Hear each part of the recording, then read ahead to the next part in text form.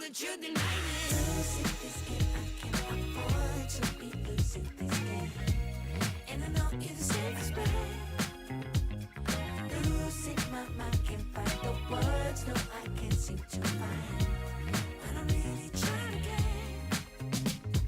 reason, rhyme, and take a time and choose. Whether we green or yellow, whether we deep or shallow. Please me now, cause we're about to lose. Whether we buy or hello, whether we stand, not about love. Again, again, again, again.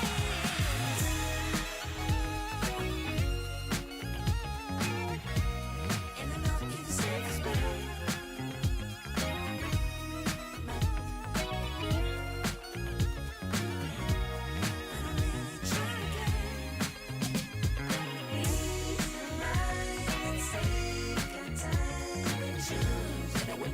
Yellow, whether we deep or shallow. Please me now, cause we're about to lose. Whether we buy or hello, whether we step or jump.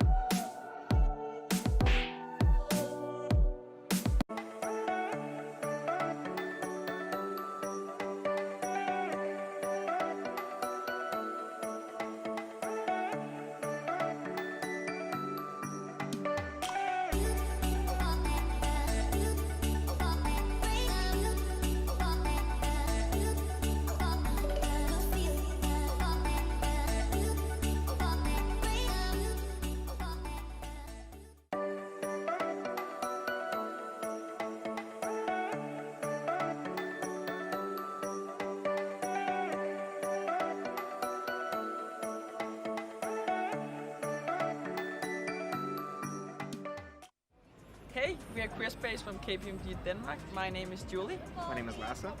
And my name is Anushka. And we from KPMG Queer Space have for the first time participated in the Copenhagen Pride last year, created a discrimination mailbox for all employees in the Denmark office, and have made same-sex bathrooms all over Denmark.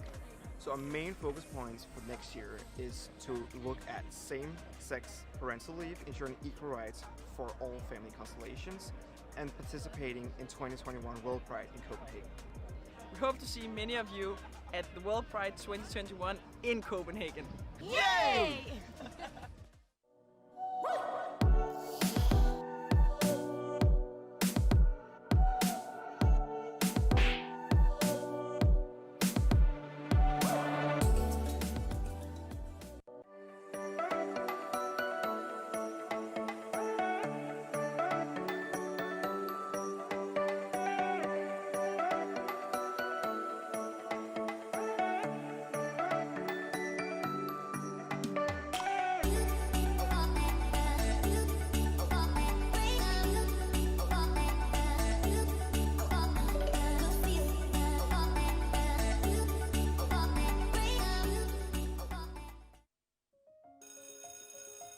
I dag skal vi tegne forskellige jobs. Det første, vi skal tegne, det er en kaptajn. Min hedder Henning. Og hvad hedder din kaptajn? Nikolaj. Pibe og overskæg. Hvad er det, der er blot? Hans trøje. Hvad hedder din kaptajn? Kaptajnen hedder Niels. Min kaptajn hedder Bob. Han hedder kaptajn Terning. Og det næste job, I skal tegne, det er en maskinmester. Hvad har en maskinmester på at tøj? Sort og skidt tøj. Og han skal have grønne øjne. Så er han en værktøjskasse med alt sit værktøj. Jeg har tegnet 2 mænd, altså drenge. Jeg skal lige finde på et navn til ham. Okay. Jeg har tegnet motoren og maskinmesteren, der hedder Elliot, og han er lige ved at fikse en maskine. Hvem af jer kunne godt tænke jer at møde en rigtig kaptajn og en rigtig maskinmester?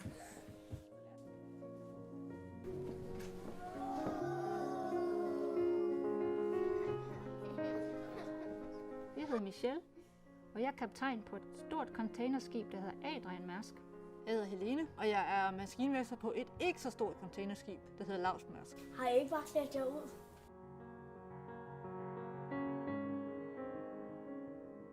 Fyrer den af. Ledperson. Propelleren. I virkeligheden så drejer den jo rundt.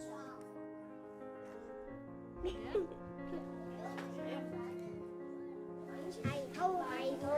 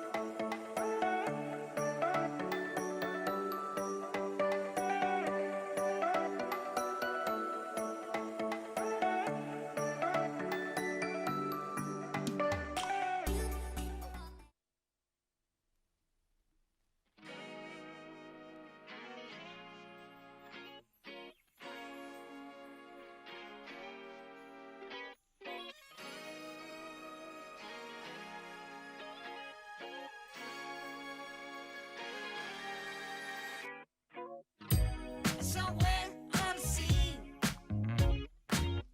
it got a little longer, so it seems. I burned out, so to speak. Now come a little closer. I feel a little light in the light track. I felt a bit of bad, but I came back. There's still a little light in the light track. Still a bit of good, so good. And I know just what to say. And I know just what to do. And I'm so sick of pain. But it's hard to agree with you. Losing this game, I can't afford to be losing this game. And I know you're the safest bet. The rules in my mind can't find the words, no, I can't seem to find. But I'm really trying again.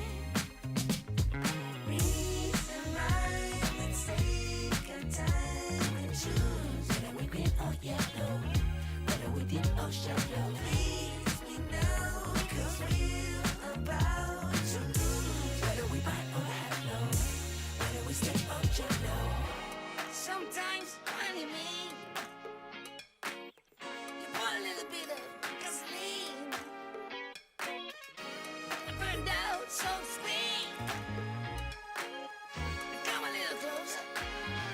Here's some disclosure. Do you mind to quit your pretending? Truth or false, this shit never ending. Hear me now and stop condescending. You see, I'm begging you, hear me beg. If you're sick for love, don't try to hide it. Find it deep inside and try to hide it. If there's a way, I wanna know we tried it. Quit your games and now that you denied it. Losing this game, I can't afford to be losing this game. And I know you're the safest bet. The rules in my mind can't find the words, no, I can't seem to find. But I'm really trying again. Reason, rhyme, and take our time and choose. Whether we green or yellow, whether we deep or shallow. Please me now, 'cause we're about to lose. Whether we buy or hello, whether we stay or jello. I got room and make amends, but can't go through the same regrets. It could feel so good on mine. Let by love again, again, again, again.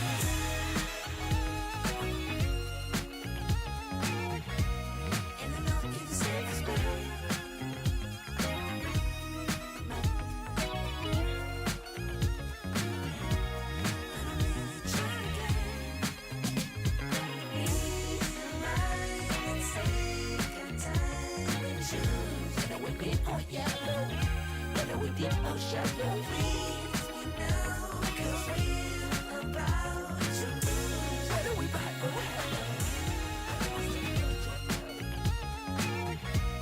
And I know you're the safest bet.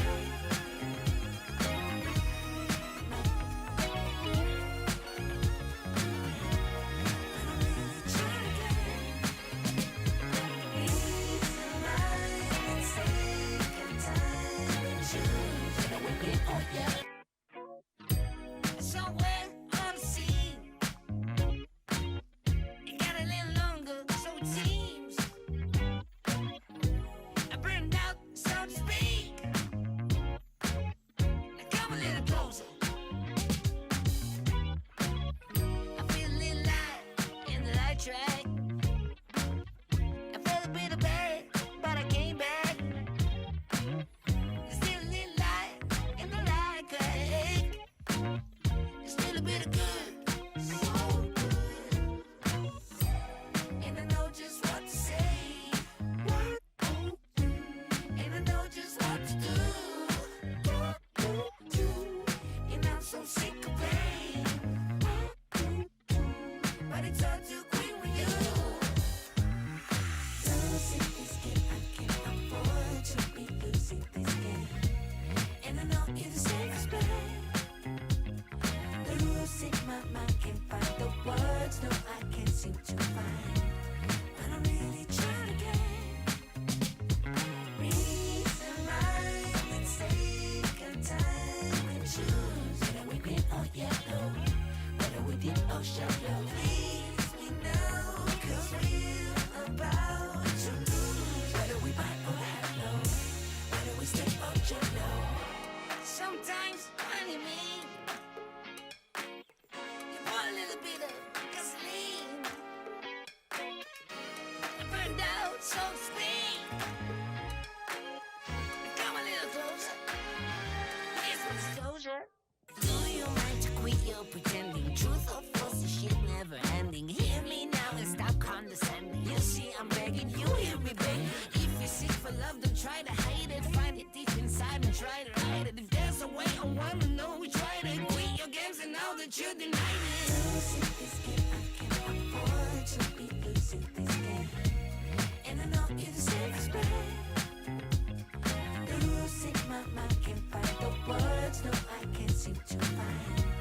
But I'm really trying to get reason, rhyme, and take a time and choose. Whether we're green or yellow, whether we deep or shallow. Please me now, 'cause we're about to lose. Whether we buy or hello, whether we stay or jello.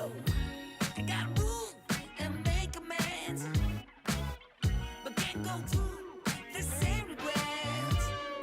It could feel so good on mine. Not about love, again.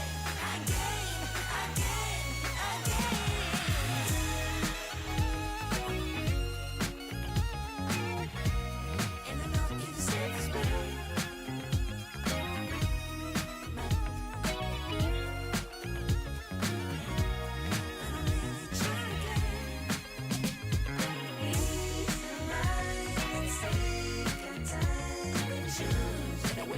Yellow, whether we deep or shallow. Please me now, 'cause we're about to lose. Whether we buy or hello, whether we stay or jello.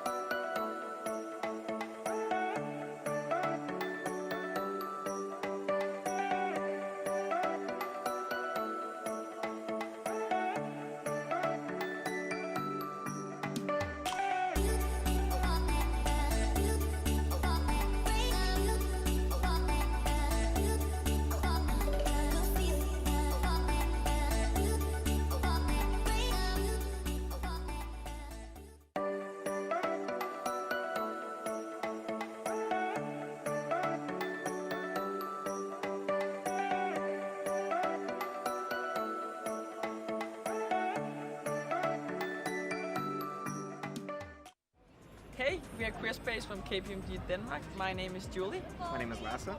And my name is Anushka. And we from KPMG Career Space have for the first time participated in the Copenhagen Pride last year, created a discrimination mailbox for all employees in the Denmark office, and have made same-sex bathrooms all over Denmark.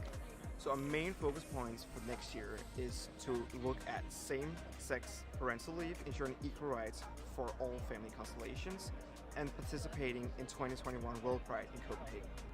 We hope to see many of you at the World Pride 2021 in Copenhagen. Yay!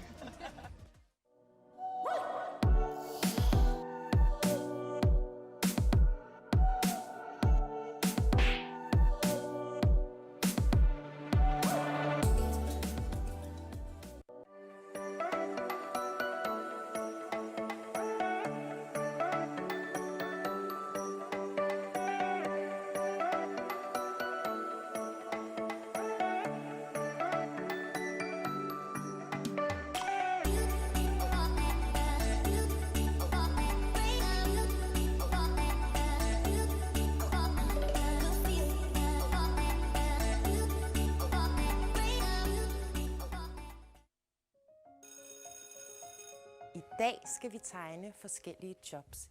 Det første, vi skal tegne, det er en kaptajn. Min hedder Henning. Og hvad hedder din kaptajn? Nikolaj. Pibe og overskæg. Hvad er det, der er blot? Hans trøje. Hvad hedder din kaptajn? Kaptajnen hedder Niels. Min kaptajn hedder Bob. Han hedder kaptajn Terning. Og det næste job, I skal tegne, det er en maskinmester. Hvad har en maskinmester på at tøj? Sort skidt tøj. Og han skal have grønne øjne. Så er han en værktøjskasse med alt sit værktøj. Jeg har tegnet 2 mænd, altså drenge. Jeg skal lige finde på et navn til ham. Okay. Jeg har tegnet motoren og maskinmesteren, der hedder Elliot, og han er lige ved at fikse en maskine. Hvem af jer kunne godt tænke jer at møde en rigtig kaptajn og en rigtig maskinmester?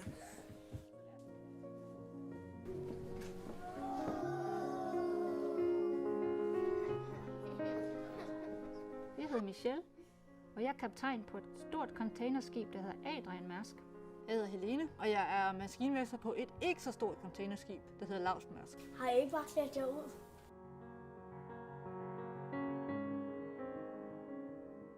Fyrer den af. Ledperson. Propelleren. I virkeligheden så drejer den jo rundt.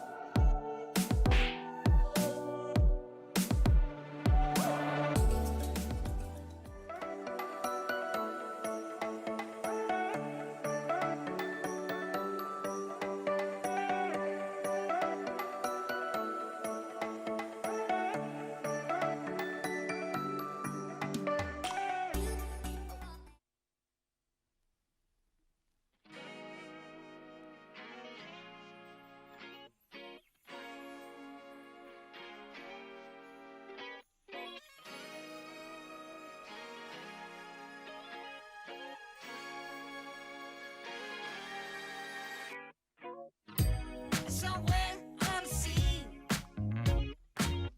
It got a little longer, so it seems. I burned out, so to speak. Now come a little closer. I feel a little light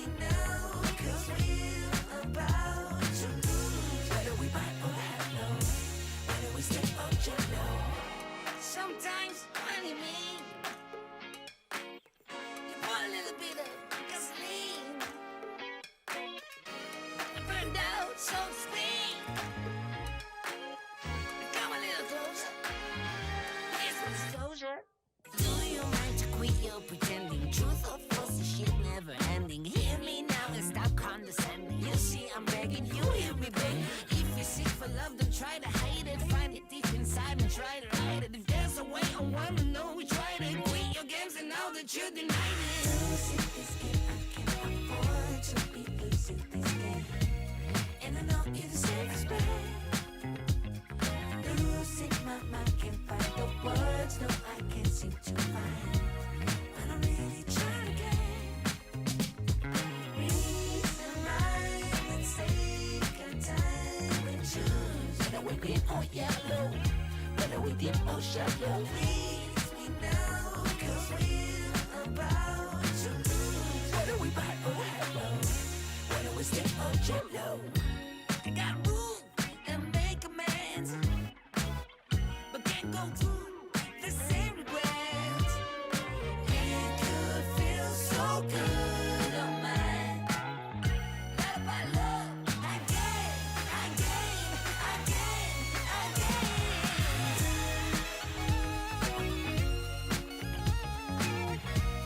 And I know you're the safest bet.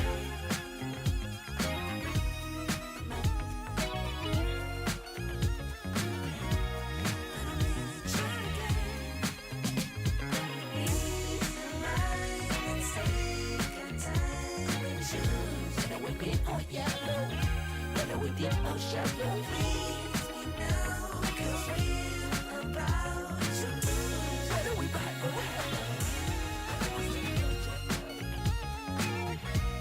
and I know you're the safest bet.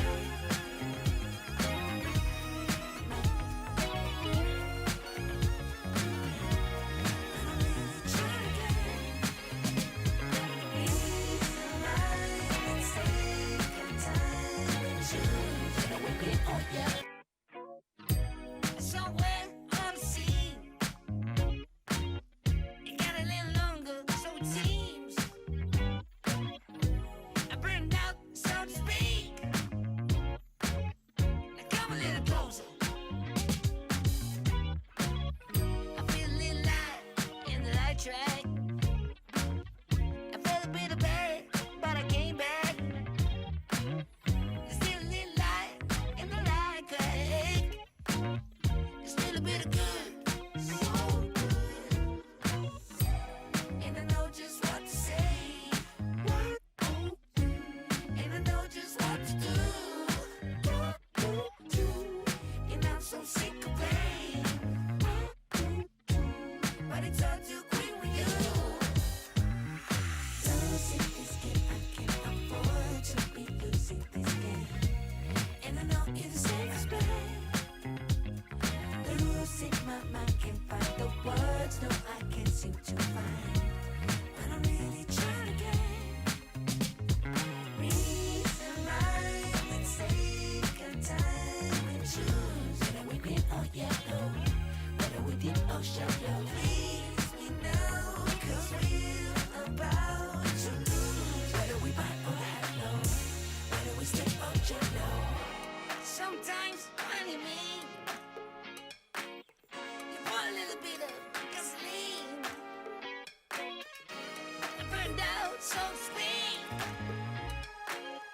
Now come a little closer. Here's some disclosure. Do you mind to quit your pretending? Truth or false, the shit never ending. Hear me now and stop condescending. You see I'm begging, you hear me begging. If you seek for love, don't try to hide it. Find it deep inside and try to hide it. If there's a way, I wanna know we tried it. Quit your games and now that you denied it. Losing this game, I can't afford to be losing this game. And I know you're the safest bet. Losing my mind, can't find the words, no I can't seem to find. But I'm really trying to get reason, right, let's take our time and choose. Whether we green or yellow, whether we deep or shallow. Please me now, cause we're about to lose. Whether we buy or hello, whether we stay or jello. I got room and make amends, but can't go through the same regrets.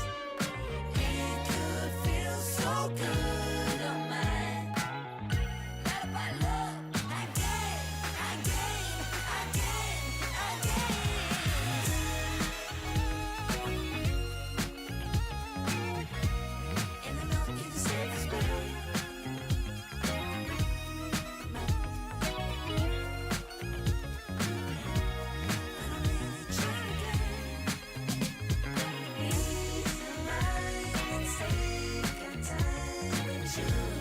we've been on yellow, whether we dip or shallow. Please me now, 'cause we're about to lose. Whether we buy or hello, whether we step or jump.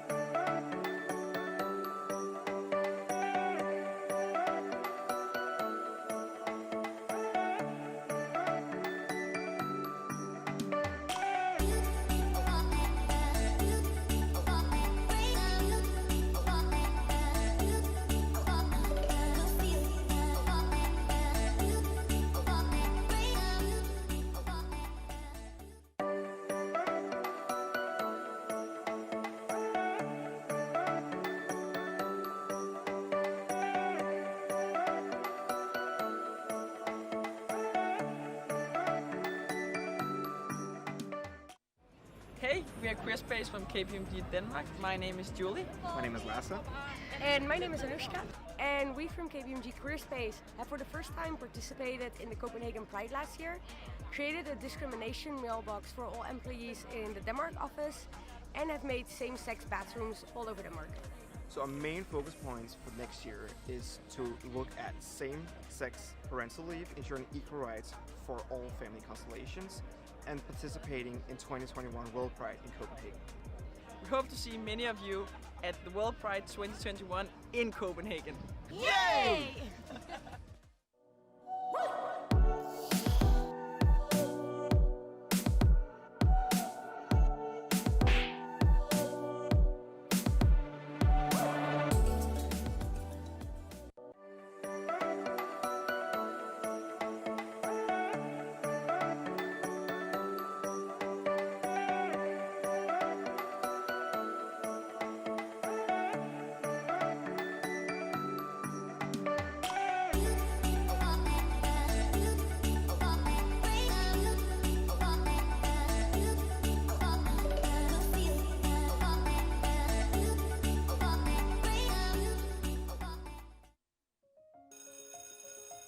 I dag skal vi tegne forskellige jobs.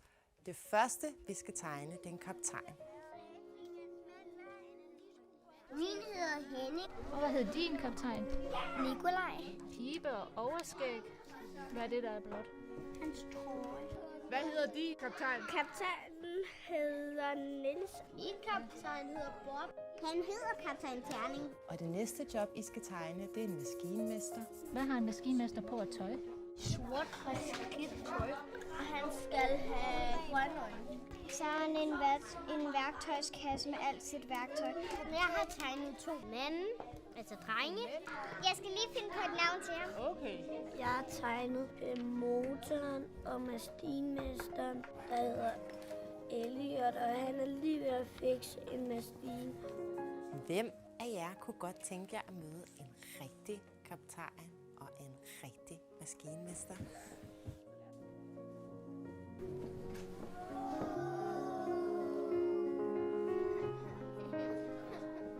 Jeg hedder Michelle, og jeg er kaptajn på et stort containerskib, der hedder Adrian Mærsk.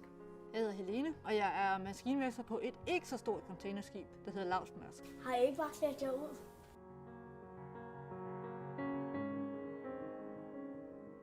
Fyrer den af. Ledperson. Propelleren. I virkeligheden så drejer den jo rundt.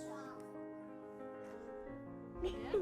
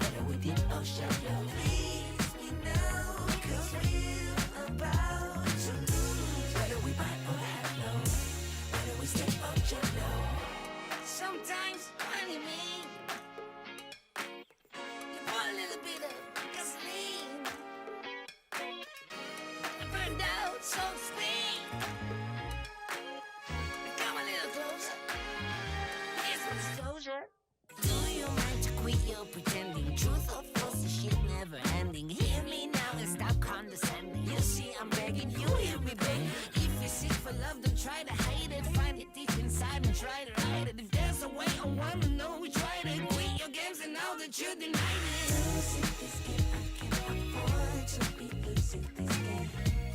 And I know you're the safest bet. Losing my mind, can't find the words, no, I can't seem to find. But I'm really trying again. Reason right and take our time and choose. Whether we green or yellow, whether we deep or shallow. Please me now, cause we're about to lose. Whether we buy or hello, whether we stay or jello. I got room and make amends, but can't go through the same regrets. It could feel so good on mine.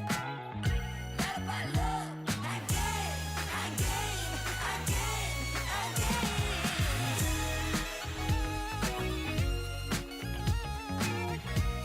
And I know you're the safest bet.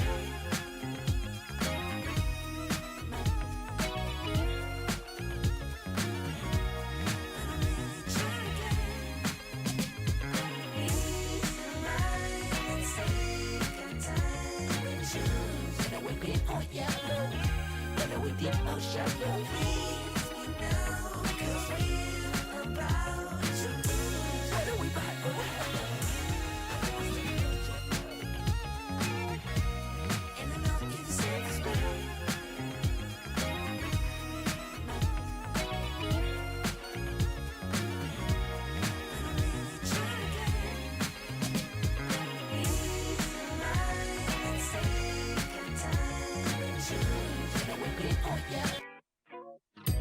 Somewhere on the scene, it got a little longer, so it seems. I burned out, so to speak. Now come a little closer. I feel a little light in the light track. I felt a bit of bad, but I came back. There's still a little light in the light crack. There's still a bit of good, so good. And I know just what to say. And I know just what to do. And I'm so sick of pain. But it's all too quick with you. Losing this game, I can't afford to be losing this game. And I know you're the safest bet. Losing my mind, can't find the words, no, I can't seem to find. But I'm really trying again. Reason right and take our time and choose. Whether we green or yellow, whether we deep or shallow. Please me now, cause we're about to lose. Whether we buy or hello, whether we stay or jello. Sometimes, honey, me. You want a little bit of gasoline. I burned out, so to speak. Come a little closer. Here's some disclosure. Do you mind to quit your pretending? Truth or false, this shit never ending. Hear me now and stop condescending. You see, I'm begging you, hear me begging. If you're sick for love, don't try to hide it. Find it deep inside and try to hide it. If there's a way, I wanna know we tried it. Quit your games and now that you denied it. Losing this game, I can't afford to be losing this game. And I know you're the safest bet. Losing my mind, can't find the words, no, I can't seem to find. But I'm really trying again. Reason right and take our time and choose. Whether we green or yellow, whether we deep or shallow. Please me now, cause we're about to lose. Whether we buy or hello, whether we stay or jello. I got room and make amends, but can't go through the same regrets. It could feel so good on mine. Love by love, again.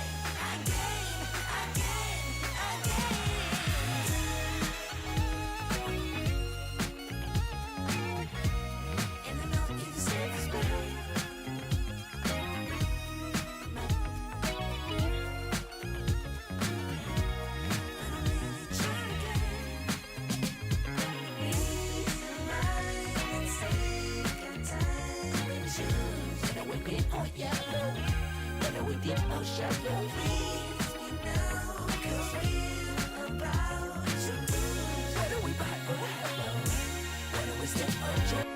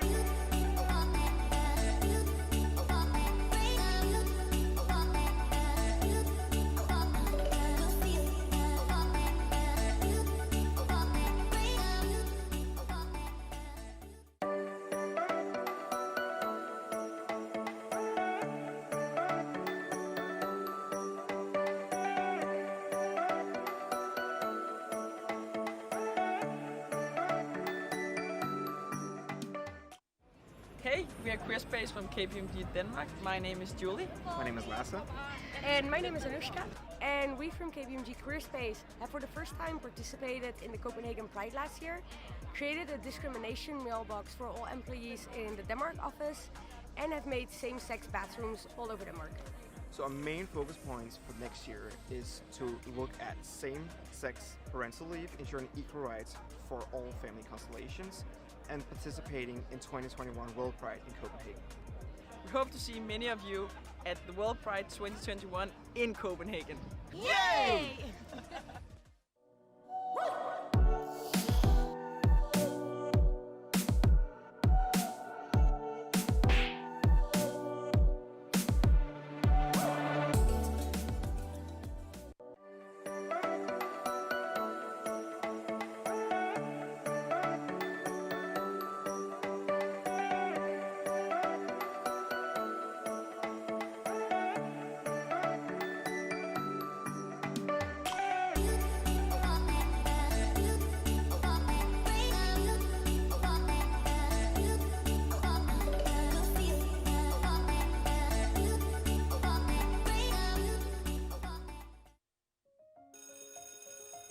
I dag skal vi tegne forskellige jobs. Det første, vi skal tegne, det er en kaptajn. Min hedder Henning. Og hvad hed din kaptajn? Nikolaj. Pibe og overskæg. Hvad er det, der er blot? Hans trøje. Hvad hedder din kaptajn? Kaptajnen hedder Niels. Min kaptajn hedder Bob. Han hedder kaptajn Terning. Og det næste job, I skal tegne, det er en maskinmester. Hvad har en maskinmester på at tøj? Sort og skidt tøj. Og han skal have grønne øjne. Så er han en værktøjskasse med alt sit værktøj. Jeg har tegnet 2 mænd, altså drenge. Jeg skal lige finde på et navn til ham. Okay. Jeg har tegnet motoren og maskinmesteren, der hedder Elliot, og han er lige ved at fikse en maskine. Hvem af jer kunne godt tænke jer at møde en rigtig kaptajn og en rigtig maskinmester?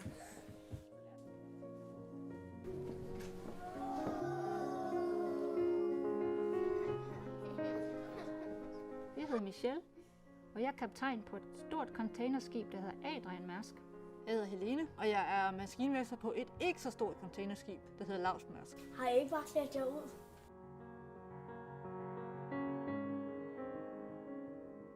Fyrer den af. Ledperson. Propelleren. I virkeligheden så drejer den jo rundt.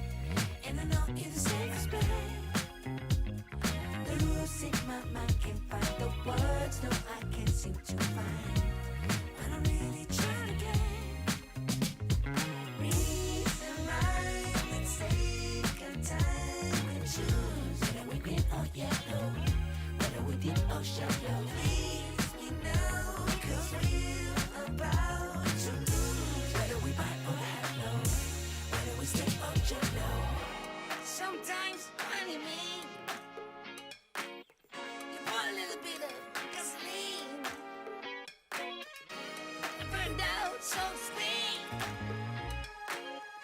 Come a little closer. Here's some disclosure. Do you mind to quit your pretending? Truth or false, this shit never ending. Hear me now and stop condescending. You see, I'm begging, you hear me beg. If you seek for love, don't try to hide it. Find it deep inside and try to hide it. If there's a way, I wanna know we tried it. Quit your games and now that you denied it. Losing this game, I can't afford to be losing this game.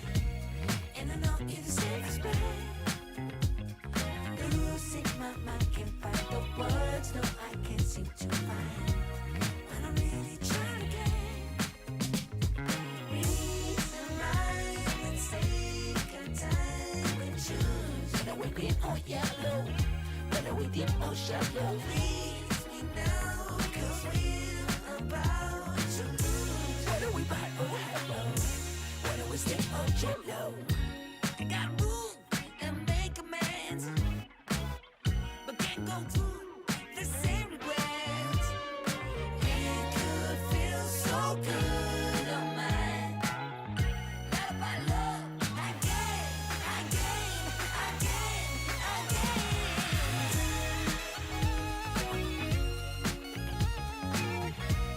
And I know it's self-respect.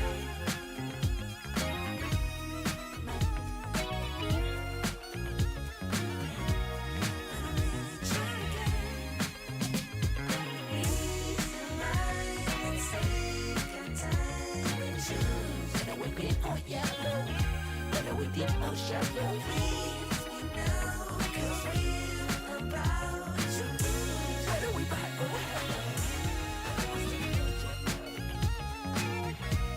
and I know it's self-respect.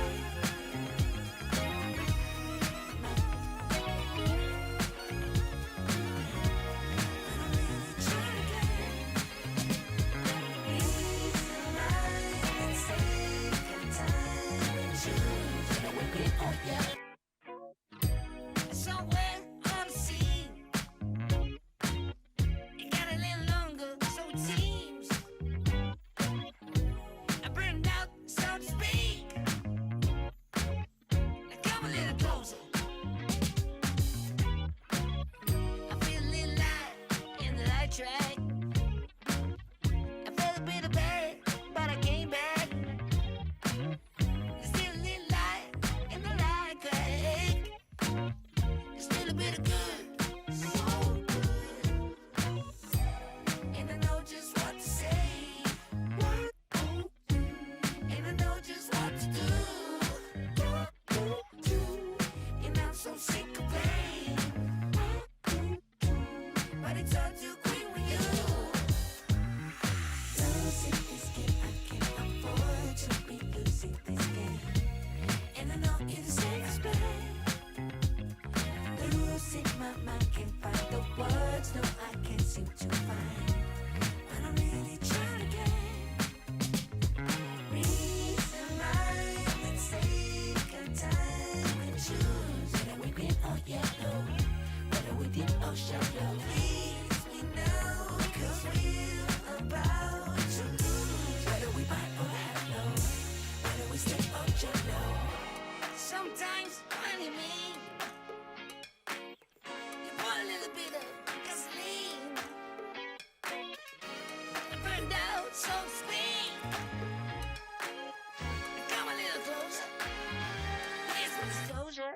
Do you mind to quit your pretending? Truth or false, this shit never ending. Hear me now and stop condescending. You see, I'm begging, you hear me beg. If you seek for love, don't try to hide it. Find it deep inside and try to hide it. If there's a way, I wanna know we tried it. Quit your games and now that you denied it. Losing this game, I can't afford to be losing this game. And I know it's self-respect. Losing my mind, can't find the words, no, I can't seem to find. When I'm really trying to get reason, right, let's take our time and choose. Whether we're green or yellow, whether we deep or shallow. Please me now, cause we're about to lose. Whether we buy or hello, whether we stay or jello. I gotta move and make amends, but can't go through the same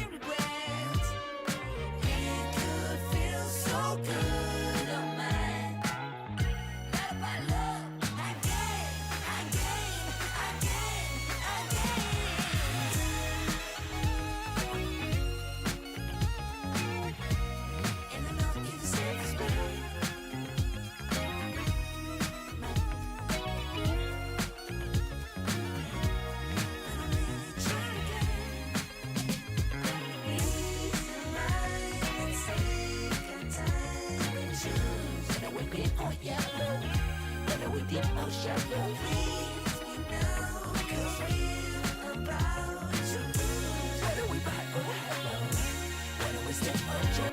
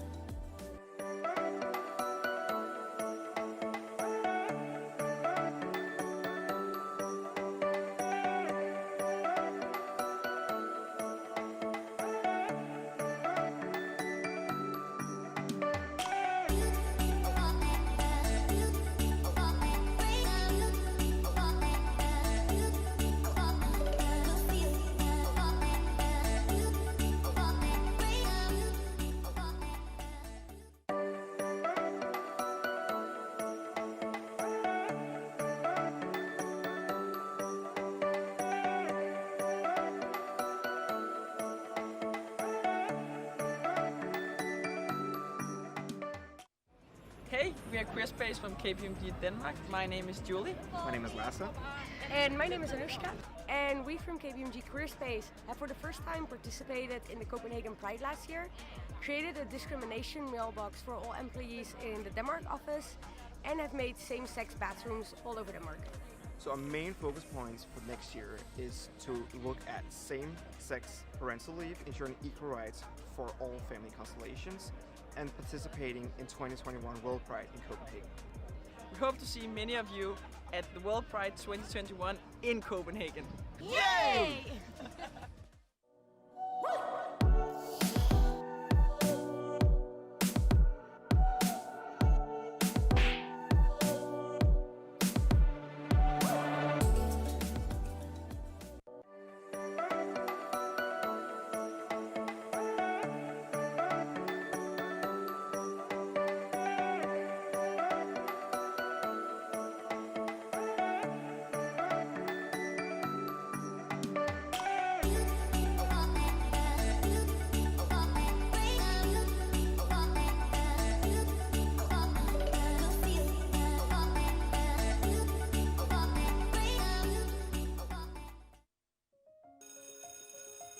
I dag skal vi tegne forskellige jobs. Det første, vi skal tegne, det er en kaptajn. Min hedder Henning. Og hvad hedder din kaptajn? Nikolaj. Pibe og overskæg. Hvad er det, der er blot? Hans trøje. Hvad hedder din kaptajn? Kaptajnen hedder Niels. Min kaptajn hedder Bob. Han hedder kaptajn Terning. Og det næste job, I skal tegne, det er en maskinmester. Hvad har en maskinmester på at tøj? Sort skidt tøj. Og han skal have grønne øjne. Så har han en værktøjskasse med alt sit værktøj. Jeg har tegnet 2 mænd, altså drenge. Jeg skal lige finde på et navn til ham. Okay. Jeg har tegnet motoren og maskinmesteren, der hedder Elliot, og han er lige ved at fikse en maskine. Hvem af jer kunne godt tænke jer at møde en rigtig kaptajn og en rigtig maskinmester?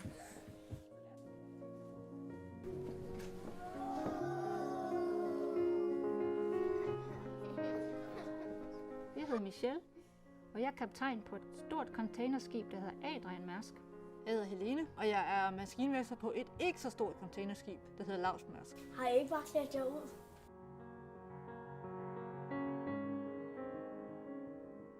Fyrer den af. Ledperson. Propelleren. I virkeligheden så drejer den jo rundt.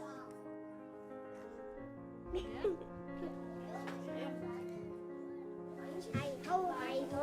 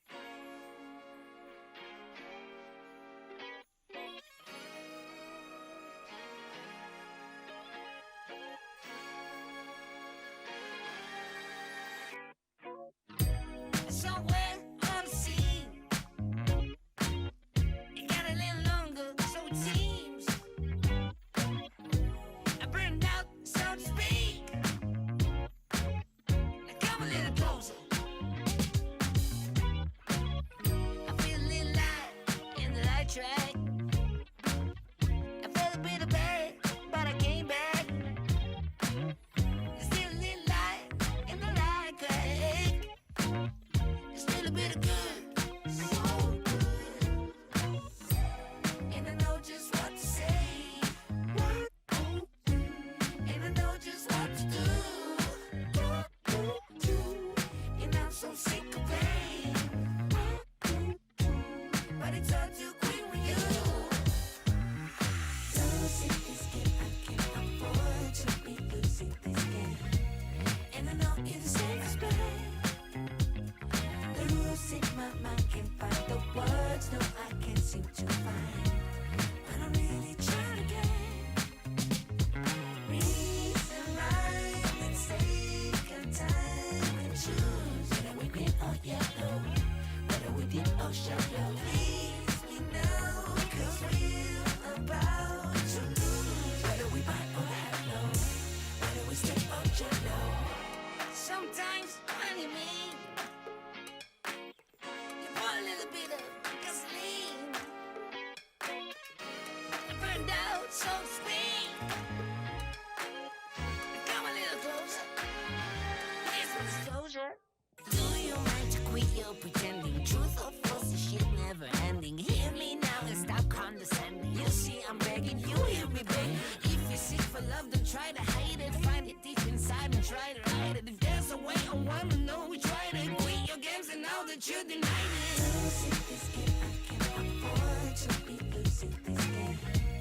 And I know you're the safest bet. The rules in my mind can't find the words, no, I can't seem to find. But I'm really trying to get reason, rhyme, and take a time and choose. Whether we green or yellow, whether we deep or shallow. Please me now, 'cause we're about to lose. Whether we buy or hello, whether we stay or jello. I got room and make amends, but can't go through the same regrets. It could feel so good on mine. Not about love, again.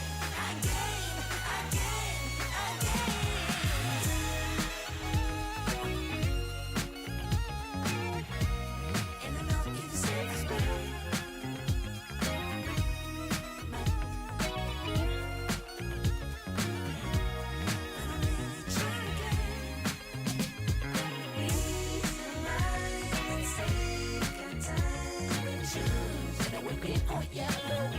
Whether we deep or shallow. Please me now, 'cause we're about to lose. Whether we buy or hello, and I know you're the safest bet.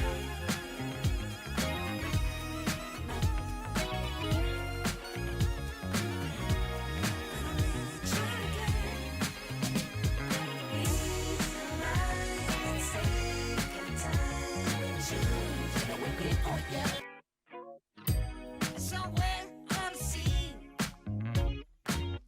it got a little longer, so it seems. I burned out, so to speak. Now come a little closer. I feel a little light in the light track. I felt a bit of bad, but I came back.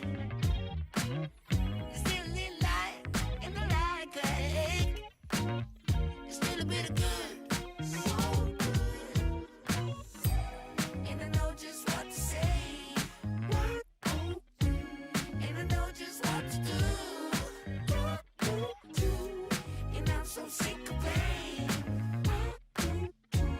But it's all too quick with you. Losing this game, I can't afford to be losing this game. And I know you're the safest bet. The rules in my mind can't find the words, no, I can't seem to find.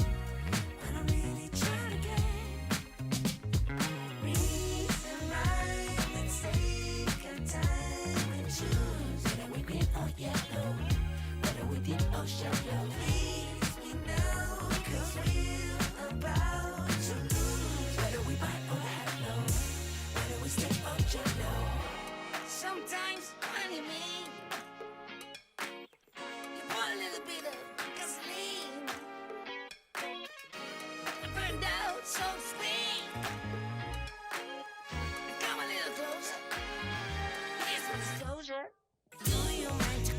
pretending. Truth or false, the shit never ending. Hear me now and stop condescending. You see I'm begging, you hear me begging. If you seek for love, don't try to hide it. Find it deep inside and try to hide it. If there's a way, I wanna know we tried it. Quit your games and now that you denied it. Losing this game, I can't afford to be losing this game. And I know you're the safest bet. Losing my mind, can't find the words, no I can't seem to find. But I'm really trying to get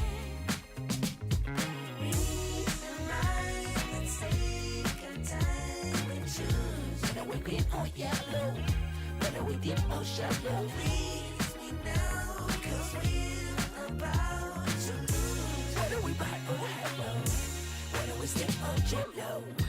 I got room and make amends, but can't go through the same regrets. It could feel so good on mine. Let up our love again, again, again, again.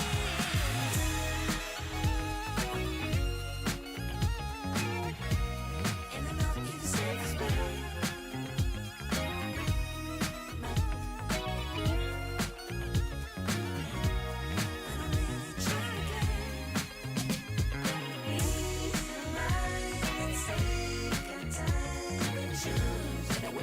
Yellow, whether we deep or shallow. Please me now, cause we're about to lose. Whether we buy or hello, whether we step or jello.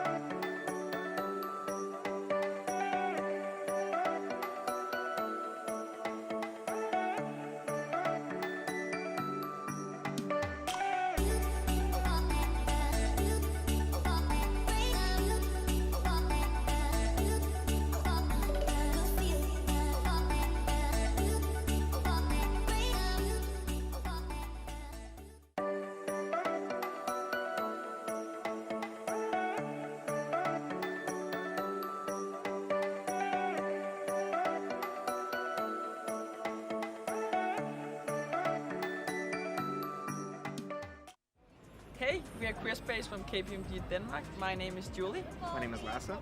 And my name is Anushka. And we from KPMG Career Space have for the first time participated in the Copenhagen Pride last year, created a discrimination mailbox for all employees in the Denmark office, and have made same-sex bathrooms all over Denmark. So our main focus points for next year is to look at same-sex parental leave, ensuring equal rights for all family constellations, and participating in 2021 World Pride in Copenhagen. We hope to see many of you at the World Pride 2021 in Copenhagen. Yay!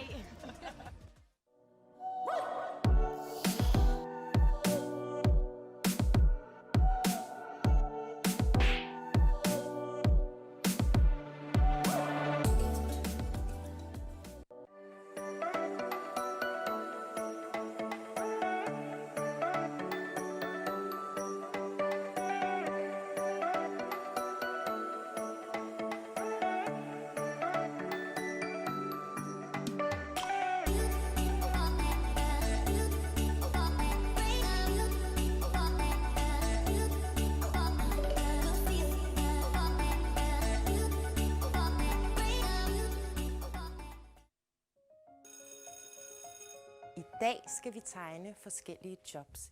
Det første, vi skal tegne, det er en kaptajn. Min hedder Henning. Og hvad hed din kaptajn? Nikolaj. Pibe og overskæg. Hvad er det, der er blot? Hans trøje. Hvad hedder din kaptajn? Kaptajnen hedder Niels. Min kaptajn hedder Bob. Han hedder kaptajn Terning. Og det næste job, I skal tegne, det er en maskinmester. Hvad har en maskinmester på at tøj?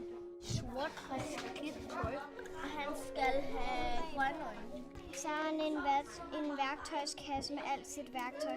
Jeg har tegnet 2 mænd, altså drenge. Jeg skal lige finde på et navn til ham. Okay. Jeg har tegnet motoren og maskinmesteren, der hedder Elliot, og han er lige ved at fikse en maskine. Hvem af jer kunne godt tænke jer at møde en rigtig kaptajn og en rigtig maskinmester?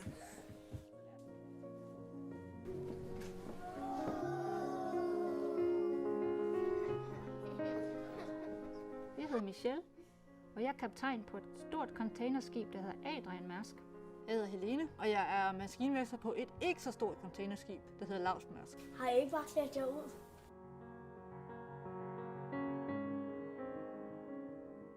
Fyrer den af.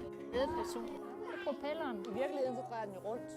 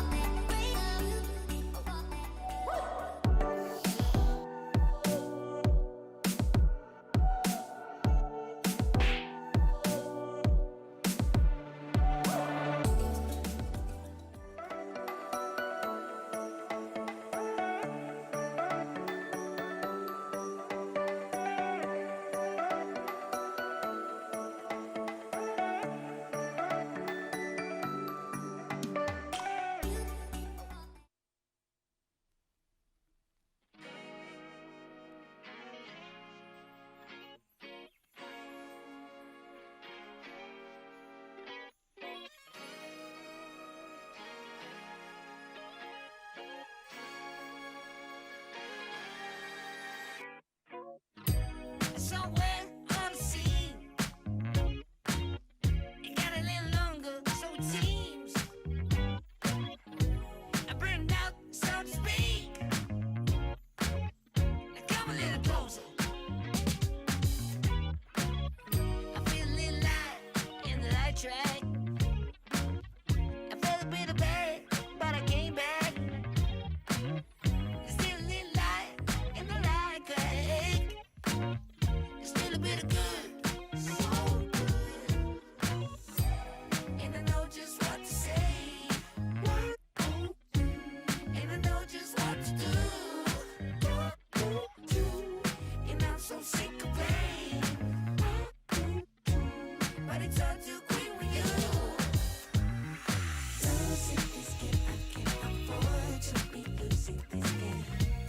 And I know you're the same as me. Losing my mind, can't find the words, no I can't seem to find. But I'm really trying again. Reason right, let's take our time and choose whether we green or yellow, whether we deep or shallow. Please me now, 'cause we're about to lose. Whether we buy or hello, whether we stay or jello. Sometimes when you mean you want a little bit of gasoline. I burned out, so to speak. Come a little closer. Here's my disclosure. Do you mind to quit your pretending? Truth or false, this shit never ending. Hear me now and stop condescending. You see, I'm begging you, hear me begging. If you're sick for love, don't try to hide it. Find it deep inside and try to hide it. If there's a way, I wanna know we tried it. Quit your games and now that you denied it. Losing this game, I can't afford to be losing this game. And I know you're the same as me. Losing my mind,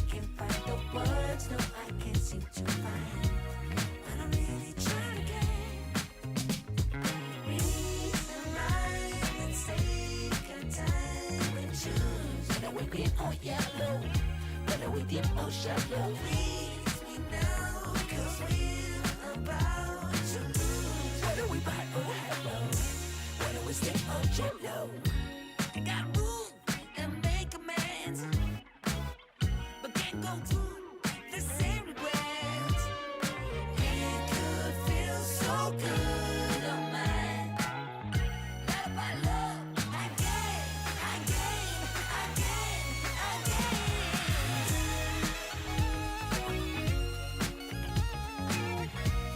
And I know you're the safest way.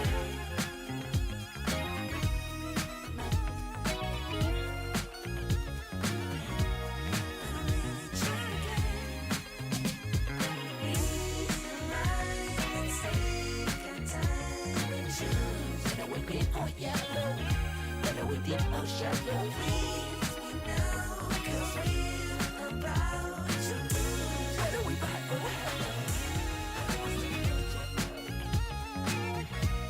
and I know you're the safest way.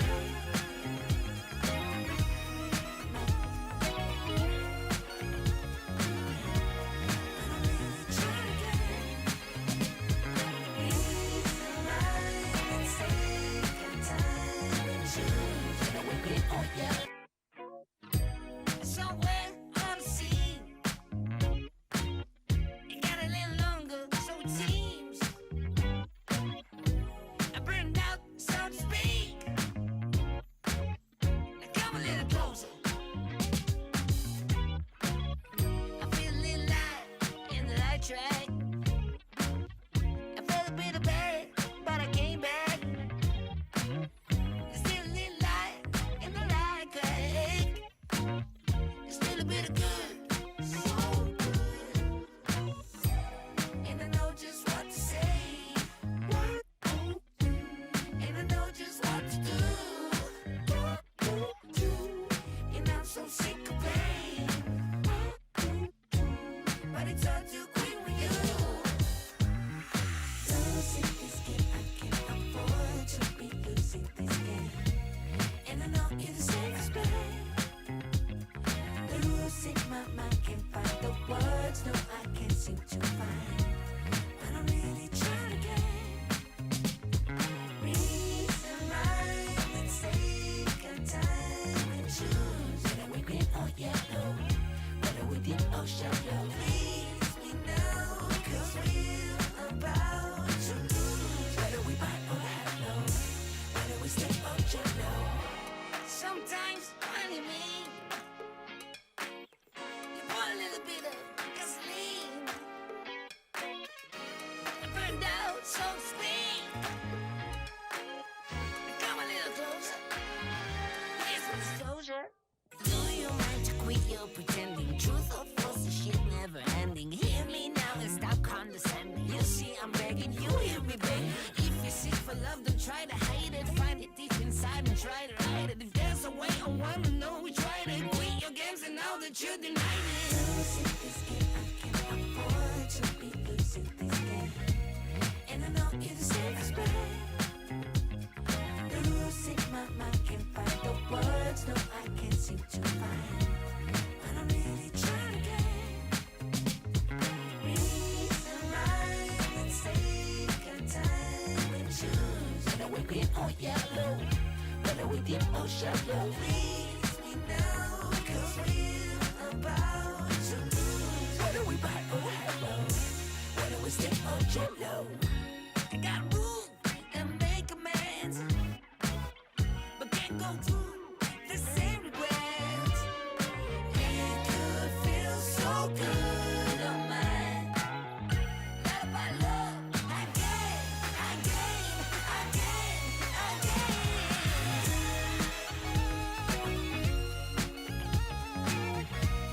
And I know you're the safest bet.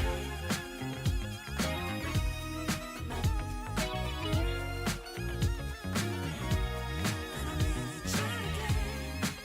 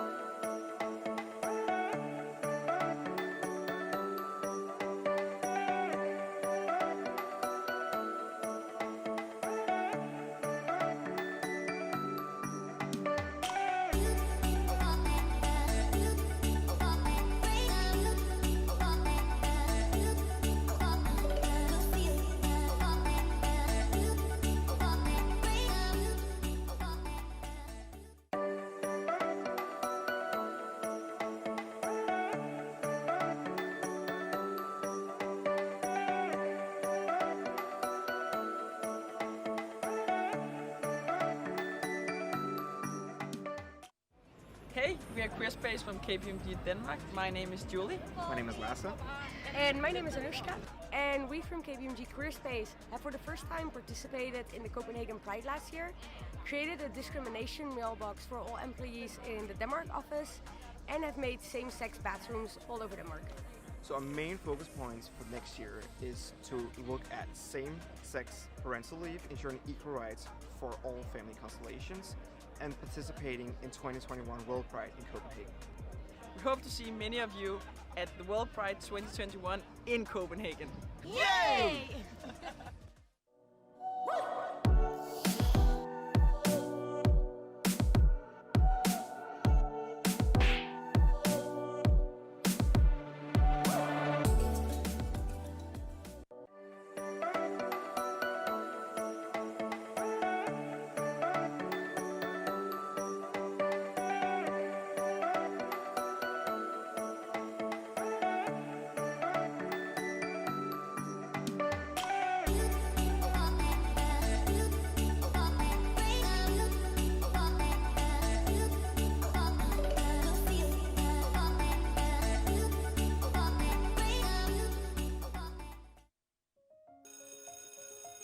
I dag skal vi tegne forskellige jobs. Det første, vi skal tegne, det er en kaptajn. Min hedder Henning. Og hvad hedder din kaptajn? Nikolaj. Pibe og overskæg. Hvad er det, der er blot? Hans trøje. Hvad hedder din kaptajn? Kaptajnen hedder Niels. Min kaptajn hedder Bob. Han hedder kaptajn Terning. Og det næste job, I skal tegne, det er en maskinmester. Hvad har en maskinmester på at tøj? Sort skidt tøj. Og han skal have grønne øjne. Så har han en værktøjskasse med alt sit værktøj. Jeg har tegnet 2 mænd, altså drenge. Jeg skal lige finde på et navn til ham. Okay. Jeg har tegnet motoren og maskinmesteren, der hedder Elliot, og han er lige ved at fikse en maskine. Hvem af jer kunne godt tænke jer at møde en rigtig kaptajn og en rigtig maskinmester?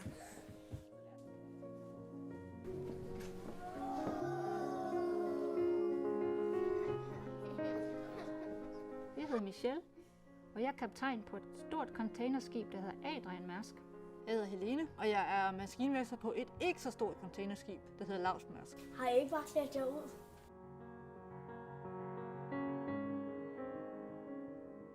Fyrer den af. Ledperson. Propelleren. I virkeligheden så drejer den jo rundt.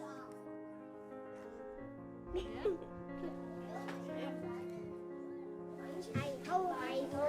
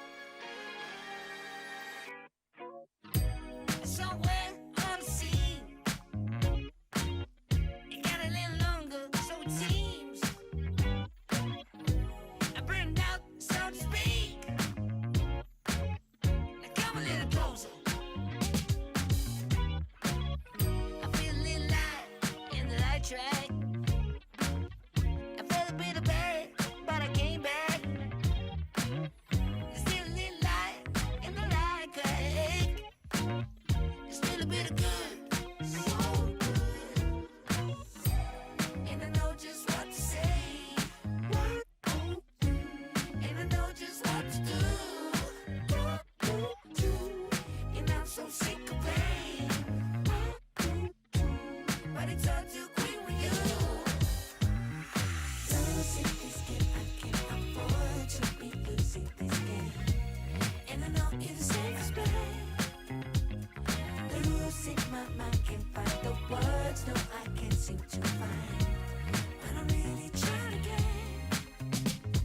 reason, rhyme, and take a time and choose. Whether we green or yellow, whether we deep or shallow. Please me now, 'cause we're about to lose. Whether we bite or hello, whether we stay or jello. Sometimes, honey, me, you put a little bit of gasoline. I burned out so to speak. Come a little closer. Here's some disclosure. Do you mind to quit your pretending? Truth or false, this shit never ending. Hear me now and stop condescending. You see, I'm begging, you hear me begging. If you're sick for love, don't try to hide it. Find it deep inside and try to hide it. If there's a way, I wanna know we tried it. Quit your games and now that you denied it. Losing this game, I can't afford to be losing this game. And I know you're the safest bet. Losing my mind, can't find the words, no, I can't seem to find. But I'm really trying to get reason, rhyme, and take a time and choose. Whether we're green or yellow, whether we deep or shallow. Please me now, 'cause we're about to lose. Whether we bite or hello, whether we stay or jello. I got room and make amends, but can't go through the same regrets. It could feel so good on mine. Love by love, again, again, again, again.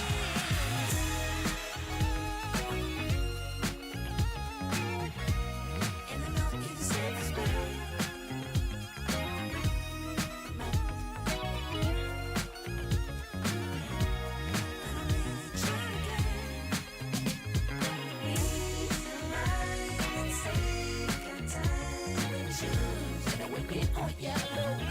Whether we deep or shallow, please me now, 'cause we're about to lose. Whether we bite or hello,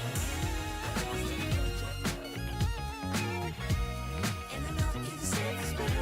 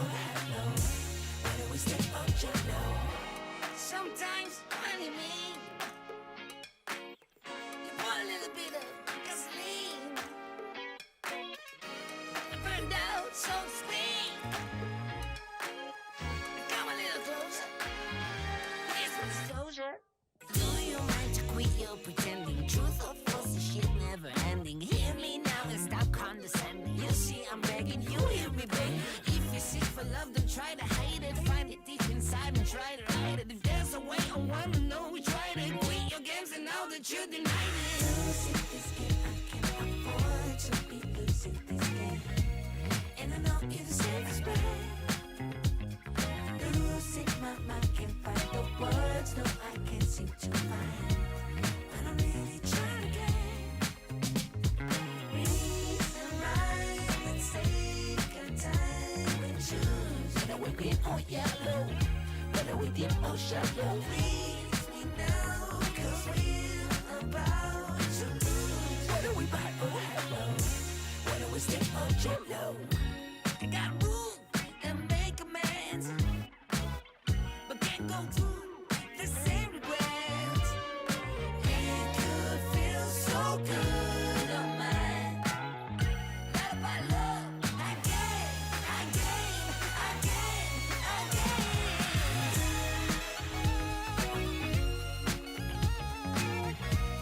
And I know you deserve respect.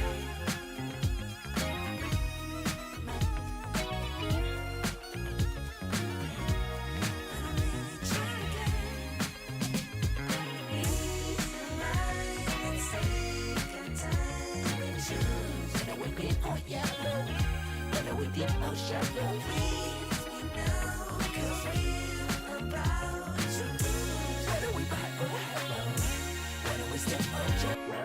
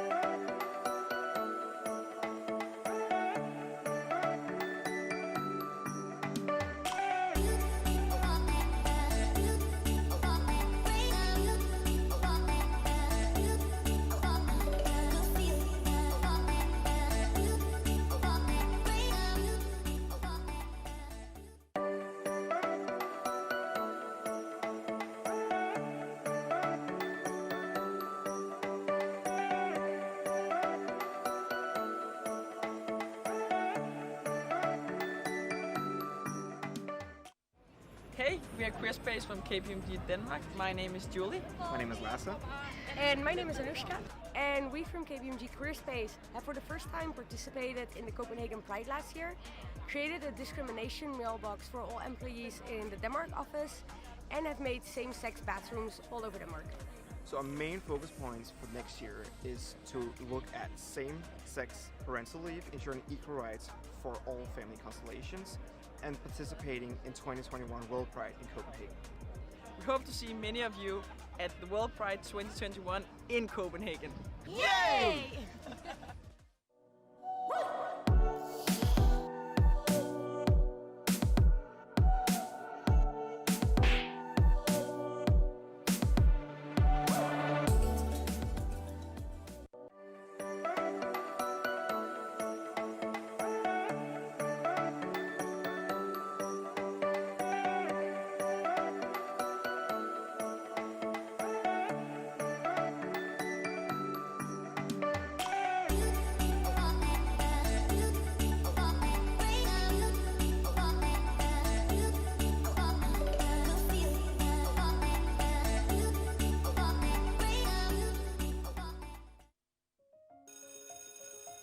I dag skal vi tegne forskellige jobs. Det første, vi skal tegne, det er en kaptajn. Min hedder Henning. Og hvad hed din kaptajn? Nikolaj. Pibe og overskæg. Hvad er det, der er blot? Hans trøje. Hvad hedder din kaptajn? Kaptajnen hedder Niels. Min kaptajn hedder Bob. Han hedder kaptajn Terning. Og det næste job, I skal tegne, det er en maskinmester. Hvad har en maskinmester på at tøj? Sort frisk tøj. Og han skal have grønne øjne. Så er han en værktøjskasse med alt sit værktøj. Jeg har tegnet 2 mænd, altså drenge. Jeg skal lige finde på et navn til ham. Okay. Jeg har tegnet motoren og maskinmesteren, der hedder Elliot, og han er lige ved at fikse en maskine. Hvem af jer kunne godt tænke jer at møde en rigtig kaptajn og en rigtig maskinmester?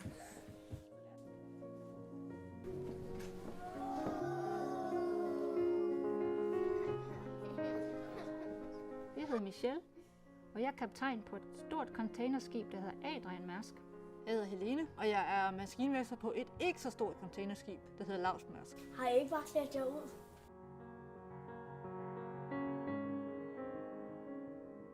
Fyrer den af. Ledperson. Propelleren. I virkeligheden så drejer den jo rundt.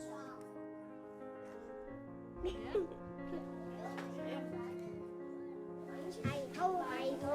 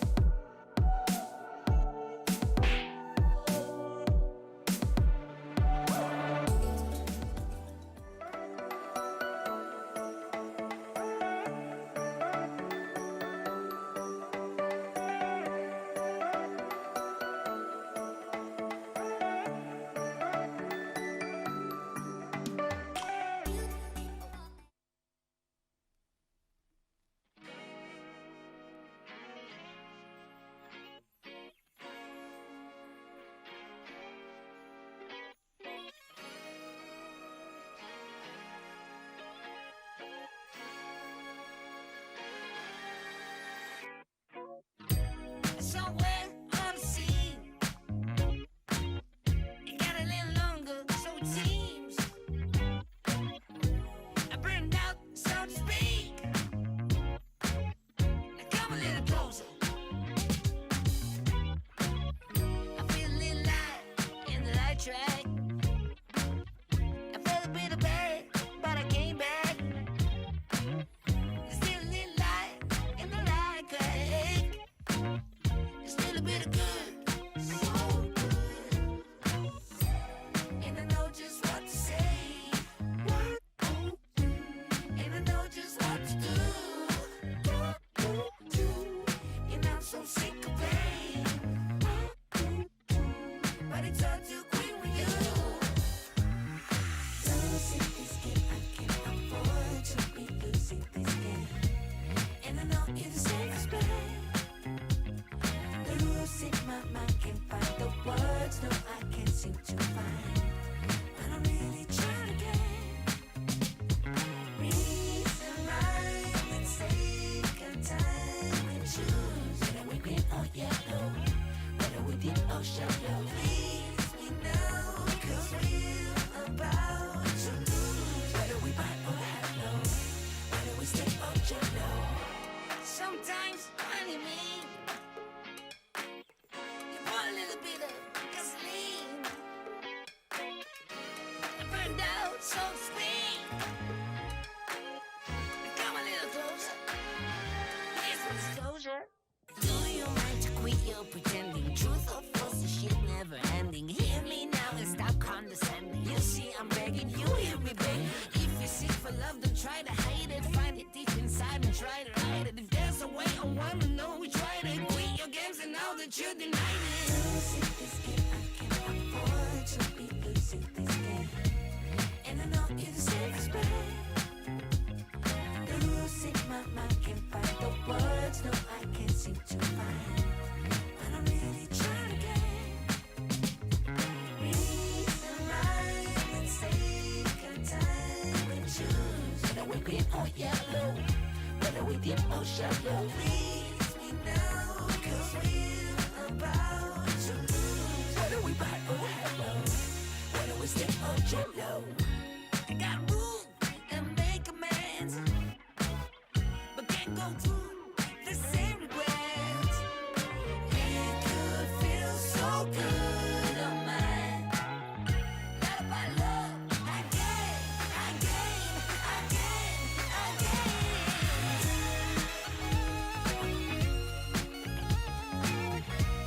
And I know you're the safest way.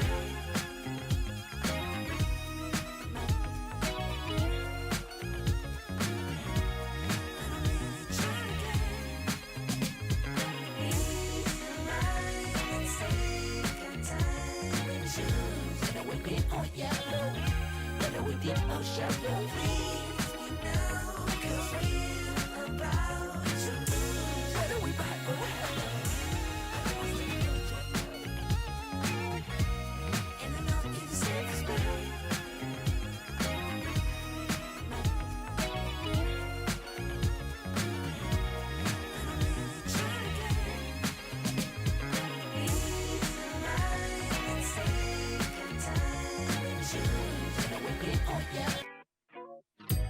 Somewhere on the sea, it got a little longer, so it seems. I burned out, so to speak. Now come a little closer. I feel a little light in the light track. I felt a bit of bad, but I came back. There's still a little light in the light crack. Still a bit of good, so good. And I know just what to say. And I know just what to do. And I'm so sick of pain. But it's all too quick with you. Losing this game, I can't afford to be losing this game. And I know you're the safest bet. Losing my mind, can't find the words, no, I can't seem to find. But I'm really trying again. Reason, rhyme, and take a time and choose. Whether we green or yellow, whether we deep or shallow. Please me now, 'cause we're about to lose. Whether we buy or hello, whether we stay or jello. Sometimes, honey, me. You put a little bit of gasoline. I burned out, so to speak. Now come a little closer. Here's some disclosure. Do you mind to quit your pretending? Truth or false, the shit never ending. Hear me now and stop condescending. You see, I'm begging, you hear me begging. If you're sick for love, then try to hide it. Find it deep inside and try to hide it. If there's a way, I wanna know which way to quit your games and now that you denied it. Losing this game, I can't afford to be losing this game. And I know you're the safest bet. Losing my mind, can't find the words, no, I can't seem to find. But I'm really trying again. Reason, rhyme, and take a time and choose. Whether we green or yellow, whether we deep or shallow. Please me now, 'cause we're about to lose. Whether we buy or hello, whether we stay or jello. I got room and make amends, but can't go through the same regrets. It could feel so good on mine. Not about love, again.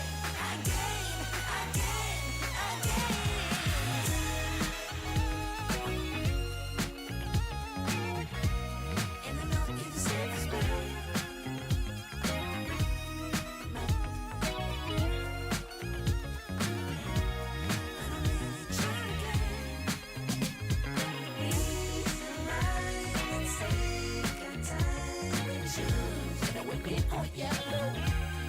Deep or shallow, please me now, 'cause we're about to lose. Whether we buy or hello, whether we step or jello.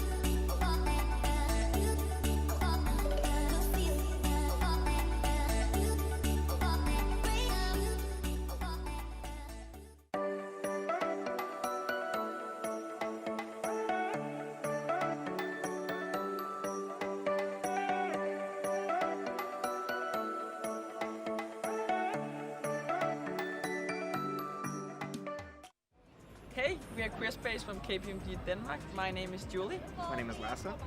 And my name is Anushka.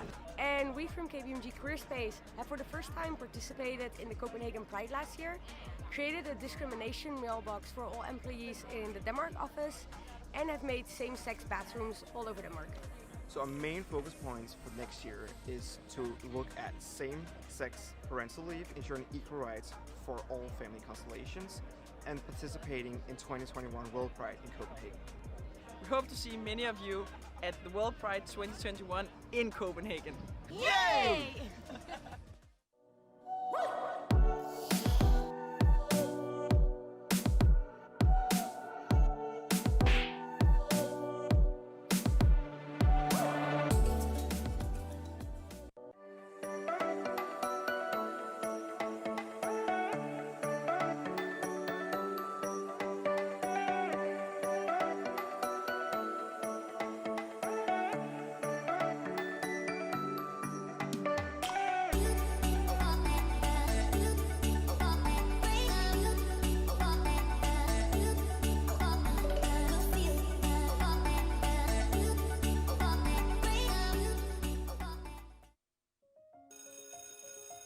I dag skal vi tegne forskellige jobs. Det første, vi skal tegne, det er en kaptajn. Min hedder Henning. Og hvad hedder din kaptajn? Nikolaj. Pibe og overskæg.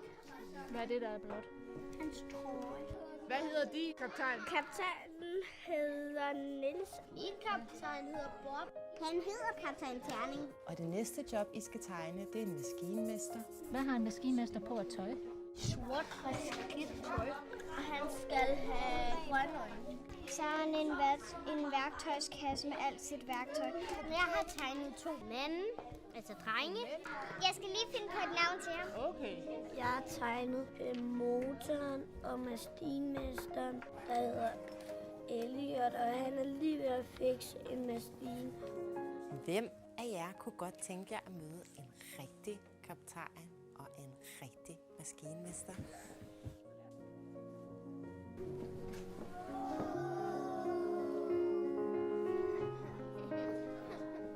Jeg hedder Michelle, og jeg er kaptajn på et stort containerskib, der hedder Adrian Mærsk.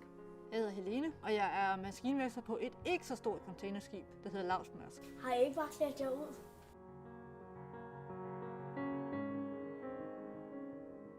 Fyrer den af. Ledperson. Propelleren. I virkeligheden så drejer den jo rundt.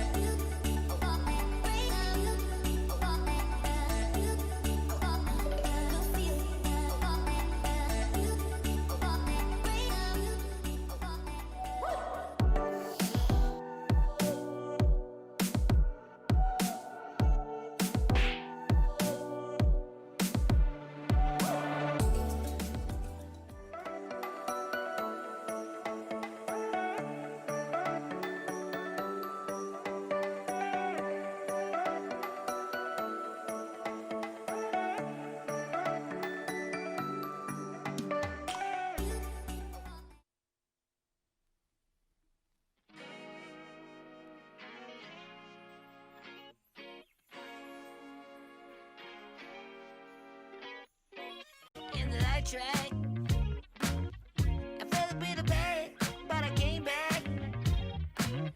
There's still a little light in the light track. There's still a bit of good, so good. And I know just what to say. And I know just what to do. And I'm so sick of pain.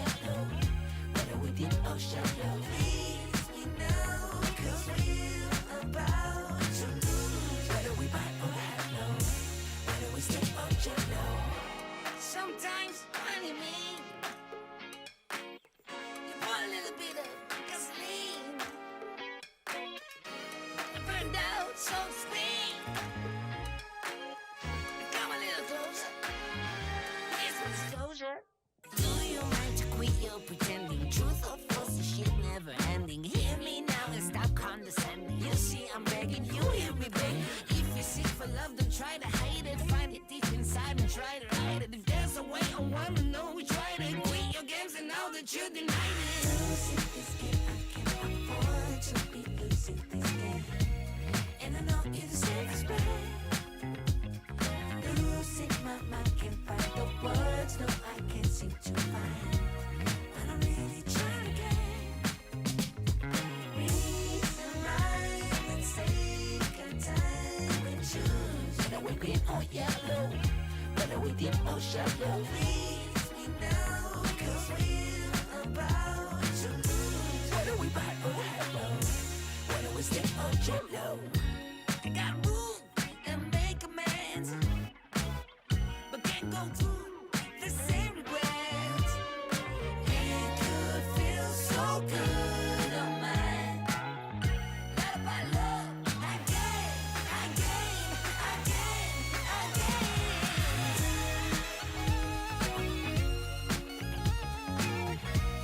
And I know you're the safest bet.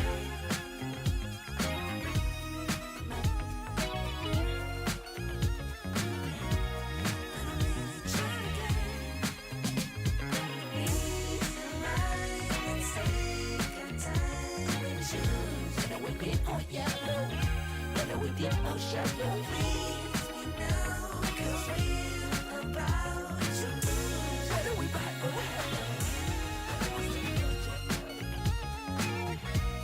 and I know you're the safest bet.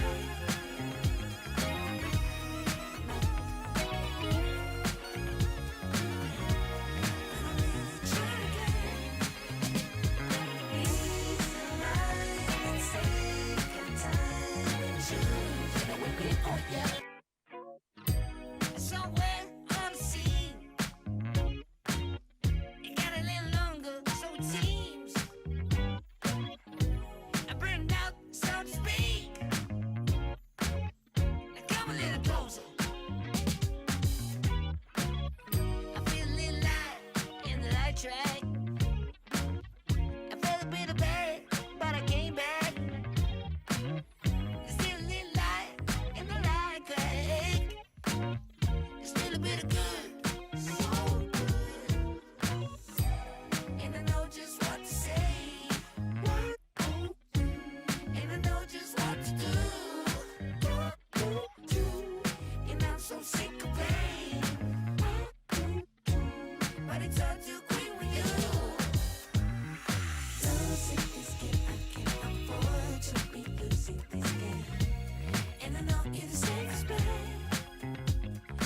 Losing my mind, can't find the words, no, I can't seem to find. But I'm really trying to get reason right. Let's take our time and choose. Whether we green or yellow, whether we deep or shallow. Please me now, cause we're about to lose. Whether we buy or hello, whether we stick or jello. Sometimes, honey, me, you put a little bit of gasoline. I burned out, so to speak. Come a little closer. Here's some disclosure. Do you mind to quit your pretending? Truth or false, the shit never ending. Hear me now and stop condescending. You see, I'm begging, you hear me begging. If you're sick for love, don't try to hide it. Find it deep inside and try to hide it. If there's a way, I wanna know we tried it. Quit your games and now that you're denied it. Losing this game, I can't afford to be losing this game. And I know you're the safest bet. Losing my mind, can't find the words, no, I can't seem to find. But I'm really trying to get reason right. Let's take our time and choose. Whether we're green or yellow, whether we deep or shallow. Please me now, cause we're about to lose. Whether we buy or hello, whether we stick or jello.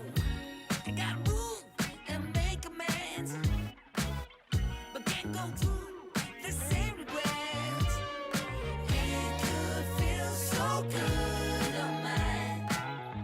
Love by love, again.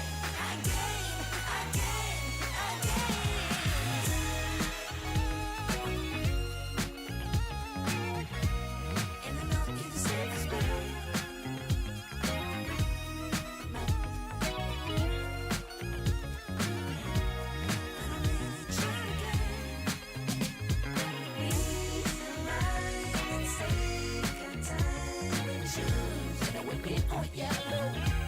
whether we deep or shallow. Please me now, 'cause we're about to lose. Whether we buy or hello, whether we step or jump low.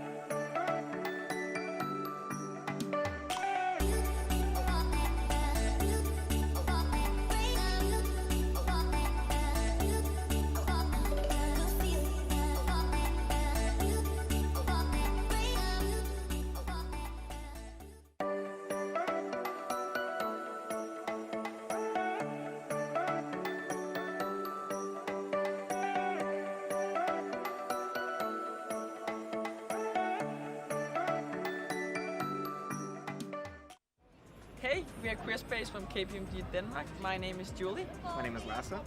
And my name is Anushka.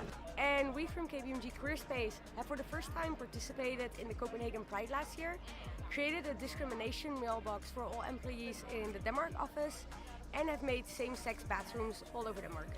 So our main focus points for next year is to look at same-sex parental leave, ensuring equal rights for all family constellations, and participating in 2021 World Pride in Copenhagen. We hope to see many of you at the World Pride 2021 in Copenhagen. Yay!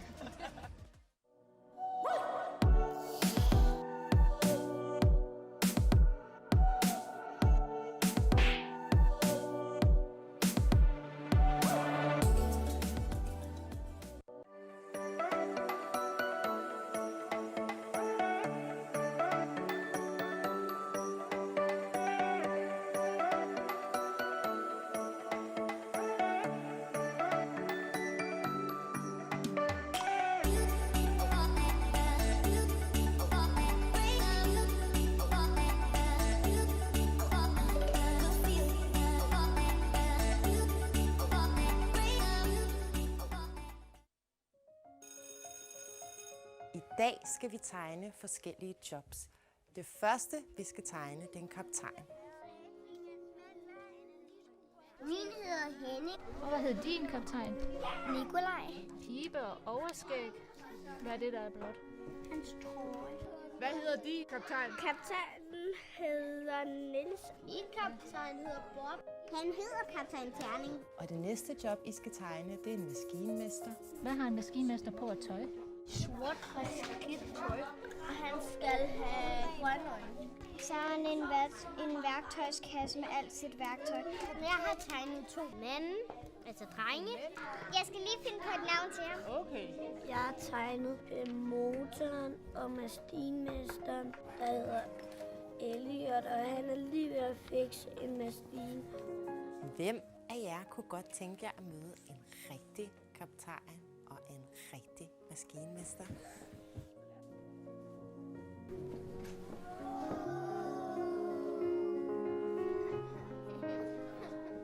Jeg hedder Michelle, og jeg er kaptajn på et stort containerskib, der hedder Adrian Mærsk. Jeg hedder Helene, og jeg er maskinmester på et ikke så stort containerskib, der hedder Mærsk. Har I ikke bare sat jer ud?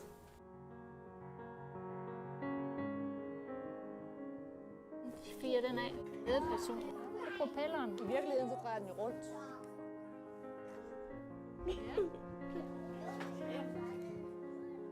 Hej ho, hej ho.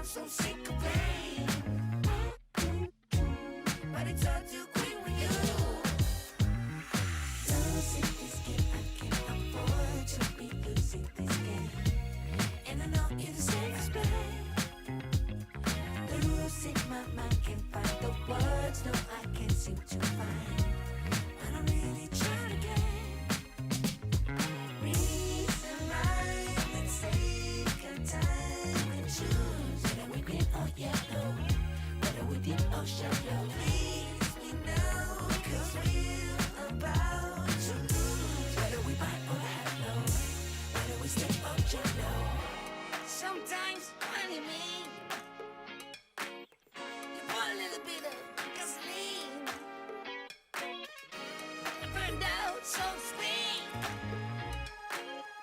Come a little closer. Here's some disclosure.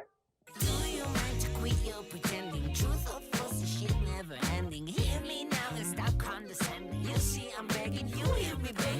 If you seek for love, don't try to hide it. Find it deep inside and try to hide it. If there's a way, I wanna know we tried it. Quit your games and now that you denied it. Losing this game, I can't afford to be losing this game. And I know you deserve respect. Losing my mind, can't find the words, no, I can't seem to find. But I'm really trying again. Reason right and take our time and choose. Whether we're green or yellow, whether we're deep or shallow. Reach me now, cause we're about to lose. Whether we buy or hello, whether we stay or jello. I got room and make amends, but can't go through the same regrets. It could feel so good on mine. Not about love, I gain.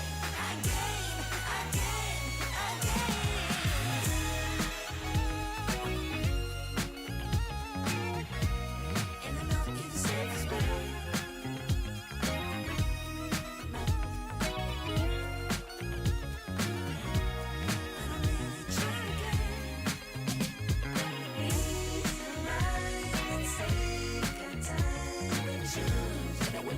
Yellow, whether we deep or shallow. Please me now, cause we're about to lose. Whether we buy or hello, and I know you deserve respect.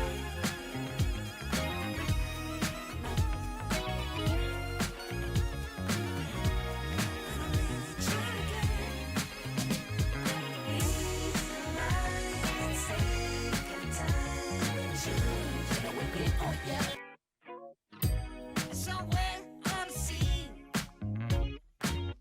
it got a little longer, so it seems. I burned out, so to speak. Now come a little closer. I feel a little light in the light track. I felt a bit of bad, but I came back.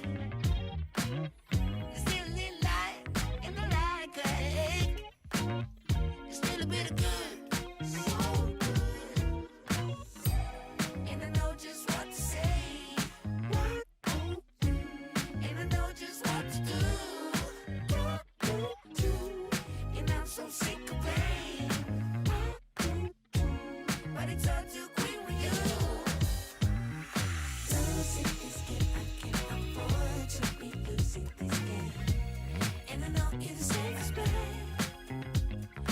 Losing my mind, can't find the words, no, I can't seem to find.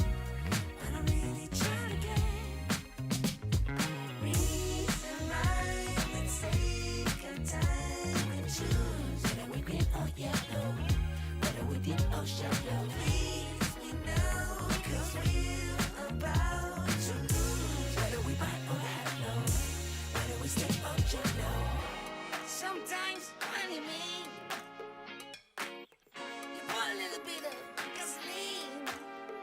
I burned out, so to speak. Come a little closer. Here's some disclosure. Do you mind to quit your pretending? Truth or false, the shit never ending. Hear me now and stop condescending. You see, I'm begging you, hear me beg.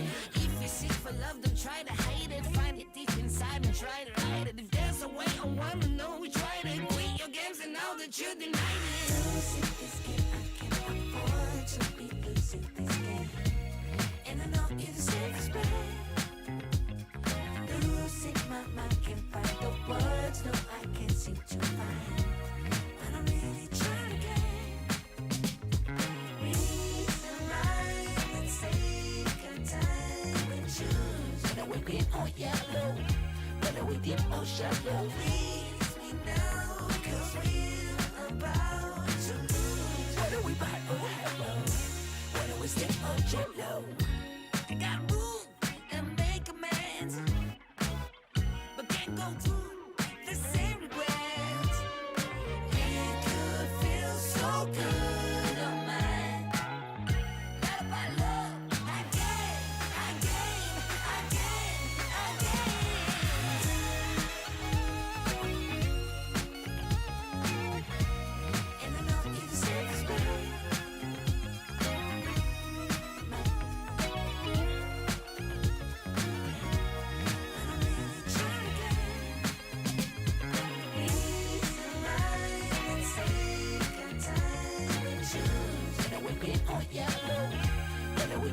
shallow. Freeze me now, 'cause we're about to lose. Whether we buy or hello, whether we step or jump.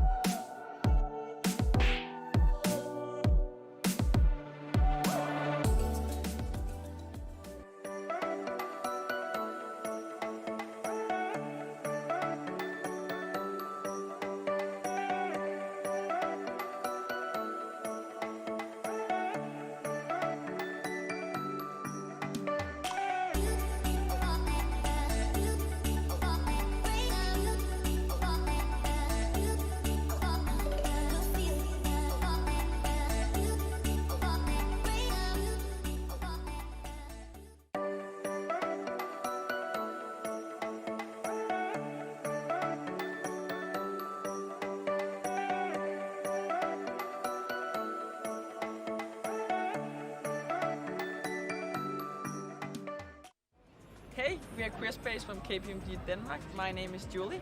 My name is Lasse. And my name is Anushka. And we from KPMG Career Space have for the first time participated in the Copenhagen Pride last year, created a discrimination mailbox for all employees in the Denmark office, and have made same-sex bathrooms all over Denmark. So our main focus points for next year is to look at same-sex parental leave, ensuring equal rights for all family constellations, and participating in 2021 World Pride in Copenhagen. We hope to see many of you at the World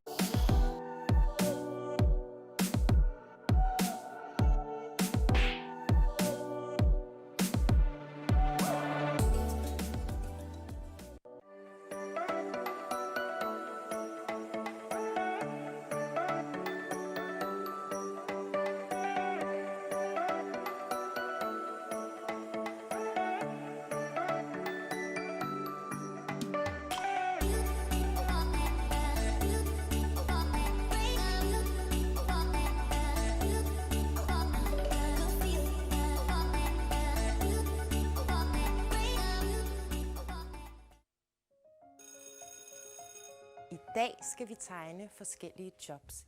Det første, vi skal tegne, det er en kaptajn. Min hedder Henning. Og hvad hedder din kaptajn? Nikolaj. Pibe og overskæg. Hvad er det, der er blot? Hans trøje. Hvad hedder din kaptajn? Kaptajnen hedder Niels. Min kaptajn hedder Bob.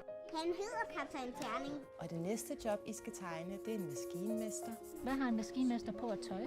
Sort skidt tøj.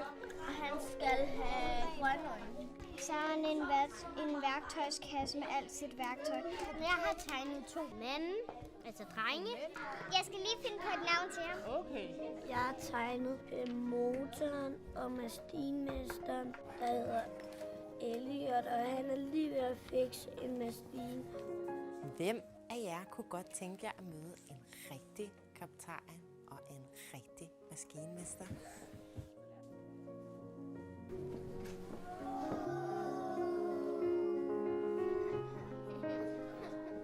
Jeg hedder Michelle, og jeg er kaptajn på et stort containerskib, der hedder Adrian Mærsk.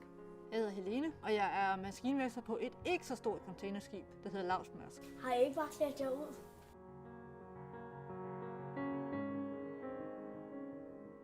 Fyrer den af.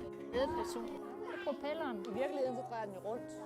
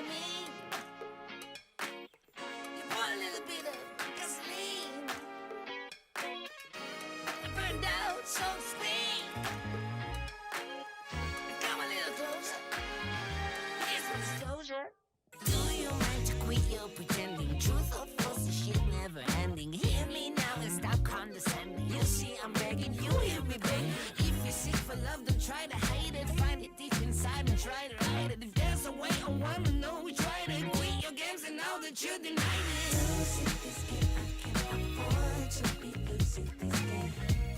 And I know you deserve respect. Losing my mind, can't find the words. No, I can't seem to find. But I'm really trying again. Reason, rhyme, and take our time and choose. Whether we green or yellow, whether we deep or shallow. Please me now, 'cause we're about to lose. Whether we buy or hello, whether we stay or jello. I got room and make amends, but can't go through the same regrets. It could feel so good on mine. Not by love, again.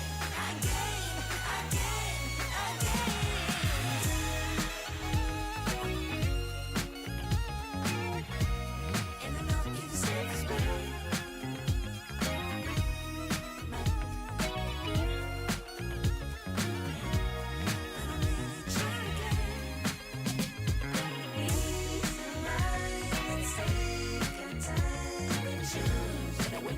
Yellow, whether we deep or shallow. Please me now, 'cause we're about to lose. Whether we buy or hello,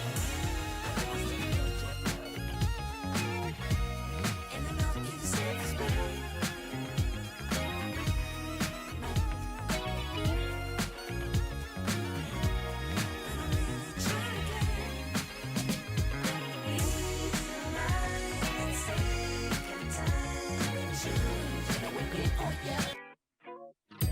Somewhere unseen, it got a little longer, so it seems. I burned out, so to speak. Now come a little closer. I feel a little light in the light track. I felt a bit of bad, but I came back. There's still a little light in the light crack. There's still a bit of good, so good. And I know just what to say. And I know just what to do. To find, but I'm really trying again. Reason, rhyme, and take our time and choose. Whether we green or yellow, whether we deep or shallow. Please me now, 'cause we're about to lose. Whether we buy or hello, whether we stay or jello. Sometimes funny me, you put a little bit of gasoline. I burned out, so to speak. Losing this game, and I know you deserve respect. Losing my mind, can't find the words. No, I can't seem to find. But I'm really trying again. Reason, rhyme, and take our time and choose. Whether we green or yellow, whether we deep or shallow. Please me now, 'cause we're about to lose. Whether we buy or hello, whether we stay or jello. I got room and make amends, but can't go through the same regrets. It could feel so good on mine. Not by love, again.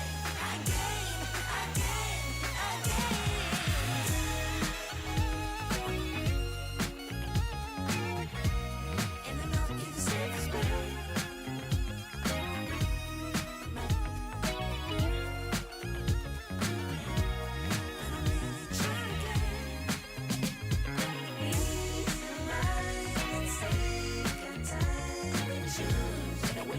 Yellow, whether we deep or shallow. Please me now, 'cause we're about to lose. Whether we buy or hello, whether we stay or jello.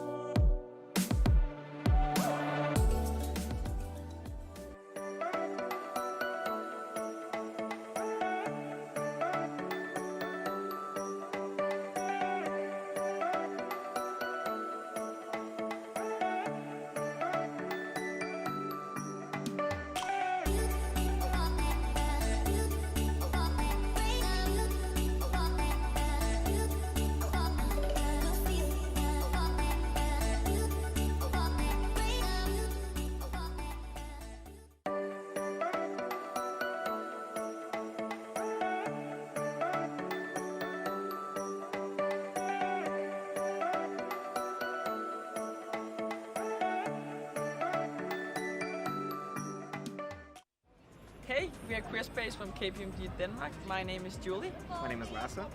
And my name is Anushka. And we from KPMG Career Space have for the first time participated in the Copenhagen Pride last year, created a discrimination mailbox for all employees in the Denmark office, and have made same-sex bathrooms all over Denmark. So our main focus points for next year is to look at same-sex parental leave, ensuring equal rights for all family constellations, and participating in 2021 World Pride in Copenhagen. We hope to see many of you at the World Pride 2021 in Copenhagen. Yay!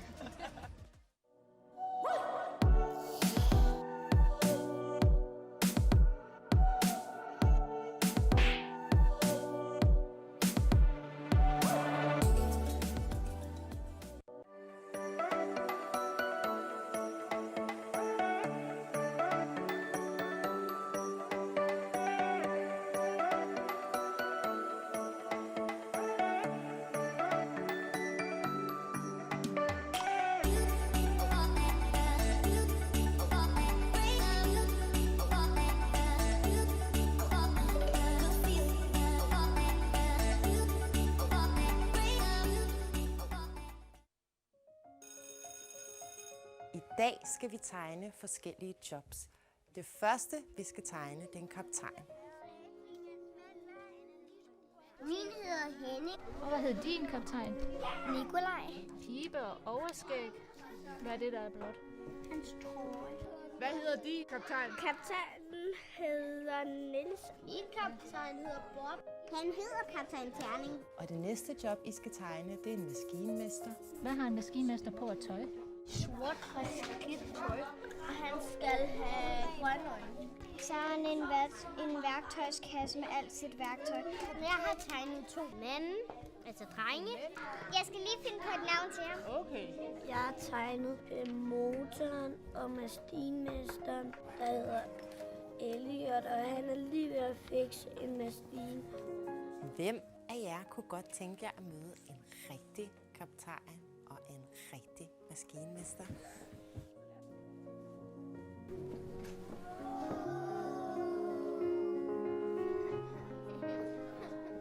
Jeg hedder Michelle, og jeg er kaptajn på et stort containerskib, der hedder Adrian Mærsk. Jeg hedder Helene, og jeg er maskinmester på et ikke så stort containerskib, der hedder Mærsk. Har I ikke bare sat jer ud?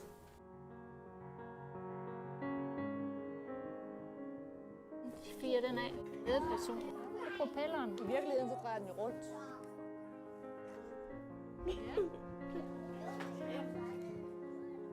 Hej ho.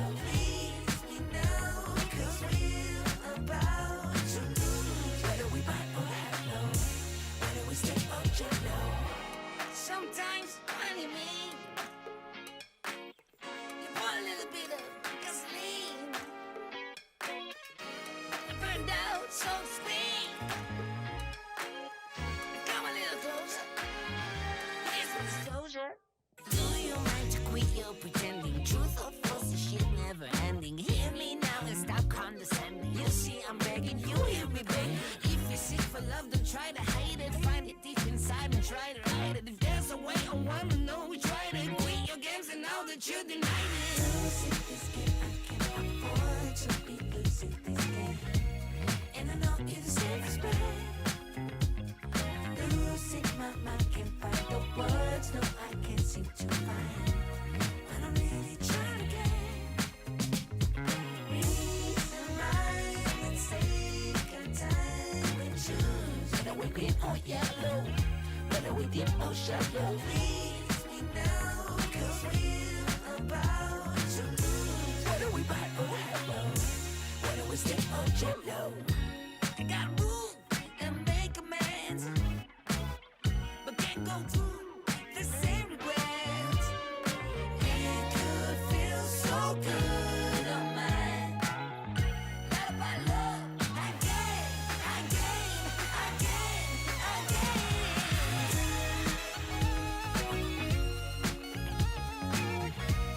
And I know you're the safest bet.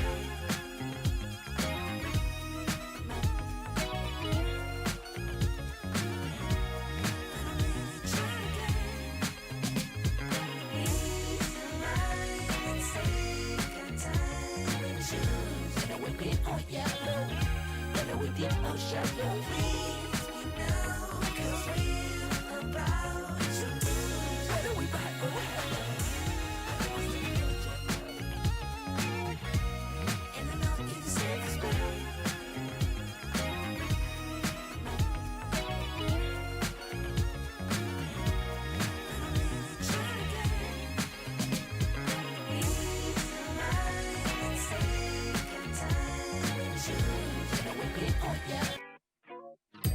Somewhere on the sea, it got a little longer, so it seems. I burned out, so to speak. Now come a little closer. I feel a little light in the light track. I felt a bit of bad, but I came back. There's still a little light in the light crack. There's still a bit of good, so good. And I know just what to say.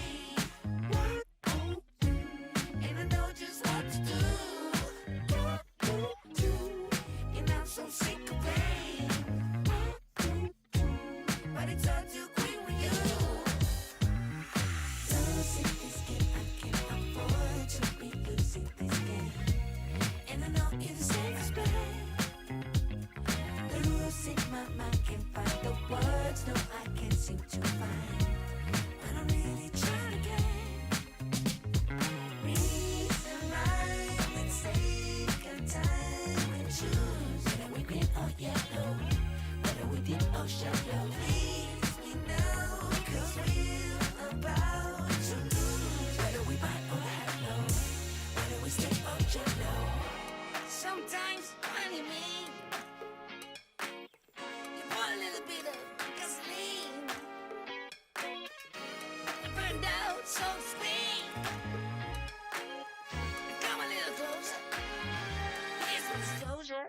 Do you mind to quit your pretending? Truth or false, this shit never ending. Hear me now and stop condescending. You see, I'm begging, you hear me begging. If you're sick for love, don't try to hide it. Find it deep inside and try to hide it. If there's a way, I wanna know which way to quit your games and now that you denied it. Losing this game, I can't afford to be losing this game. And I know you're the safest bet. Losing my mind, can't find the words, no, I can't seem to find. But I'm really trying to get reason right. Let's take our time and choose whether we green or yellow, whether we deep or shallow. Please me now, cause we're about to lose. Whether we buy or hello, whether we stick or jello. I gotta move and make amends, but can't go through the same regrets. It could feel so good on mine. Love by love, again.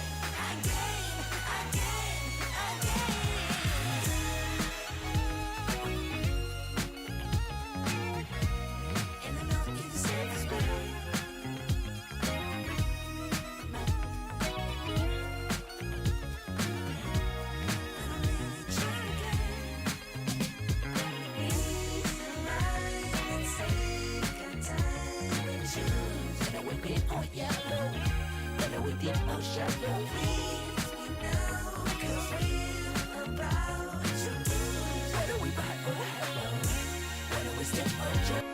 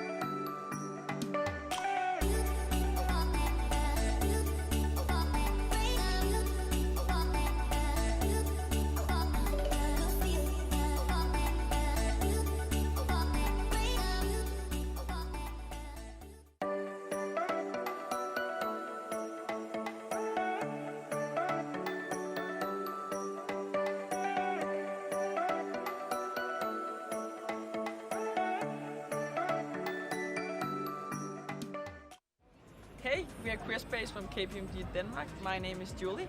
My name is Lasse. And my name is Anushka. And we from KPMG Career Space have for the first time participated in the Copenhagen Pride last year, created a discrimination mailbox for all employees in the Denmark office, and have made same-sex bathrooms all over Denmark. So our main focus points for next year is to look at same-sex parental leave, ensuring equal rights for all family constellations, and participating in 2021 World Pride in Copenhagen. We hope to see many of you at the World Pride 2021 in Copenhagen. Yay!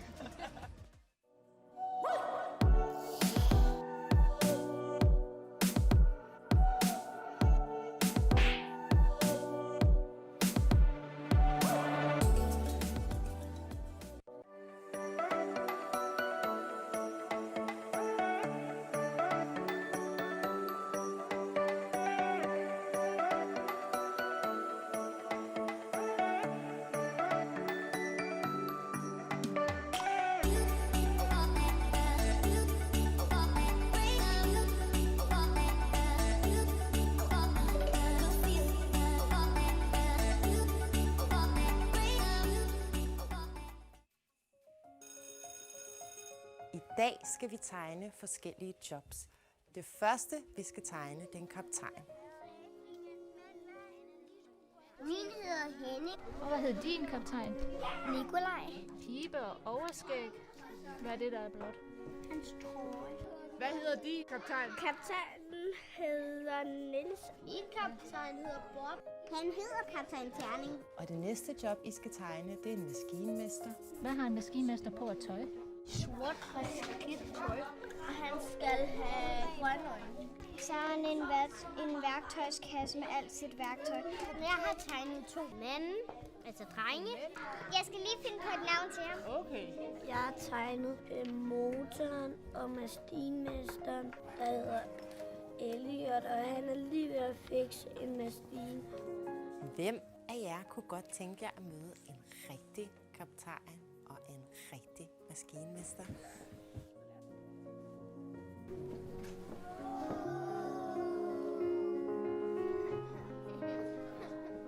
Jeg hedder Michelle, og jeg er kaptajn på et stort containerskib, der hedder Adrian Mærsk. Jeg hedder Helene, og jeg er maskinmester på et ikke så stort containerskib, der hedder Mærsk. Har I ikke bare sat jer ud?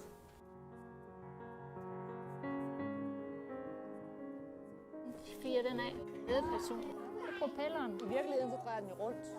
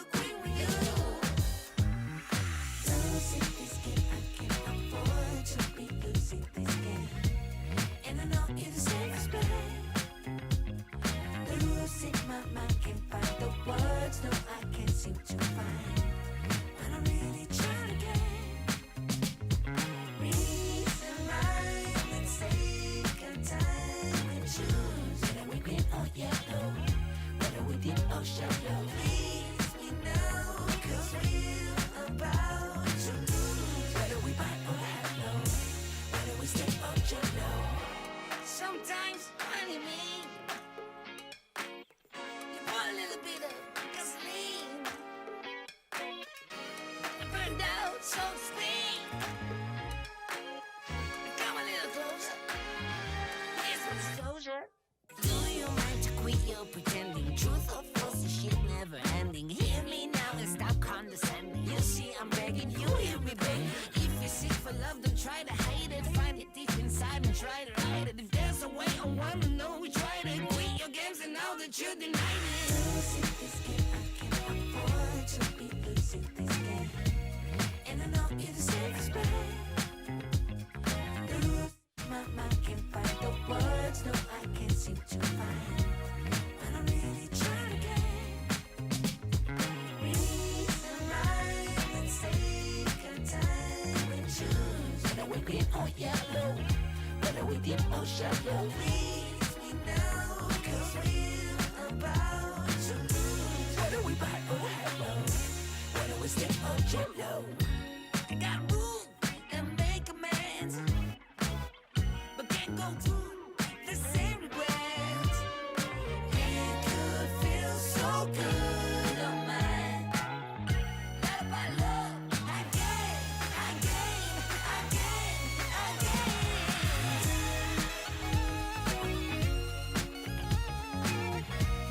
And I know you're the safest bet.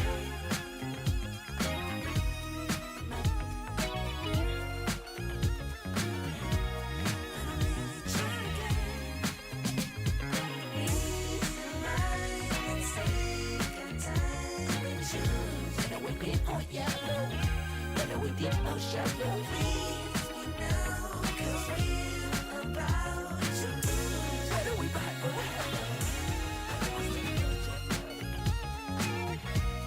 And I know you're the safest bet.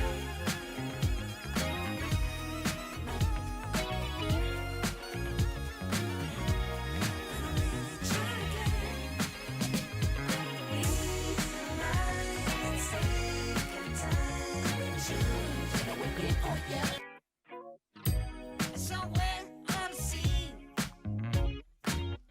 it got a little longer, so it seems. I burned out, so to speak. Now come a little closer. I feel a little light in the light track. I felt a bit of bad, but I came back. There's still a little light in the light crack. There's still a bit of good, so good. And I know just what to say. And I know just what to do. And I'm so sick of pain. But it's all too quick with you. Losing this game, I can't afford to be losing this game. And I know you're the safest bet. The rules in my mind can't find the words. No, I can't seem to find. But I'm really trying to get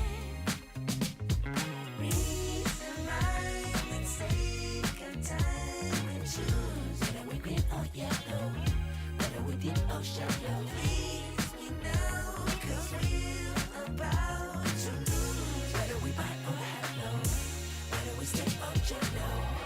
Sometimes, honey, me, you pour a little bit of gasoline. I burned out, so to speak. Come a little closer. Here's some disclosure.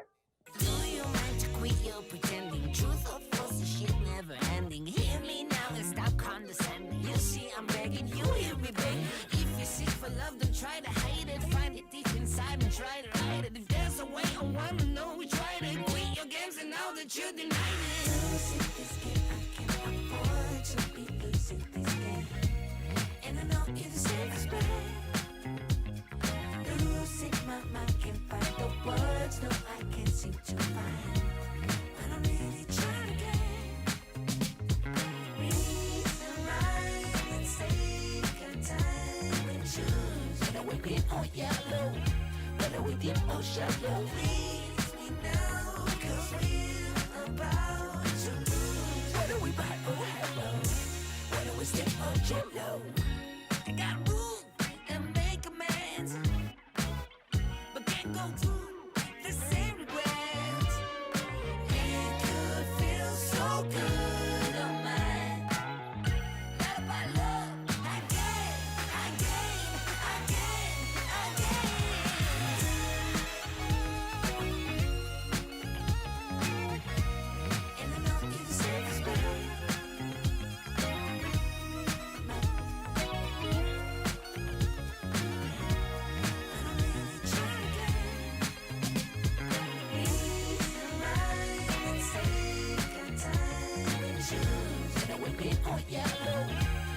we dip or shallow. Please me now, 'cause we're about to lose. Whether we buy or hello, whether we step or jump.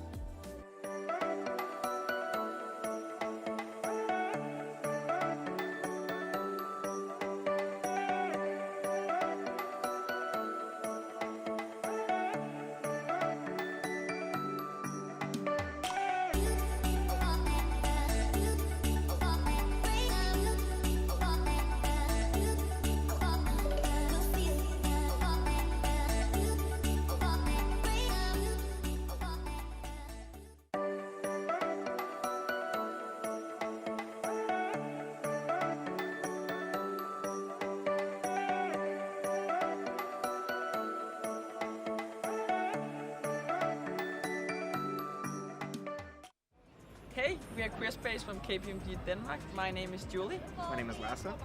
And my name is Anushka. And we from KPMG Career Space have for the first time participated in the Copenhagen Pride last year, created a discrimination mailbox for all employees in the Denmark office, and have made same-sex bathrooms all over Denmark. So our main focus points for next year is to look at same-sex parental leave, ensuring equal rights for all family constellations, and participating in 2021 World Pride in Copenhagen. We hope to see many of you at the World Pride 2021 in Copenhagen. Yay!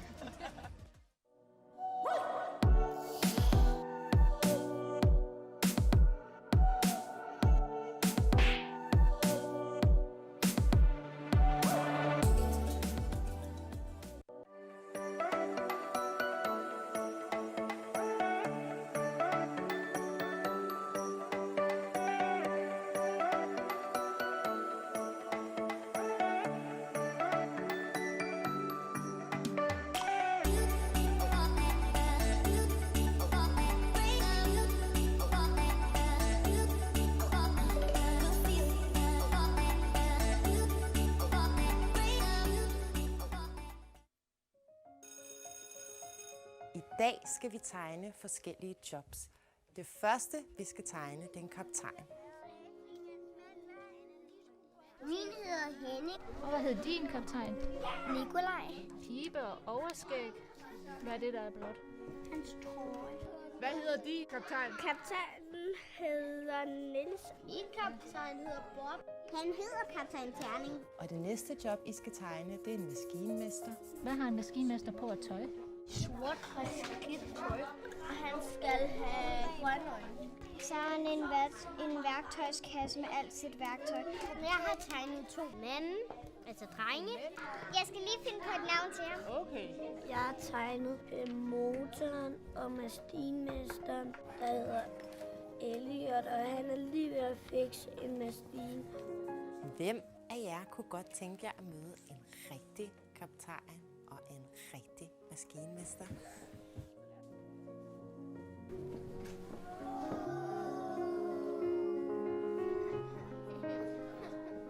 Jeg hedder Michelle, og jeg er kaptajn på et stort containerskib, der hedder Adrian Mærsk. Jeg hedder Helene, og jeg er maskinmester på et ikke så stort containerskib, der hedder Mærsk. Har I ikke bare klædt jer ud?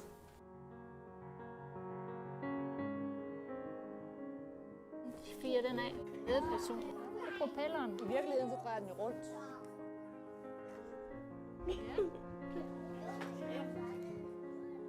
Hej ho, hej ho.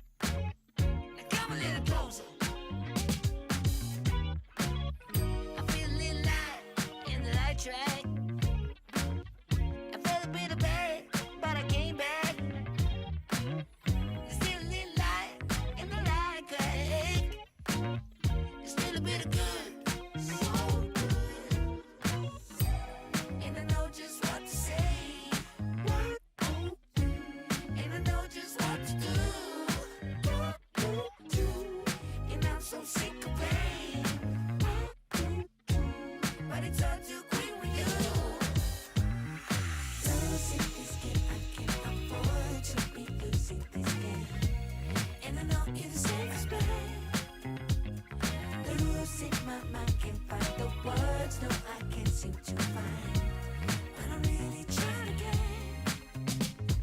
Reason right, let's take our time and choose whether we green or yellow, whether we deep or shallow. Please me now, 'cause we're about to lose, whether we buy or hello, whether we stay or jello. Sometimes funny me, you want a little bit of gasoline, burned out so to speak. Come a little closer, here's some disclosure. Do you mind to quit your pretending? Truth or false, the shit never ending. Hear me now and stop condescending. You see I'm begging, you hear me begging. If you're sick for love, don't try to hide it. Find it deep inside and try to hide it. If there's a way, I wanna know we tried it. Quit your games and now that you denied it. Losing this game, I can't afford to be losing this game. And I know you're the safest bet. Losing my mind, can't find the words. No, I can't seem to find what I'm really trying to get. Reason right, let's take our time and choose whether we're green or yellow, whether we deep or shallow. Please me now, 'cause we're about to lose, whether we buy or hello, whether we stay or jello. I got room and make amends, but can't go through the same regrets. It could feel so good on mine. Not about love, again.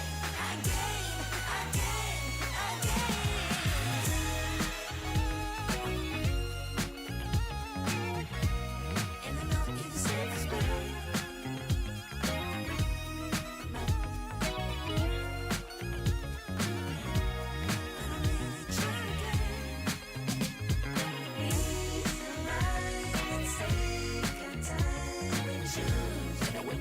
Yellow, whether we deep or shallow. Please me now, 'cause we're about to lose, whether we buy or hello, and I know you're the safest bet.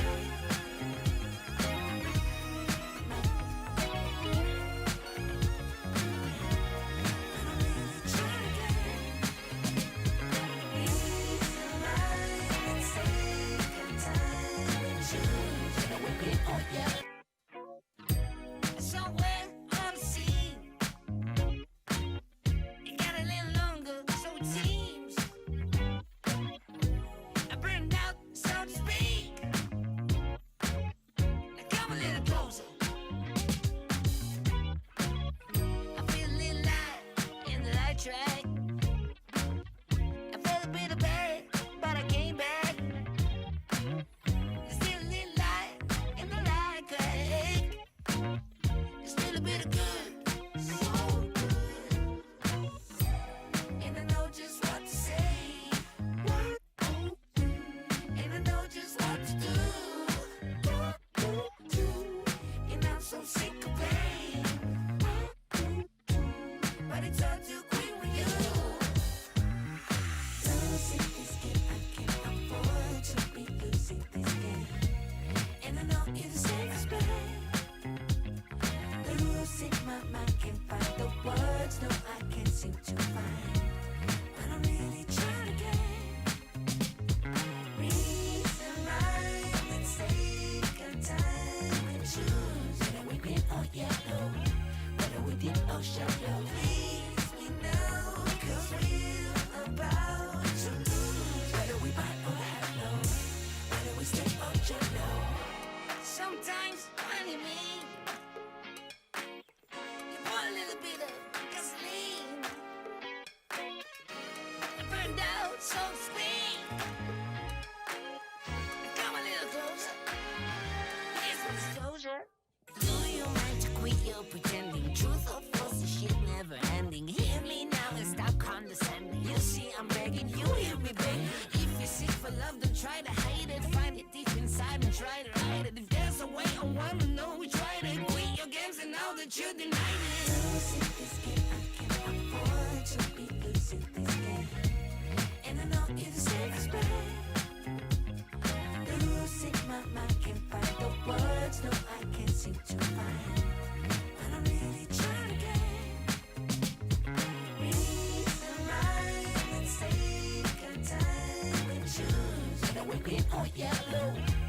we dip or shallow. Please me now, 'cause we're about to lose. Whether we buy or hello, whether we step or jello. I got room and make amends, but can't go through the same regrets. It could feel so good on mine. Love by love, again.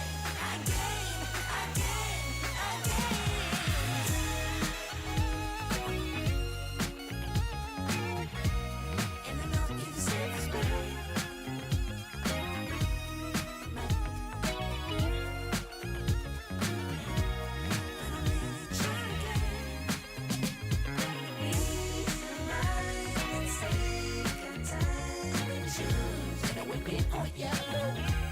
We dip or shallow. Please me now, 'cause we're about to lose. Whether we buy or hello, whether we step or jello.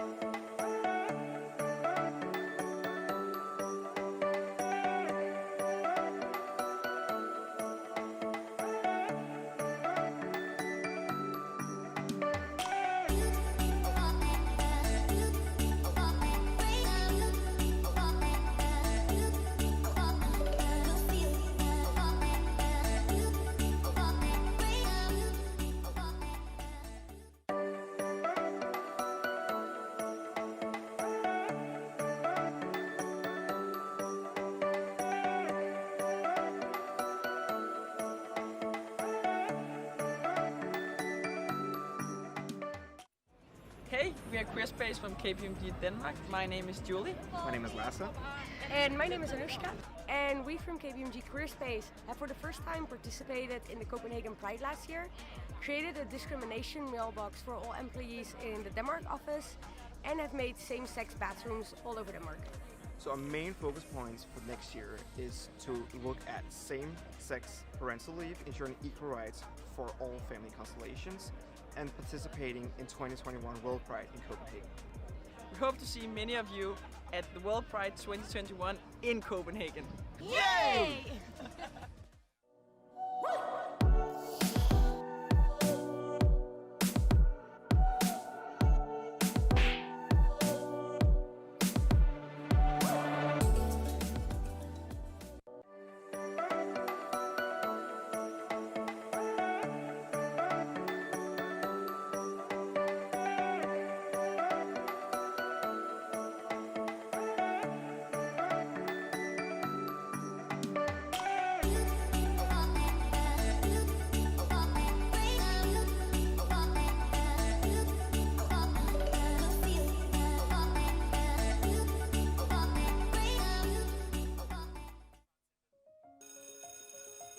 I dag skal vi tegne forskellige jobs. Det første, vi skal tegne, det er en kaptajn. Min hedder Henning. Og hvad hedder din kaptajn? Nikolaj. Pibe og overskæg. Hvad er det, der er blot? Hans trøje. Hvad hedder din kaptajn? Kaptajnen hedder Niels. Min kaptajn hedder Bob. Han hedder kaptajn Terning. Og det næste job, I skal tegne, det er en maskinmester. Hvad har en maskinmester på at tøj? Sort og skidt tøj. Og han skal have grønne øjne. Så har han en værktøjskasse med alt sit værktøj. Jeg har tegnet 2 mænd, altså drenge. Jeg skal lige finde på et navn til ham. Okay. Jeg har tegnet motoren og maskinmesteren, der hedder Elliot, og han er lige ved at fikse en maskine. Hvem af jer kunne godt tænke jer at møde en rigtig kaptajn og en rigtig maskinmester?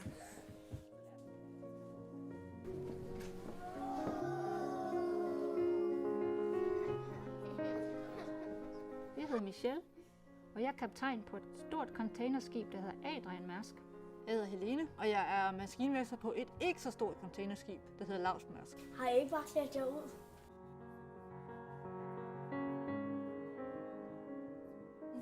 den af. Ledeperson. Propelleren. I virkeligheden så drejer den jo rundt.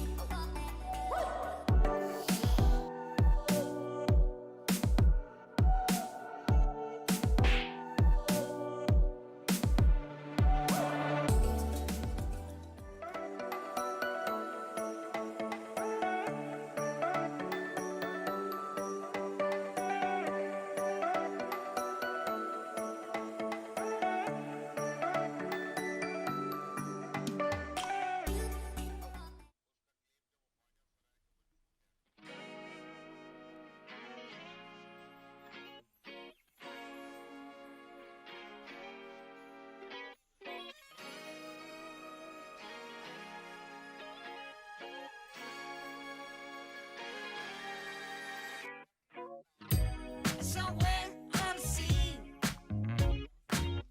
it got a little longer, so it seems. I burned out, so to speak. Now come a little closer. I feel a little light in the light track. I felt a bit of bad, but I came back.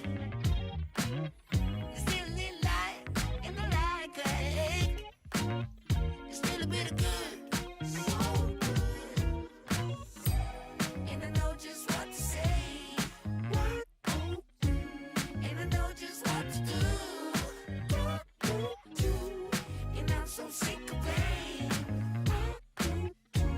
But it's all too quick with you.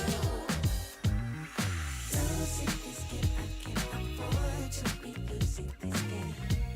And I know you're the safest bet. The rules in my mind can't find the words, no, I can't seem to find. But I'm really trying again. Reason, rhyme, and take our time and choose. Whether we green or yellow, whether we deep or shallow. Please me now, 'cause we're about to lose. Whether we bite or hello, whether we stay or jello. Sometimes when you mean you put a little bit of gasoline. I burned out, so to speak. Now come a little closer. Here's some disclosure. Do you mind to quit your pretending? Truth or false, the shit never ending. Hear me now and stop condescending. You see, I'm begging, you hear me begging. If you seek for love, don't try to hide it. Find it deep inside and try to hide it. If there's a way, I wanna know we tried it. Quit your games and now that you denied it. Losing this game, I can't afford to be losing this game. And I know you're the safest bet. The rules in my mind can't find the words, no, I can't seem to find. But I'm really trying again. Reason, rhyme, and take our time and choose. Whether we green or yellow, whether we deep or shallow. Please me now, 'cause we're about to lose. Whether we bite or hello, whether we stick or jello. I got room and make amends, but can't go through the same regrets. It could feel so good on mine. Not about love, again, again, again, again.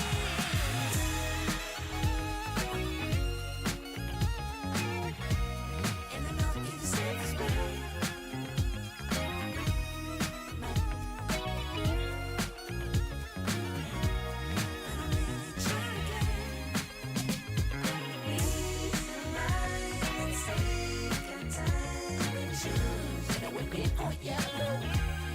Deep or shallow, please me now, 'cause we're about to lose. Whether we bite or hello,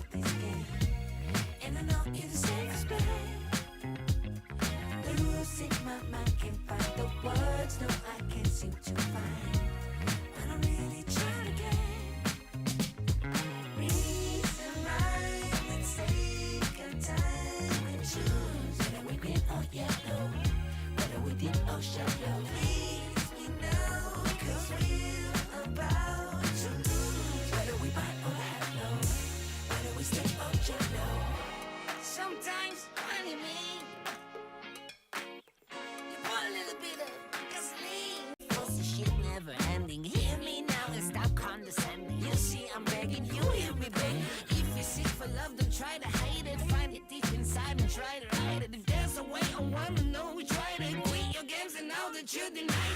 Losing this game, I can't afford to be losing this game. And I know you're the safest bet. Losing my mind, can't find the words, no, I can't seem to find what I'm really trying to get. Reason right, let's take our time and choose. Whether we're green or yellow, whether we deep or shallow. Please me now, cause we're about to lose. Whether we buy or hello, whether we stick or jello. I gotta move and make amends, but can't go through the same regrets. It could feel so good on mine. Not if I love again, again, again, again.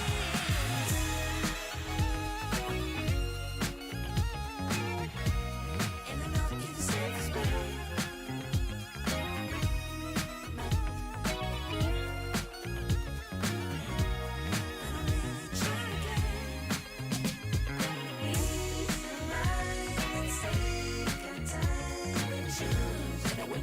Yellow, whether we deep or shallow. Please me now, cause we're about to lose. Whether we buy or hello, whether we step or jello.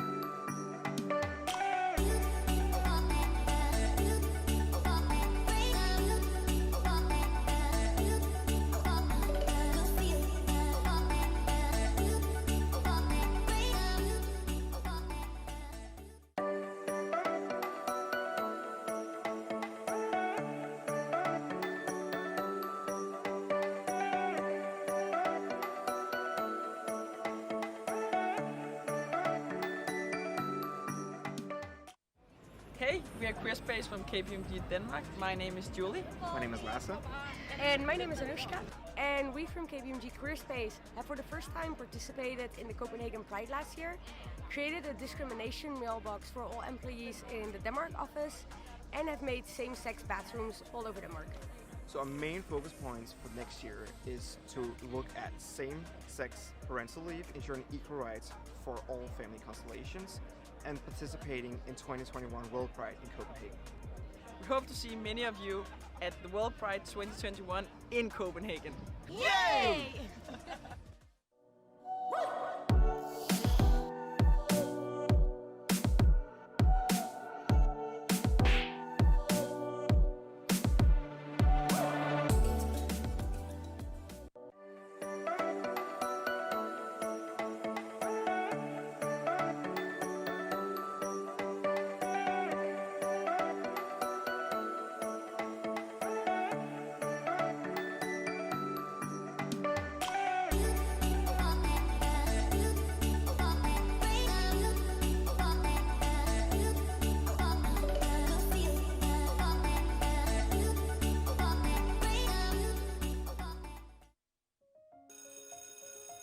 I dag skal vi tegne forskellige jobs.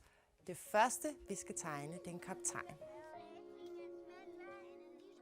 Min hedder Henning. Og hvad hedder din kaptajn? Nikolaj. Pibe og overskæg. Hvad er det, der er blot? Hans trøje. Hvad hedder din kaptajn? Kaptajnen hedder Niels. Min kaptajn hedder Bob. Han hedder kaptajn Terning. Og det næste job, I skal tegne, det er en maskinmester. Hvad har en maskinmester på at tøj? Sort frisk tøj. Og han skal have grønne øjne. Så er han en værktøjskasse med alt sit værktøj. Jeg har tegnet 2 mænd, altså drenge. Jeg skal lige finde på et navn til ham. Okay. Jeg har tegnet motoren og maskinmesteren, der hedder Elliot, og han er lige ved at fikse en maskine. Hvem af jer kunne godt tænke jer at møde en rigtig kaptajn og en rigtig maskinmester?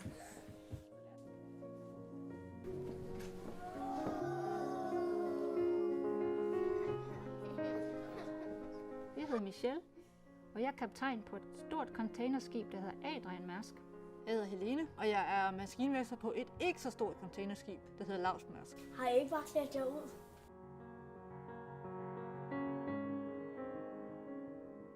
Fyrer den af. Ledperson. Propelleren. I virkeligheden så drejer den jo rundt.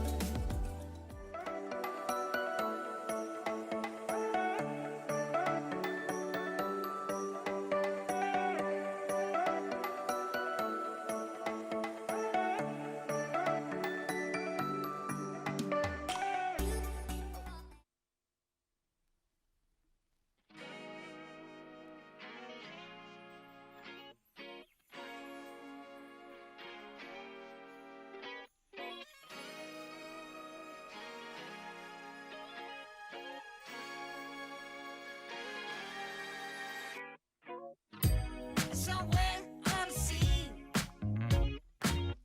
it got a little longer, so it seems. I burned out, so to speak. Now come a little closer. I feel a little light in the light track. I felt a bit of bad, but I came back. There's still a little light in the light crack. Still a bit of good, so good.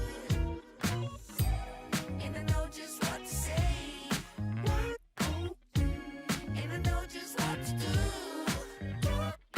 do. And I'm so sick of pain. But it's all too quick with you. Losing this game, I can't afford to be losing this game. And I know you're the same as me. Losing my mind, can't find the words, no, I can't seem to find. But I'm really trying again. Reason, rhyme, and take a time and choose. Whether we green or yellow, whether we deep or shallow. Please me now, 'cause we're about to lose. Whether we buy or hello, whether we stay or jello. Sometimes, honey, me. You pour a little bit of gasoline. I burned out, so to speak. Come a little closer. Here's some disclosure. Do you mind to quit your pretending? Truth or false, this shit never ending. Hear me now and stop condescending. You see, I'm begging you, hear me beg. If you're sick for love, don't try to hide it. Find it deep inside and try to hide it. If there's a way, I wanna know we tried it. Quit your games and now that you denied it. Losing this game, I can't afford to be losing this game. And I know you're the same as me. Losing my mind, can't find the words, no, I can't seem to find. But I'm really trying again. Reason, rhyme, and take a time and choose. Whether we green or yellow, whether we deep or shallow. Please me now, 'cause we're about to lose. Whether we buy or hello, whether we step on jello. I got room and make amends, but can't go through the same regrets. It could feel so good on mine. Not about love, I gain.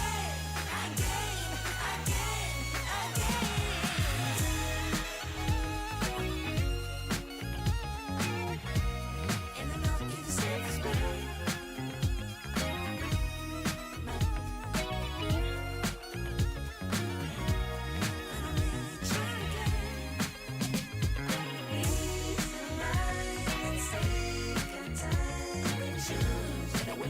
Yellow, whether we dip or shallow, please me now, 'cause we're about to lose. Whether we bite or hello,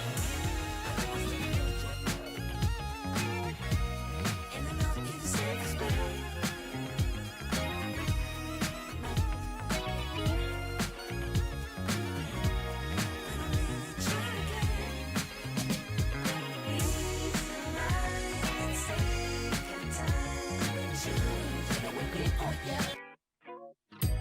Somewhere on the sea, it got a little longer, so it seems. I burned out, so to speak. Now come a little closer. I feel a little light in the light track. I felt a bit of bad, but I came back. There's still a little light in the light track. There's still a bit of good, so good. And I know just what to say. And I know just what to do. And I'm so sick of pain, but it's all too quick with you. Losing this game, I can't afford to be losing this game. And I know you're the safest bet. Losing my mind, can't find the words, no I can't seem to find. But I'm really trying to get reason, rhyme, and take our time and choose. Whether we green or yellow, whether we deep or shallow, please me now, 'cause we're about to lose. Whether we bite or hello, whether we step or jello. Sometimes when you mean, you put a little bit of gasoline. I burned out, so to speak. Come a little closer. Here's some disclosure.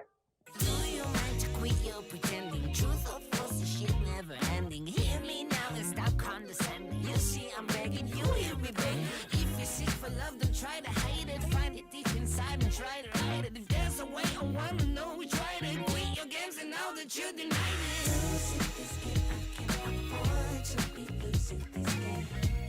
And I know you're the safest bet. Losing my mind, can't find the words, no I can't seem to find. But I'm really trying to get reason, rhyme, and take our time and choose. Whether we green or yellow, whether we deep or shallow, please me now, 'cause we're about to lose. Whether we bite or hello, whether we step or jello. I got room and make amends, but can't go through the same regrets. It could feel so good on mine. Not about love, I gain.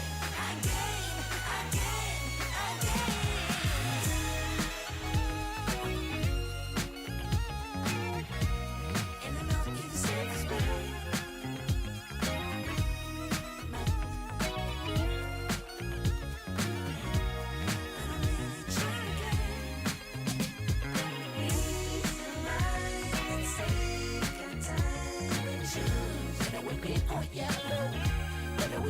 shallow. Please me now, 'cause we're about to lose. Whether we buy or hello, whether we step or jello.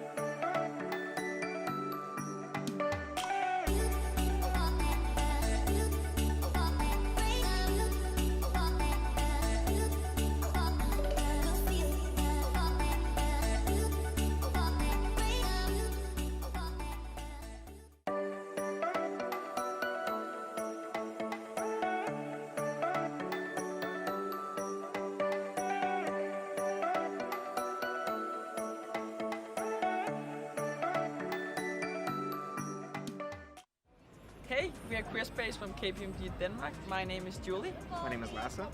And my name is Anushka. And we from KPMG Queer Space have for the first time participated in the Copenhagen Pride last year, created a discrimination mailbox for all employees in the Denmark office, and have made same-sex bathrooms all over Denmark. So our main focus points for next year is to look at same-sex parental leave, ensuring equal rights for all family constellations, and participating in 2021 World Pride in Copenhagen. We hope to see many of you at the World Pride 2021 in Copenhagen. Yay!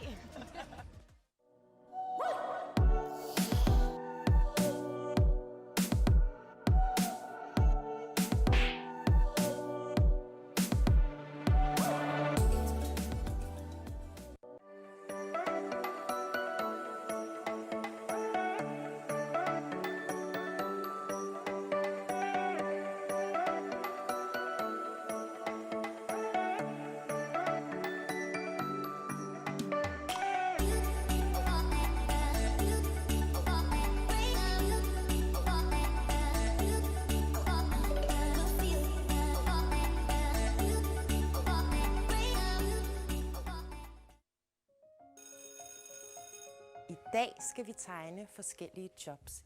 Det første, vi skal tegne, det er en kaptajn. Min hedder Henning. Og hvad hedder din kaptajn? Nikolaj. Pibe og overskæg. Hvad er det, der er blot? Hans trøje. Hvad hedder din kaptajn? Kaptajnen hedder Niels. Min kaptajn hedder Bob. Han hedder kaptajn Terning. Og det næste job, I skal tegne, det er en maskinmester. Hvad har en maskinmester på at tøj? Sort skidt tøj. Og han skal have grønne øjne. Så har han en værktøjskasse med alt sit værktøj. Jeg har tegnet 2 mænd, altså drenge. Jeg skal lige finde på et navn til ham. Okay.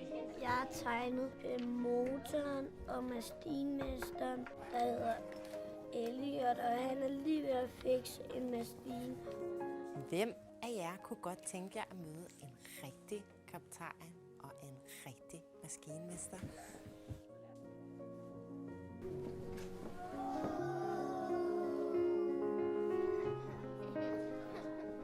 Jeg hedder Michelle, og jeg er kaptajn på et stort containerskib, der hedder Adrian Mærsk.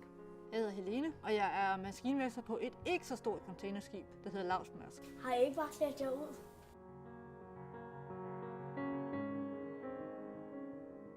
Fire den af. Ledperson.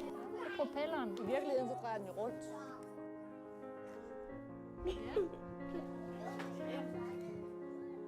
Hej ho, hej ho.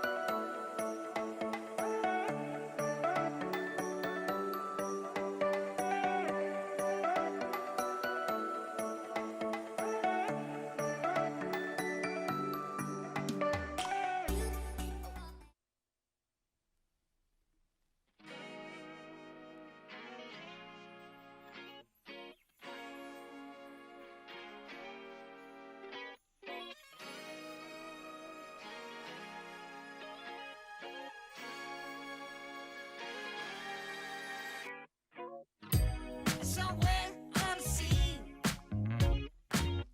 It got a little longer, so it seems. I burned out, so to speak. Now come a little closer.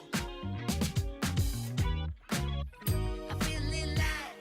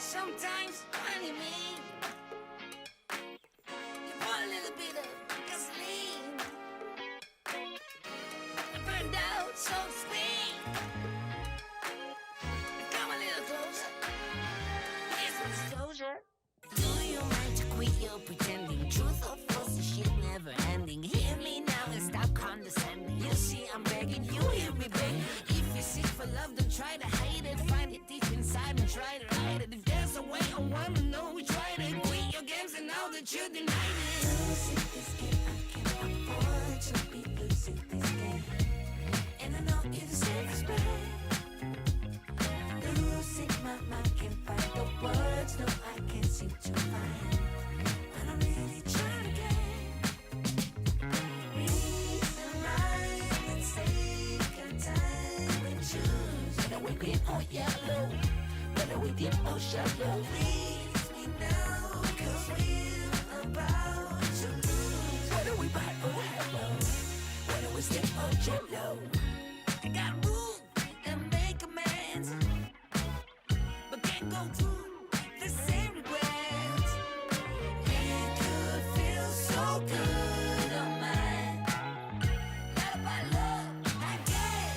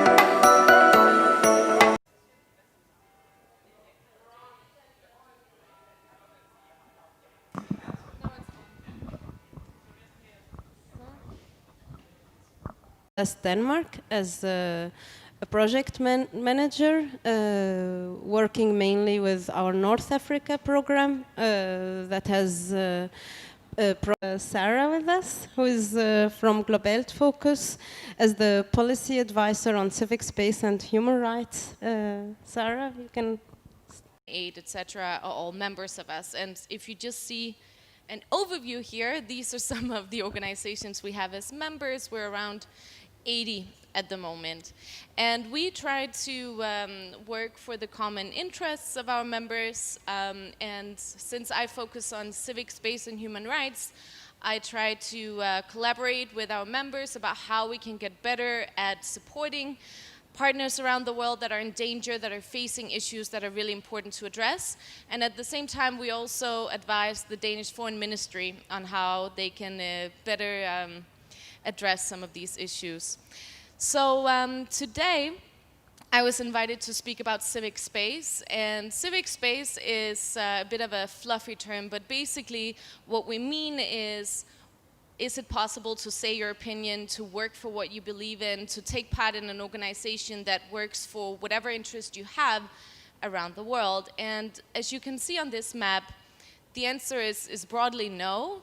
Unfortunately, at the moment, we only have around 3% of the world's population living in countries where they enjoy democratic freedoms. And so when we say that, we mean freedoms of expression, freedom of association, and freedom of a peaceful assembly. And so this map here is taken from the Civicus Monitor, which is a monitoring website looking at the situation for democracy, but in particular these 3 freedoms around the world. And obviously this is something that affects the LGBTIQ+ community a lot. I think they are actually at the forefront of this fight, because it's not new that LGBTQI+ people have not been wanted in many societies, and organizations have especially not been wanted. And so I think the general civil society can really learn a lot from that struggle. And I also just want to remind you how privileged we are that we can sit here today and actually have an event on this topic, which is not a given in most of the world. But basically what this map shows you is that if the color of a country is red, it means that it's completely closed off. It's impossible for civil society to do any work. It's impossible for you as a normal citizen to speak out. And it's impossible to be who you want to be and say whatever interest you have. And then we have on the opposite spectrum the open societies, the dark green ones. And as you can see, Denmark is one of those. But as you can also see, there are very few in the world. And then it basically goes from there to light green, yellow, orange. But what are we actually talking about? And I want to now, you're able to receive funding. But in many other places, funding is, for example, restricted. In some countries, if you receive foreign funding, you can be tried as a terrorist because you might be working against public interests with these activities that you're receiving funding for as an association. And as many of you also know, in a country like Uganda, the organization Sexual Minorities Uganda has for a long time been fighting with the government and in the courts to just be able to have their own organization registered. So really, us being able to register an organization in Denmark, that is quite a privilege as well. And then we have the freedom of assembly. And as you know, we have all faced restrictions to assemblies during COVID-19. But at least in Denmark, during COVID, we were able to have peaceful protests. That was not a ban. We had an assembly ban, but we didn't have a protest ban. And this is very important because it is a constitutional right to come together in squares or wherever you want to have your peaceful protest, to speak your mind. And this was something that unfortunately during COVID-19 was banned in many countries. But in a little bit we will get back to what has actually been the impact on COVID-19 on this situation globally. And I just want to say that some of the ways that freedom of assembly is being restricted globally is that you will not be able to register a peaceful protest. You will not be allowed to protest. There will be many times a law that actually bans protests. But then also in some countries you might be able to have your protest registered or not, but then you will face violent attacks from the police with tear gas, rubber bullets, maybe even live ammunition, and of course arrests is also very common. But we do also see peaceful protesters around the world being killed just for taking part in protests. And then The last one is freedom of expression, and it's important to say that this is not only an issue with us speaking together here, speaking freely, saying whatever we want. It's also an issue when you write something. It's an issue when you say something online. There are countries where people have made a tweet and they're actually sent to prison for 15 years for that tweet. And for that reason, freedom of expression is something that should not only be looked at as something physical, something you say, something you write, but also something you do online. And more we see governments around the world closing down websites, skimming the internet to find people who say things that are unpopular. The so-called peaceful voices of dissent, those that dare to challenge the normal or what is okay to say in a society. And for that reason, some governments try to close down internet sites, but they would also arrest someone. It's also how you look, and in some countries it is not even. What we can see is that laws are being used more and more as a tool against activism. And unfortunately what we see is that governments learn from each other. You will have one government posing a very restrictive law, and if there's not a lot of backlash at the UN or other governments criticizing this law, but some that we see is also the tight control of public space. So as I said, in some countries it's not possible to come together and protest. There might be a law that actually says that it's impossible. And in some countries you're able to protest if you support the government, but not if you're against it. So there are those double standards as well. But then we also see the criminalization of activists in many countries where basically fighting for what you believe in, whether it being in an organization or online or wherever your activism may be, is being criminalized. And some places they even put you in a military court, and that's very serious because being in a military court means that you are tried as a terrorist or somebody who is damaging the security of the state, and that can lead to life in prison and in some places even the death penalty. And then we also have these extra legal tactics, so those things that cannot be written down in law and that there's really no excuse for. But what we're seeing is that more and more, those that speak out are being vilified in the news, in public spaces, etc. So activists are increasingly facing what we call defamation campaigns, and they can accuse you of anything, right? So for example, in Egypt, during the revolution back in 2011, those female activists that were on the square were called prostitutes in the media because they were sleeping there next to men, and that was unacceptable. And so that's just one example of how governments or state-owned media will use any excuse to vilify someone that is not of any interest for them to support. Then we also see unwarranted surveillance.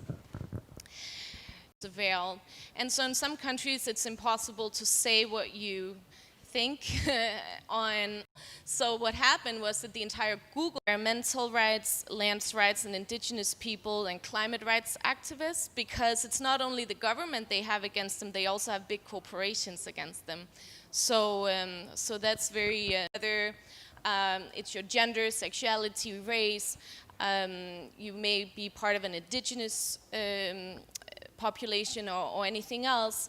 You face even extra layers of restrictions. Entirely on trying to get our manager to not go to prison in Cairo, and I've been accused of attacking police and taking part in it. So another charge which is very interesting, and it is that she is liberating women irresponsibly. So those are the kind of charges that governments actually use seriously on those people that they didn't want to speak up in society. And so we basically had governments saying, oh, because of COVID, we cannot allow for people to, would have been able to in Denmark during COVID, even though we had the assembly ban. And in Egypt, as I already spoke a bit about, it's a red country, it's completely closed, it's impossible to speak up, it's impossible to work for anything you believe in, at least publicly. We do have really brave people there still working underground. But they decided to arrest several doctors who were criticizing the Egyptian government for their response to COVID. And that they weren't interested in allowing to be in society. Basically, they were arrested from a shelter where they were, and so this was also an issue of homelessness and a lot of other things, because these shelters just weren't safe spaces anymore. I think that was it for me, and yeah, I hear that you can ask questions later, so thank you. Thank you, Sarah, and thank you for setting the scene. As what we wanted by this presentation mainly is to look at the world generally, and that human rights activists are being targeted all over the world, and this crisis have added on that targeting.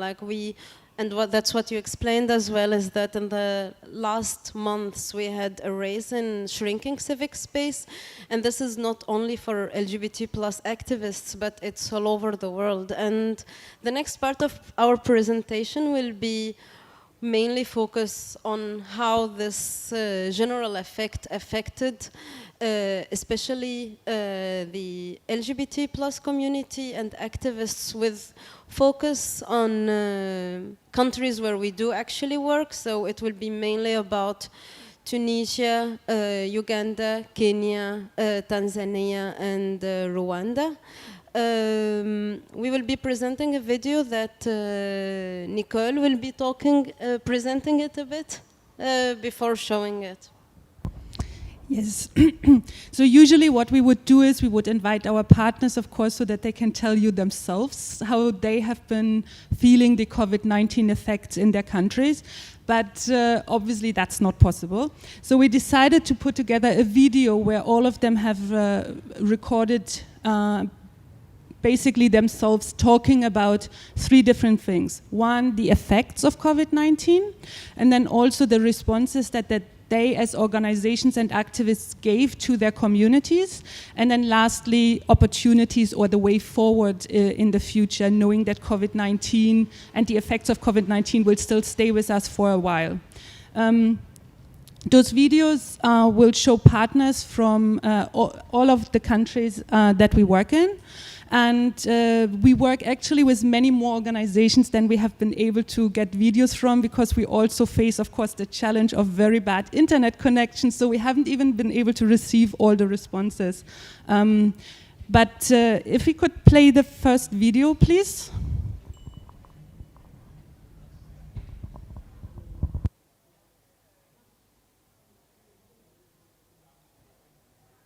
This was one of the periods I feel I'd never been prepared for. It was mentally straining. I never felt hopeless. If I were staying alone during that time, I don't know what my mental status would have been, especially the first month. The scale all over the news, social media, it was really unbearable. And most of us depend on the informal sector, which at this period, it is the most affected sector, and closure of so many businesses, closure of so many activities have rendered most of the young people out here just to sit at home and be unable to think of what next to do. I think the primary thing to mention is that COVID-19 and the lockdown that came along with it obliged members of the community, including myself, to be locked with families that are not necessarily accepting or tolerant. And many of them are violent and extreme in their behavior with queer people.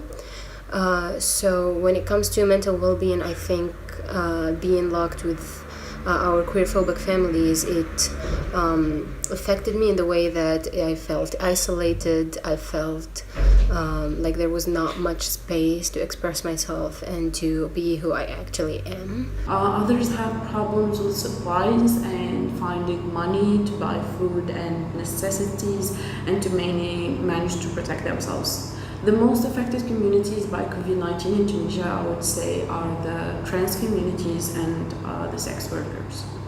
The support I think people need is access to health. The health facilities were, when the COVID-19 restrictions came in, accessing the health facilities became a bit harder. When I speak from personal experience as a trans man, if I'm to stand outside the gate and I face my discrimination right from there outside the gate, I don't know how long it will take me before I run away. Usually when you go to a health facility that where you're very sure you're going to get stigma, you're like, okay, I need this, I give myself 40 minutes and then I'll be out. We need food more, we need more rent, we need that more than we need the care packages. Someone would even say like, are we going to eat the care package? Weirdly enough, there was a silver lining to all this.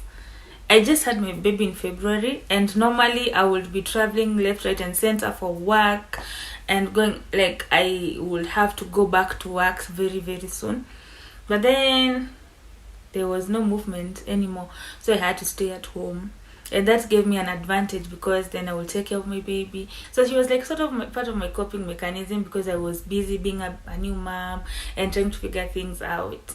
And then I think I was out there being there for other people because I'm a counselor. So that sort of like gave me a lot of healing and a lot of joy in my heart because I was helping other people. We can stop the video for now. So as you've heard, a lot of the impact that our partners have mentioned is especially the mental well-being of people, the worries and insecurities of what the future will bring. There was a loss of income. For a lot of people, it was as well evictions and therefore homelessness. There was queerphobic families, neighbors, friends. Lack of access to food. Something as simple as even having 3 meals a day was basically impossible for a lot of our members. And also supplies such as masks and hand sanitizers or even soap or clean water to wash your hands. Access to health and the discrimination that they felt during health services. And for us, what we would like to put focus on right now is also how the way the COVID-19 has impacted our partners, how it then also impacted us. Because we are a development organization and we don't usually provide humanitarian aid. And we felt a little bit helpless knowing how do we respond to this? We know that our partners are struggling with people who are going hungry and who are not able to access health services and even get tested if they fear that they do have COVID-19. And we didn't even know what we could do. We had a case in Kenya where someone feared to be infected with COVID-19, and they contacted the health services and were told to wait, they would be contacted. And they waited for a whole week and were still not contacted, which meant that they isolated themselves. And it resulted in them actually being without food for the entire week, because in the same time it happened to rain heavily, so people couldn't come out and even help them with just basic food. And for us, we kind of felt stuck between a rock and a hard place, because on the one hand we have our donor requirements. I mean, we need to live up to the theory of change and all the work plans that we have made, that we have said we would do, and in the same time we have people that are literally starving and are evicted and are being arrested and are being left by themselves, and there's no one to care for them. In the same time, I also want to say that, of course, we had donors that were very flexible. Some of our donors, we work, for example, with CISO and with the Obel Foundation, who were incredibly flexible in this regard. And I know, Abia, your experience was quite different on this.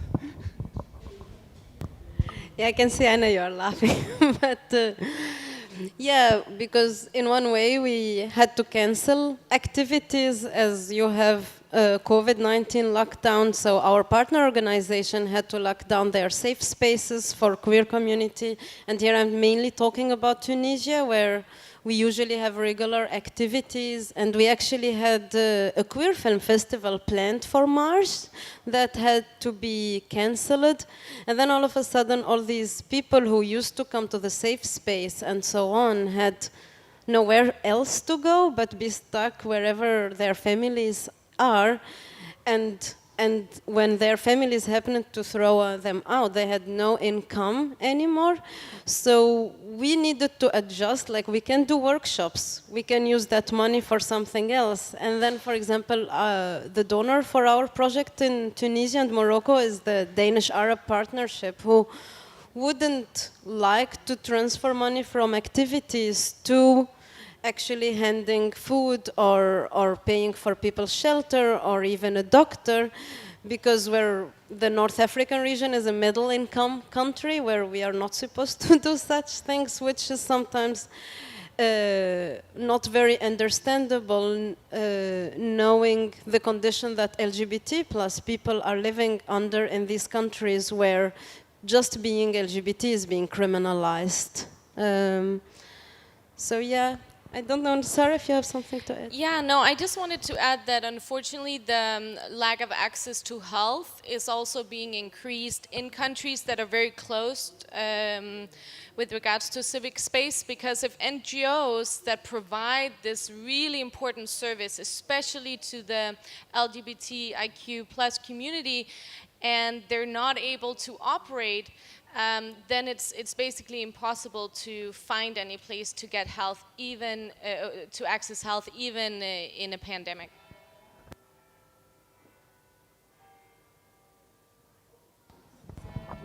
Could we please play the second part of the video?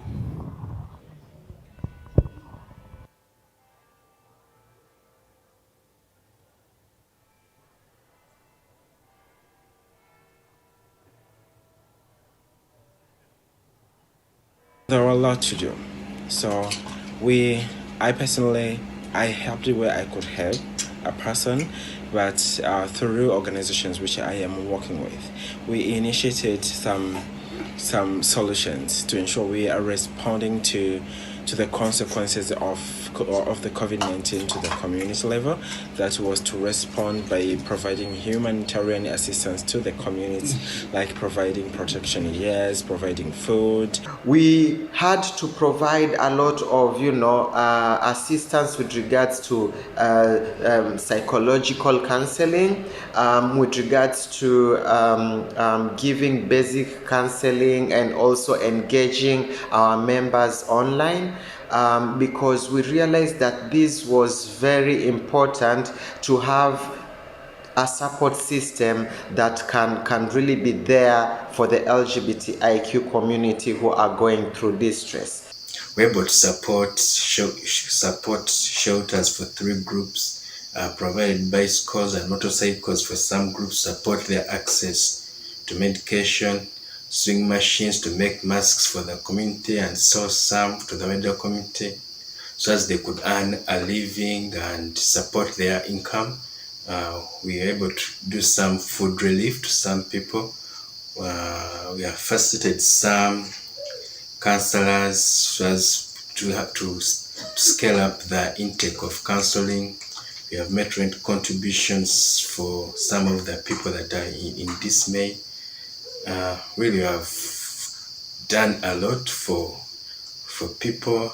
So as an organization, the first thing that we did was keep on checking on each other and to maintain the mental health of the staff members and community members, so that we could continue our work healthily in this whole mess.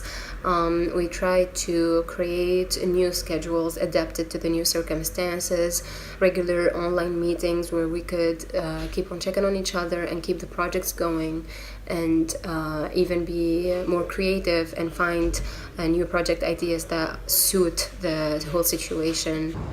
We actually managed to get some funds specific to COVID-19 and provide urgent help to people from the communities, like necessities like helping in paying rent, providing assistance to buy supplies, to buy food and cleaning products.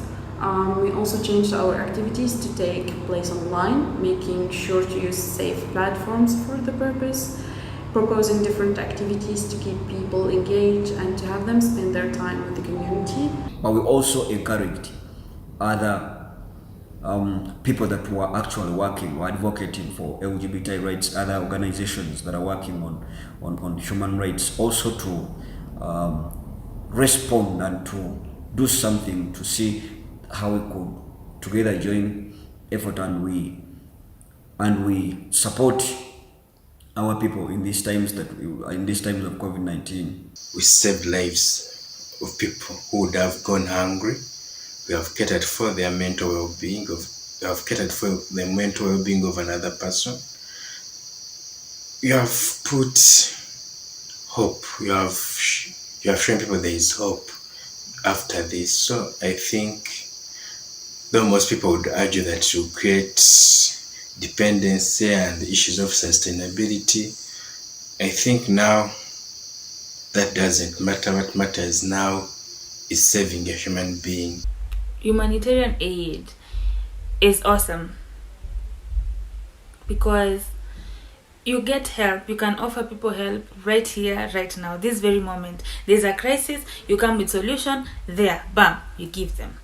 But then on the flip side, it develops a lot of dependency because I am out of work, or COVID-19, for example, affected a lot of people in different ways. So when you come with that sort of aid, you help people there and they fine, they feel happy, but then they also know that you are going to help them, so they don't go out there and find other solutions or like develop or build resilience to the problems, or like they don't build more resilience as they should have, or find better solutions to the current issues. Instead, they just sit back and develop dependency. I'm not saying that this is what happens 100% of the time, but then we risk it every time we do that. Because when we start giving food relief, for example, it's a happy thing. People are happy.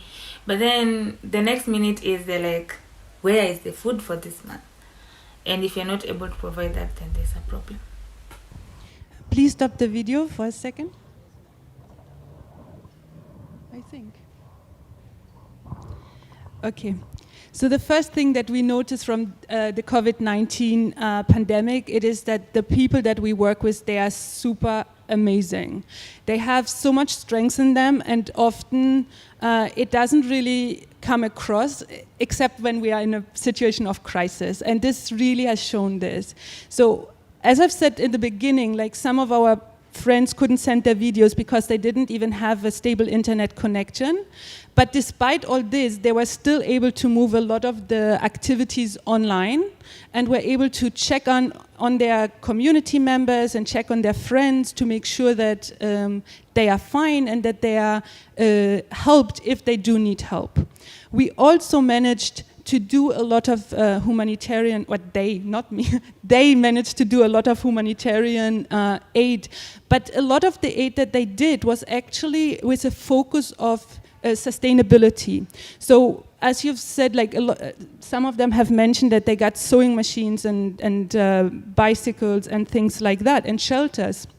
And all those things, we have started in Uganda a soap making business. We have we have given bicycles and motorcycles, and there's now a delivery service. We have started given sewing machines to basically all our partners who have started income generating activities in tailoring. So all these activities that they have done during COVID-19 were to help people right now, right here, but in the same time it also has a future aspect to it, which was quite impressive to see as well. In the same time, however, there is, right now we know that there's like this hunger for human interaction. People really, I mean, if we listen to what Sarah said in the beginning, shrinking space for LGBT people, that is something that is literally I was out there being there for other people because I'm a counselor. Can we just... So that sort of like gave me a lot of healing and a lot of joy in my heart because I was...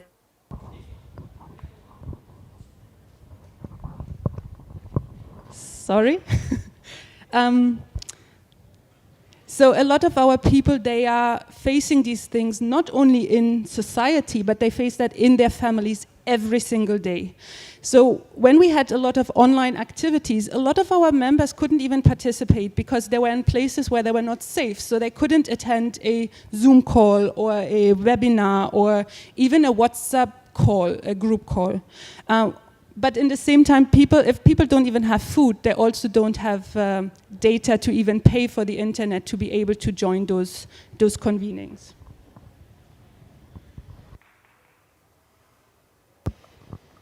Yeah, thank you, Nicole, for that. And one thing I want to add is that what one of the speakers was talking about the dependency on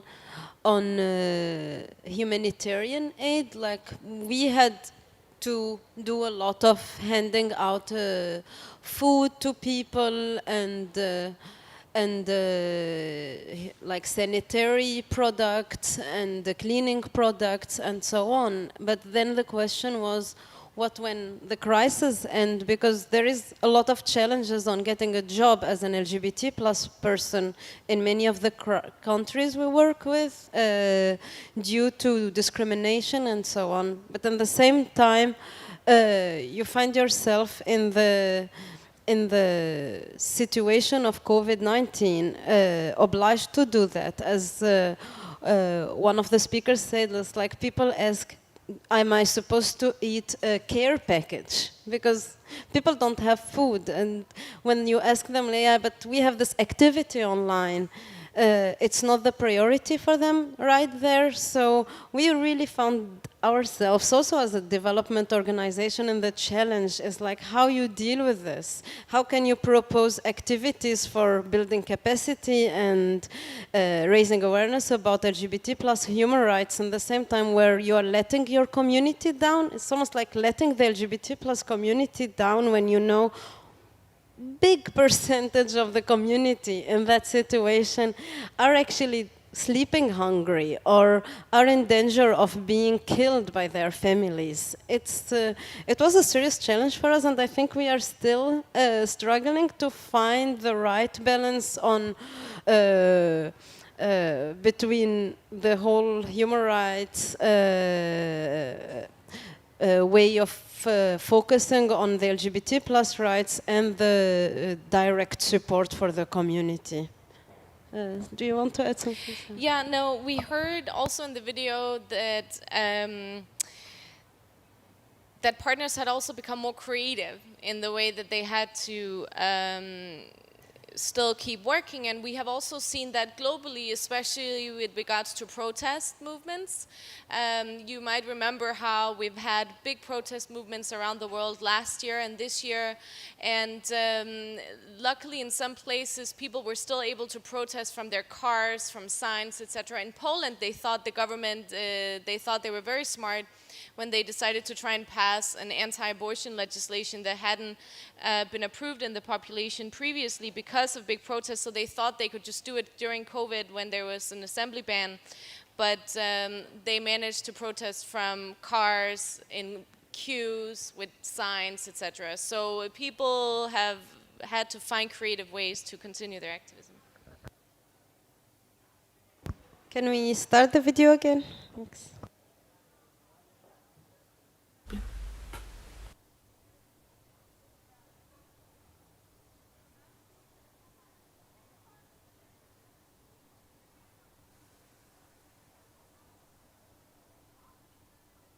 Well, if this pandemic showed us something, it is the importance of solidarity and working together facing different issues with different organizations in Tunisia.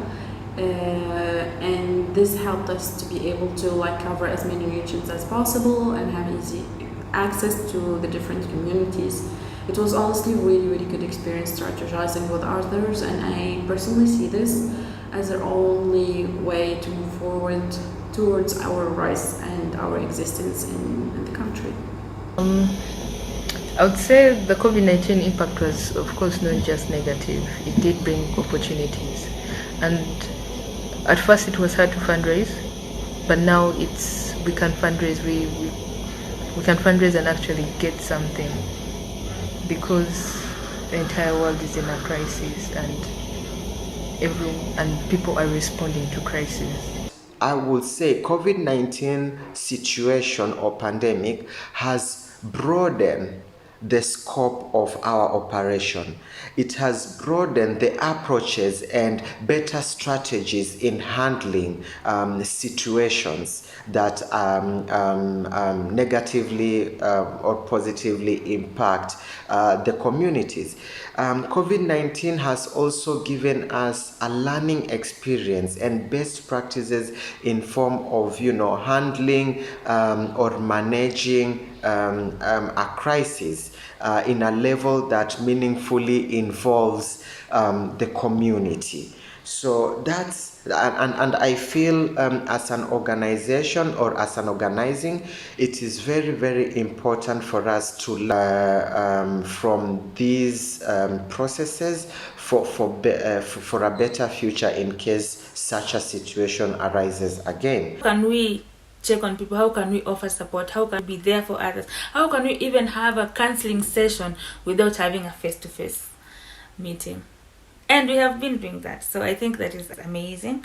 And for my organization, as I said, first of all, we had the chance to register. Second, we formed all these alliances and partnerships in East Africa with other organizations. Like, there's just been a lot of partnerships and synergy in East Africa, and I feel really happy about that, because we had all the time to strategize and think about what are the things we want to do together. How can we supplement each other's efforts? What can we learn from what other people are doing in different countries?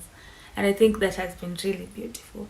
Maybe it has given us an experience of working in other environment that we couldn't, and we manage like working more through virtually system and not physically, like keeping ourselves in the house and become more economically budgetic, but also to learn more. Marginalized communities, the indigenous ethnic groups or tribes that are easily left out in the process of providing humanitarian aid. It is the purpose of now the human rights organization to voice out the concerns of the voiceless or the concerns of those who are left behind in this particular process. Just keep on. We've always known we are minorities. We've always known we have to take care of each other. We just need to keep doing that and keep doing it the right way, a way that is very much sustainable. The pandemic was very scary for the entire world. The LGBT movement in Uganda needs to contribute. I believe in people's abilities, and truth is, we underestimate people. We think they are very weak, but there's a lot of strength in us, like the LGBT movement or community. We have gone through so much stuff all through our lives. We've been outed, we have been discriminated against. Like, there's so much stuff that has happened to us that we are just so strong, and most of the time more strong than we think we are. So this is one more time where we need to bring our energy and our strength and join hands and be there for each other. And remember that there's always an advantage to working together rather than apart. So if we support each other, we learn from each other, we listen to each other, we be there for each other, I believe we are going to get through this.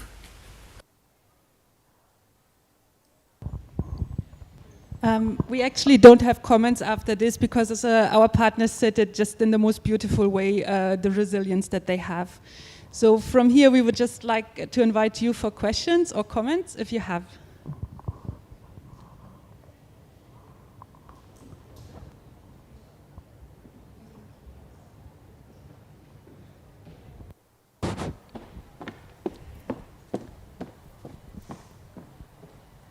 Thanks. Okay, to begin with, first of all, that last part was insanely inspiring and beautiful. And I mean, if you can communicate this from, to your different partners, it was seriously beautiful to listen to them, all of them. I have an issue with the way that we're using the money right now, and it's something that you mentioned before. And I guess it's a question about how are you guys and how can we, like the different organizations in countries like Denmark, how can we push to our providers, the foundations that are giving us money that was supposed to be for something else? How can we push for that money to go into what is actually needed right now? Because we're not in a place where we are, supposed to be organizing parties or social events. I mean, that's important too. We need mental health, but we need to pay rent and we need to feed people. And I mean, we are getting money. It's just that money is not supposed to go there, which I find extremely frustrating. So from your experience, how can we push into that direction? Thank you so much for that question. I think one of the ways that we have started working with this right now is to start income generating activities in the countries. So right now we have several projects that we have out there, and fingers crossed that we will get them, where we are starting to educate people in financial literacy and entrepreneurship, so that and also startup capital to start actually small-scale businesses, so that they can support themselves much rather than to be dependent on organizations or on projects or on humanitarian aid from one way or the other. And we actually think that literally, like Pinky was saying in the video, how everyone is so strong and has so much resilience in them. That's what we also believe, and we think that that's the absolute best way forward. I also want to add the part on the donors and so on. I think that showed us like new learning processes. I mean, we were seeking new donors that we are not normally working with, who are usually supporting humanitarian work. And also we have been creative with our partners on gathering LGBT plus community to donate for LGBT plus community directly, rather than relying on big institutions, but also trying to support them in writing their own applications to the support classic emergency kind of funding. And maybe finally there is some advocacy and lobbying work that is also done in coalitions, and I think that's maybe Sarah, you want to say something on that, because there is some work done on that perspective. Thank you. Yeah, no, I think it's such a great question, because this was really what was needed around the world. We couldn't just send the usual money for activities. It was something completely different that was needed. So what we did in Global Focus together with our members was to look at what are actually the issues that partners face around the world, and then we started speaking with the politicians, especially those working on development cooperation. And we had also been in dialogue with the government directly, with the ministry, but what turned out to be most useful was the dialogue with the politicians, because they then came with a COVID-19 help package for development and humanitarian aid that allowed us to respond to some of these COVID-19 related issues. So that was a great learning experience for us, and of course also a really important win for the sector, but especially for the partners that are the ones the money will go to. We are still open for questions if there is somebody who has any question.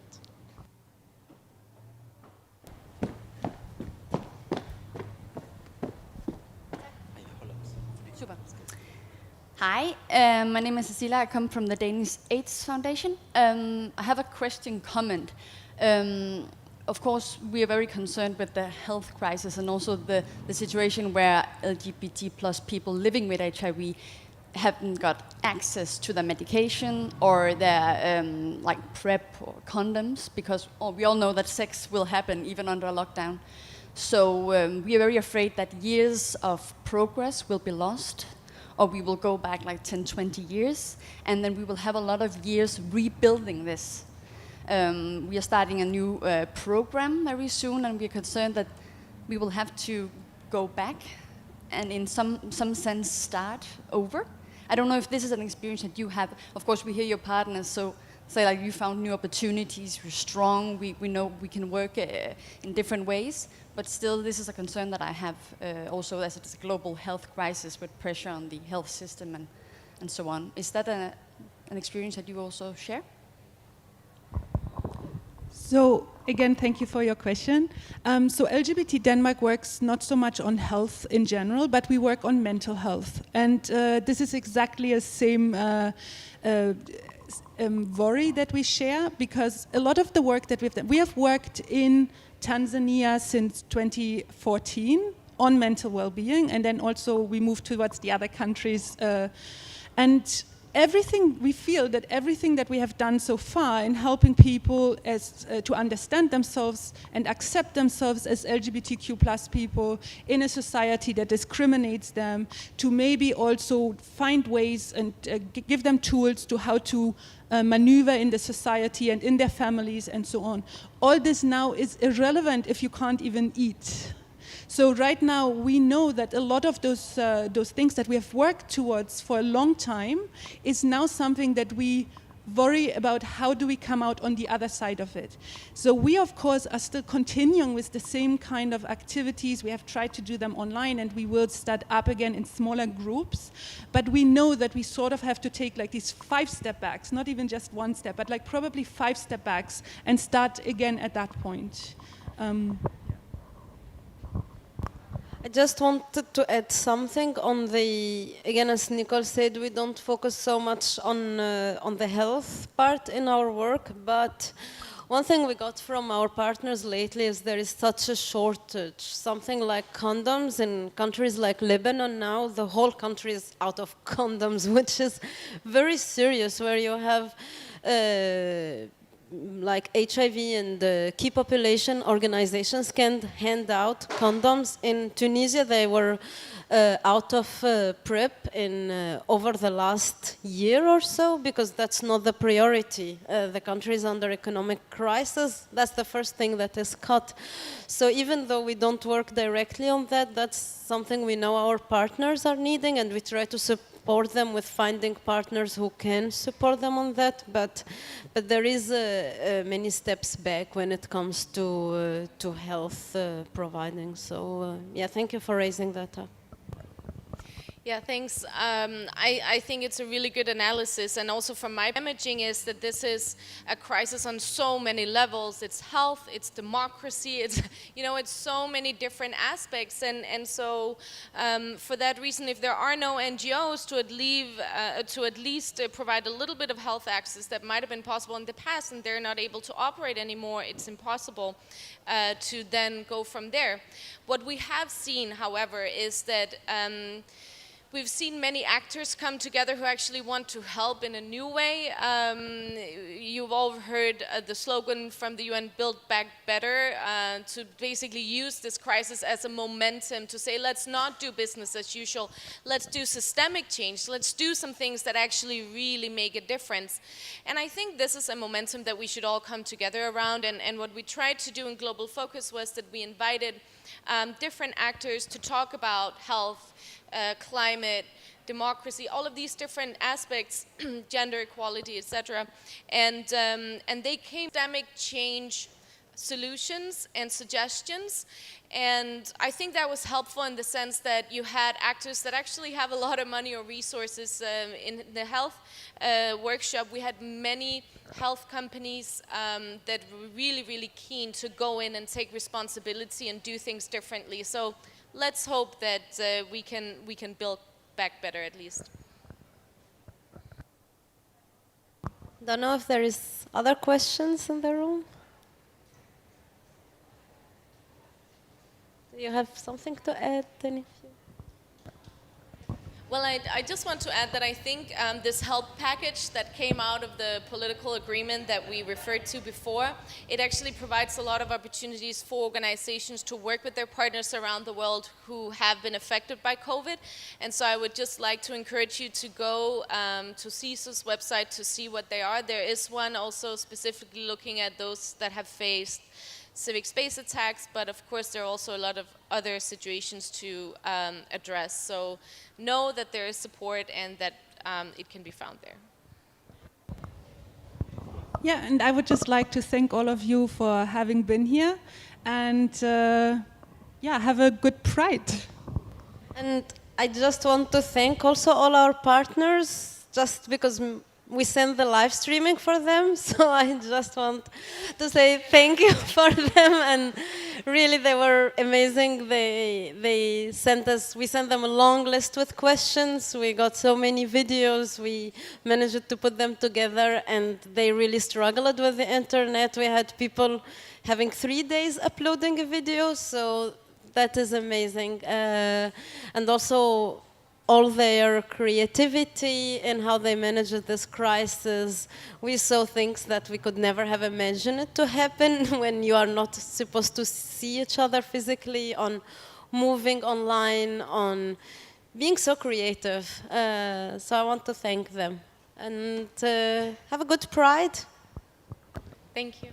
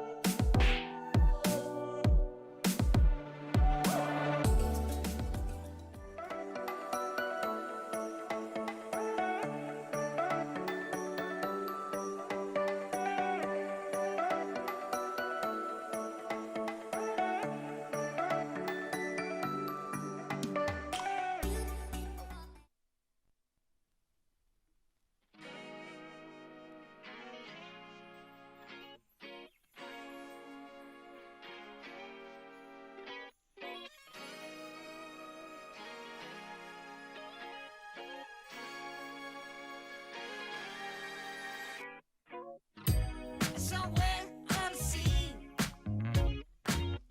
it got a little longer, so it seems. I burned out, so to speak. Now come a little closer. I feel a little light in the light track. I felt a bit of bad, but I came back. There's still a little light in the light track. Still a bit of good, so good. And I know just what to say. And I know just what to do. And I'm so sick of pain. But it's all too quick with you. Losing this game, I can't afford to be losing this game. And I know it's the safest bet. The rules in my mind can't find the words, no, I can't seem to find. But I'm really trying again. Reason, rhyme, and take a time and choose. Whether we green or yellow, whether we deep or shallow. Please me now, 'cause we're about to lose. Whether we bite or hello, whether we stay or jello. Sometimes, funny me. You pour a little bit of gasoline. I burned out, so to speak. Now come a little closer. Here's some disclosure.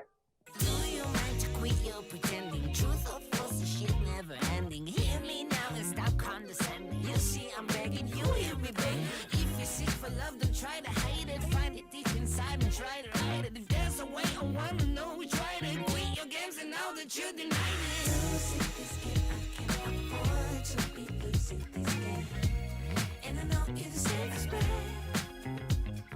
The rules in my mind can't find the words, no, I can't seem to find. But I'm really trying again.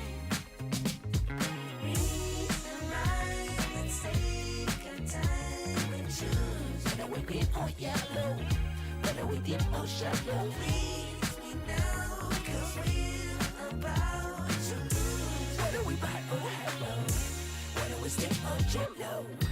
I got room and make amends, but can't go through the same regrets. It could feel so good on mine. Not about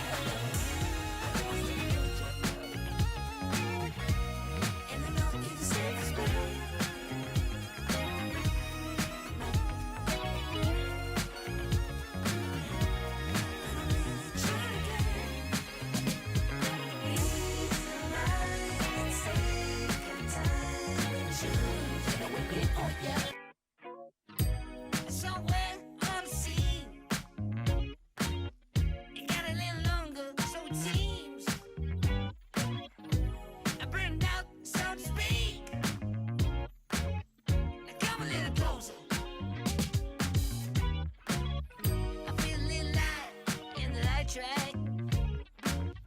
I felt a bit of bad, but I came back. There's still a little light in the light crack. There's still a bit of good, so good. And I know just what to say. And I know just what to do. And I'm so sick of pain. But it's all too quick with you. Losing this game, I can't afford to be losing this game. And I know it's the safest bet. Losing my mind, can't find the words, no, I can't seem to find. But I'm really trying to get reason, rhyme, and take our time and choose. Whether we green or yellow, whether we deep or shallow. Please me now, 'cause we're about to lose. Whether we buy or hello, whether we stay or jello. Sometimes, funny me, you want a little bit of gasoline. I burned out, so to speak. Come a little closer. Here's some disclosure. Do you mind to quit your pretending? Truth or false, this shit never ending. Hear me now and stop condescending. You see, I'm begging, you hear me begging. If you're sick for love, don't try to hide it. Find it deep inside and try to hide it. If there's a way, I wanna know we tried it. Quit your games and now that you denied it. Losing this game, I can't afford to be losing this game. And I know it's the safest bet.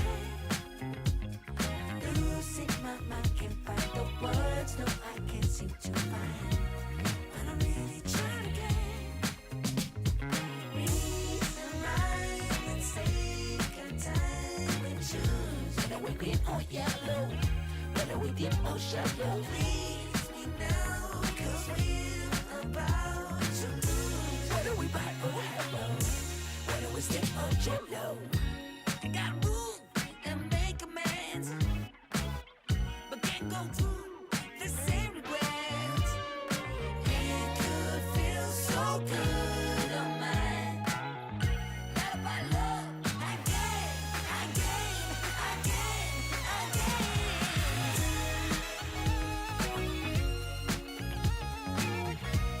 And I know it's the safest bet.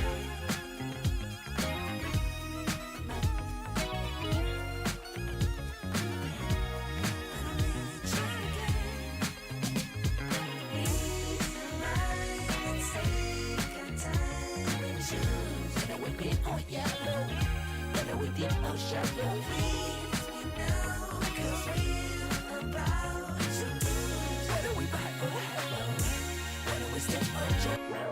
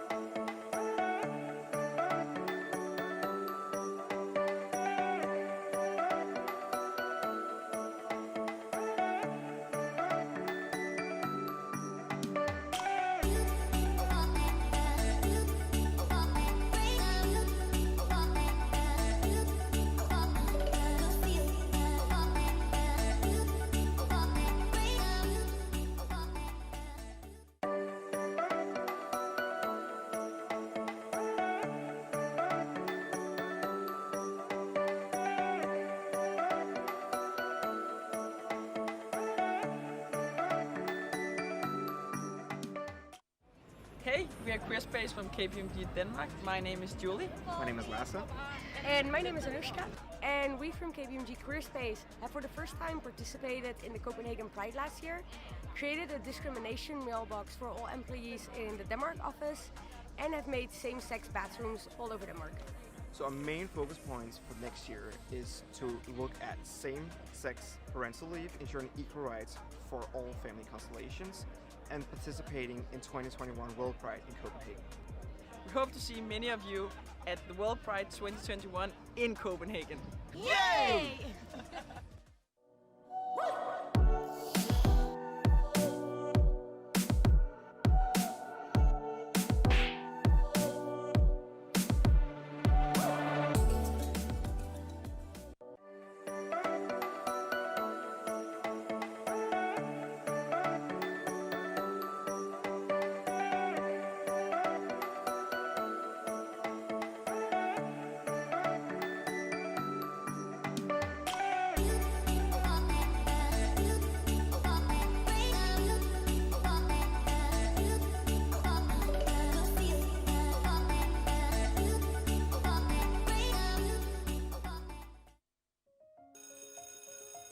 I dag skal vi tegne forskellige jobs.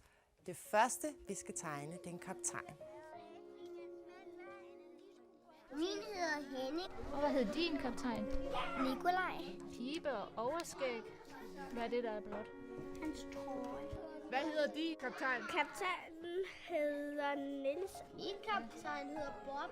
Han hedder kaptajn Terning. Og det næste job, I skal tegne, det er en maskinmester. Hvad har en maskinmester på at tøj? Sort og skidt tøj. Og han skal have grønne øjne. Så er han en værktøjskasse med alt sit værktøj. Jeg har tegnet 2 mænd, altså drenge. Jeg skal lige finde på et navn til ham. Okay. Jeg har tegnet motoren og maskinmesteren, der hedder Elliot, og han er lige ved at fikse en maskine. Hvem af jer kunne godt tænke jer at møde en rigtig kaptajn og en rigtig maskinmester?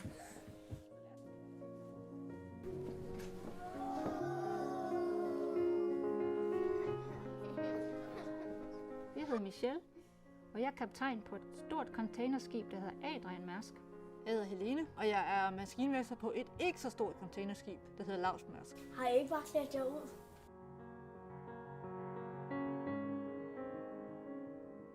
Fyrer den af. Ledperson. Det er propelleren. I virkeligheden så drejer den jo rundt.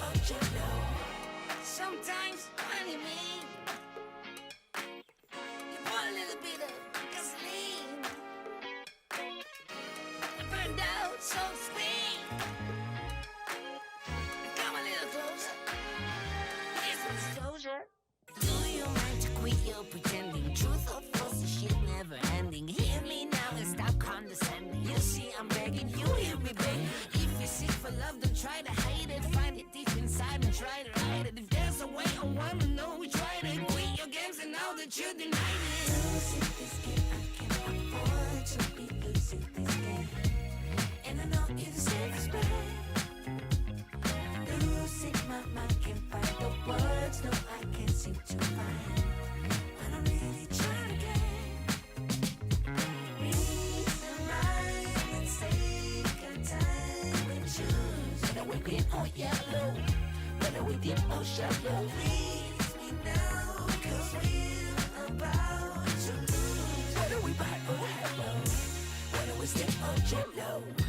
I got room and make amends, but can't go through the same regrets. It could feel so good on mine.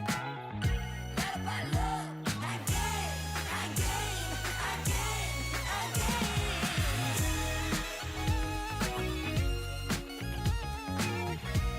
And I know you're the safest way.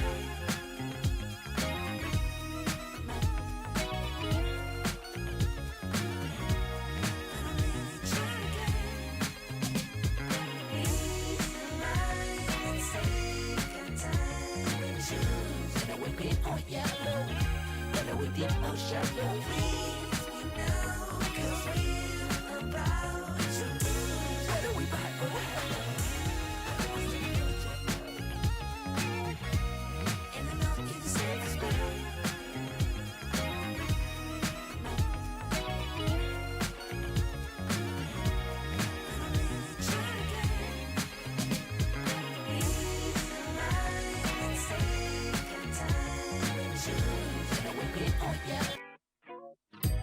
Somewhere on the sea, it got a little longer, so it seems. I burned out, so to speak. Now come a little closer. I feel a little light in the light track. I felt a bit of bad, but I came back. There's still a little light in the light track. There's still a bit of good, so good. And I know just what to say. And I know just what to do. And I'm so sick of pain. But it's all too quick with you. Losing this game, I can't afford to be losing this game. And I know you're the safest bet. Losing my mind, can't find the words. No, I can't seem to find. But I'm really trying to get reason right. Let's take our time and choose whether we green or yellow, whether we deep or shallow. Please me now, 'cause we're about to lose. Whether we buy or hello, whether we step or jello. Sometimes when you mean, you put a little bit of gasoline. I burned out, so to speak. Come a little closer. Here's some disclosure. Do you mind to quit your pretending? Truth or false, the shit never ending. Hear me now and stop condescending. You see, I'm begging, you hear me begging. If you're sick for love, then try to hide it. Find it deep inside and try to hide it. If there's a way, I wanna know we tried it. Quit your games and now that you denied it. Losing this game, I can't afford to be losing this game. And I know you're the safest bet. Losing my mind, can't find the words. No, I can't seem to find. But I'm really trying to get reason right. Let's take our time and choose whether we're green or yellow, whether we deep or shallow. Please me now, 'cause we're about to lose. Whether we buy or hello, whether we step or jello. I got room and make amends, but can't go through the same regrets. It could feel so good on mine. Love by love, again, again, again, again.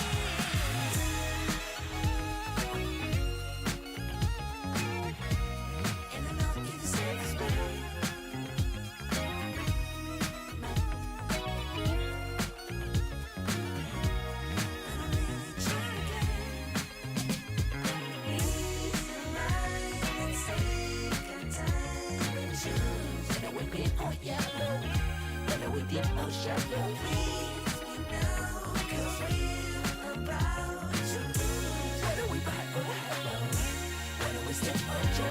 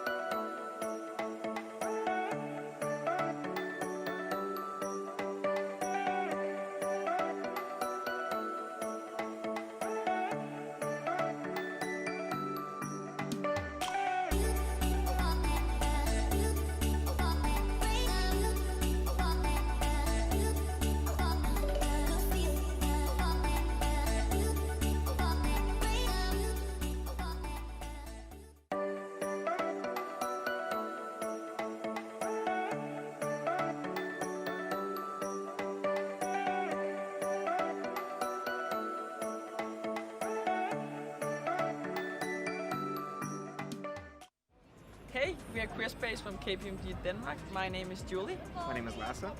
And my name is Anushka. And we from KPMG Career Space have for the first time participated in the Copenhagen Pride last year, created a discrimination mailbox for all employees in the Denmark office, and have made same-sex bathrooms all over Denmark. So our main focus points for next year is to look at same-sex parental leave, ensuring equal rights for all family constellations, and participating in 2021 World Pride in Copenhagen. We hope to see many of you at the World Pride 2021 in Copenhagen. Yay!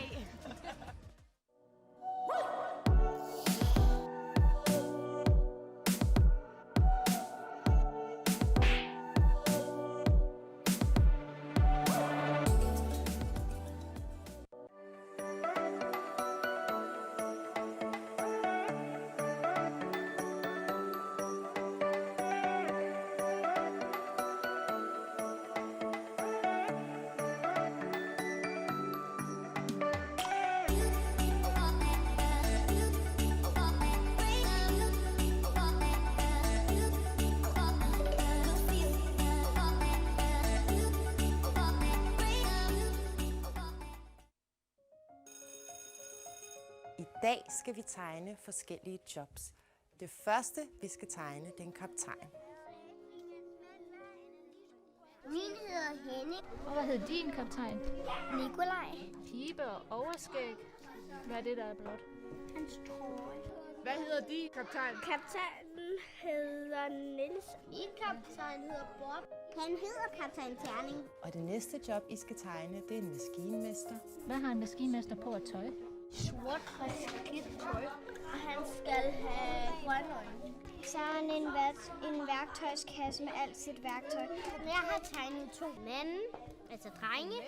Jeg skal lige finde på et navn til ham. Okay. Jeg har tegnet motoren og maskinmesteren, der hedder Elliot, og han er lige ved at fikse en maskine. Hvem af jer kunne godt tænke jer at møde en rigtig kaptajn og en rigtig maskinmester?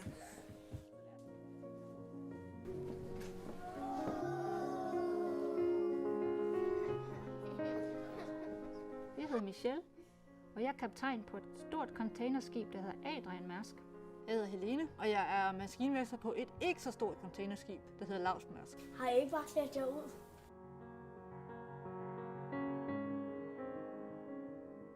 Fire den af. Ædeperson. Propelleren. I virkeligheden så drejer den jo rundt.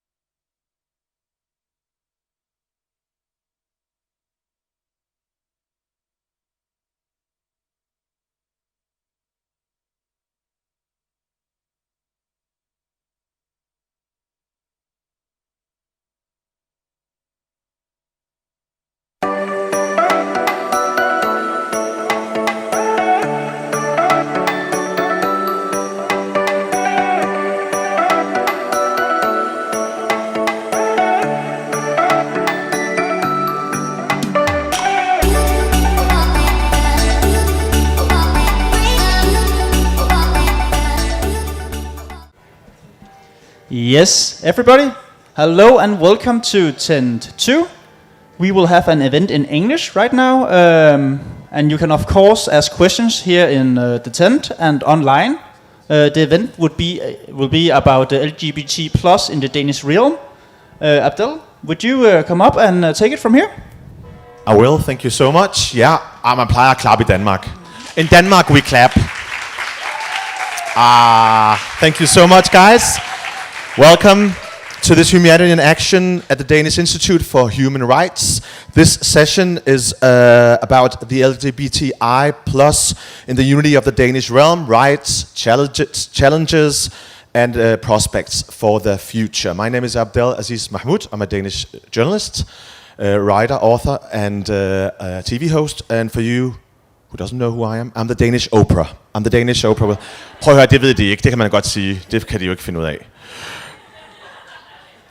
Okay, Humanity in Action and the Institute for Human Rights have chosen this focus because there is still a great need to bring about these difficulties in the realm concerning the rights of the LGBTI people across Denmark, Greenland and the Faroe Islands. Personally, I'm so pleased to be like a Muslim gay here and saying there, you guys have a problem, you should fix amongst yourselves, because I'm used to people pointing fingers at us, so this is very, very delightful for me. LGBTI people still face discrimination and hate crimes in this country, in the streets, on social media, and in society in general. And this group of people still experience difficulties about being able to open up about their sexuality in their workplace, in their families.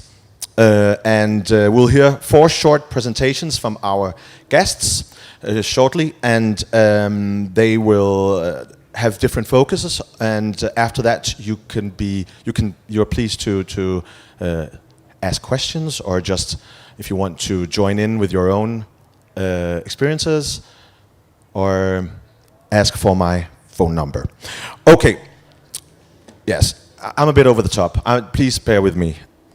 So without further ado, please welcome Michaela Freisleben, and Michaela is here and standing in for Morten Wüldige, who can be with us today. He's head of gender equality and equal treatment. So we instead today have the National Director of Humanity in Action Denmark, and she will read his presentation, right? So without further ado, please give her a hand, Michaela.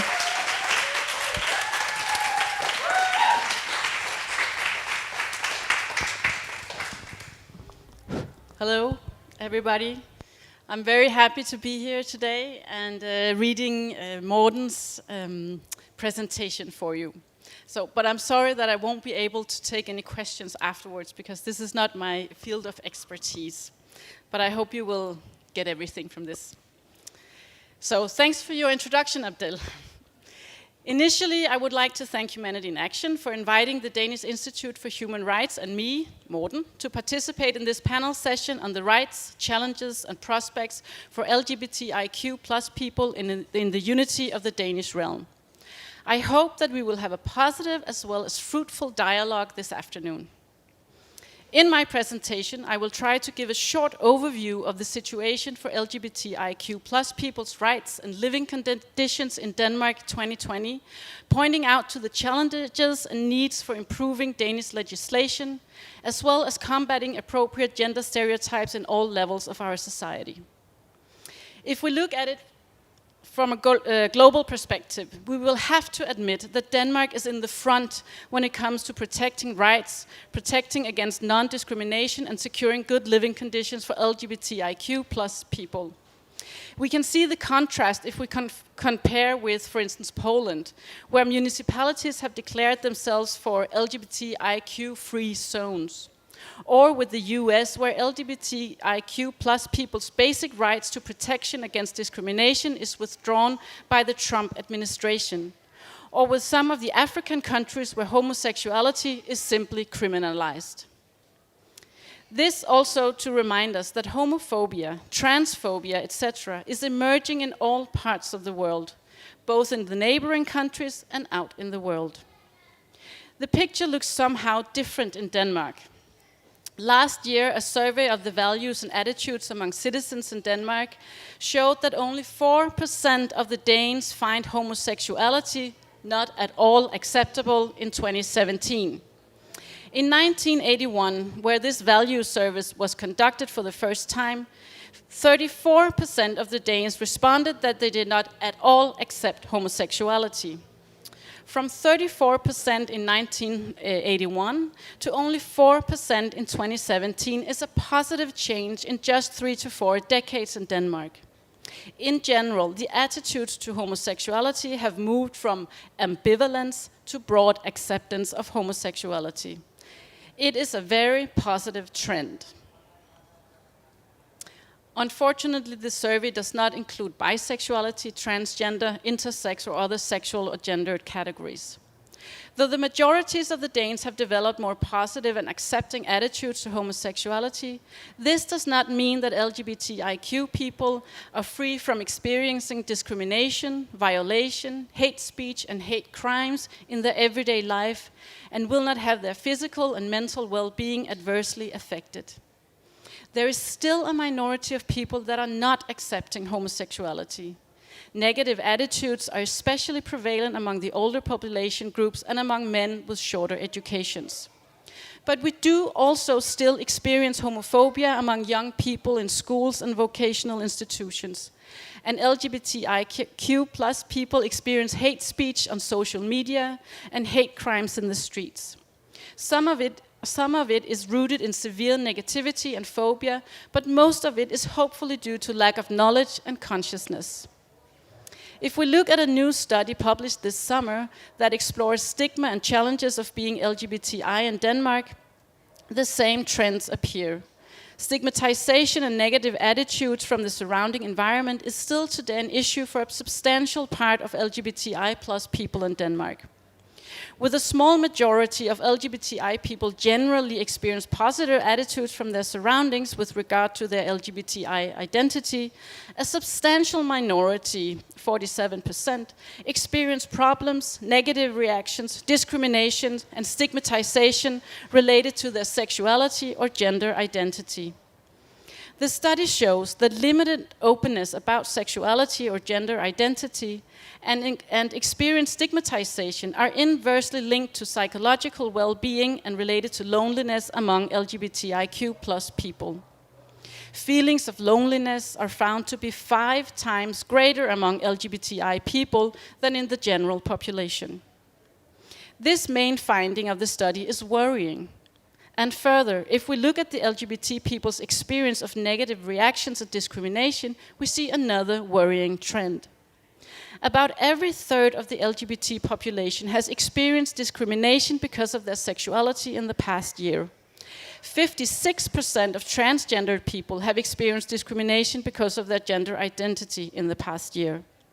The typical place or platform of LGBT people's experience discrimination is social media.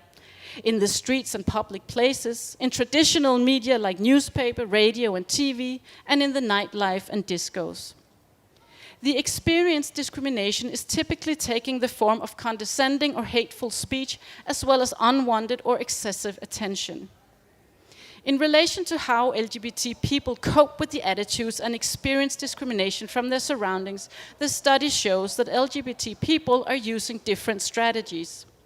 About every third LGBT person has avoided staying or moving in certain places in public space because of their LGBT identity in the past year. This coping strategy is especially used among transgendered people. A substantial part of LGBT people does also adapt their actions and or appearance in public spaces to avoid stigmatization or unpleasant forms of attention. Whereas male homosexuals feel violence and verbal threats, transgendered people mention the fear of being seen by people that does not know of their identity.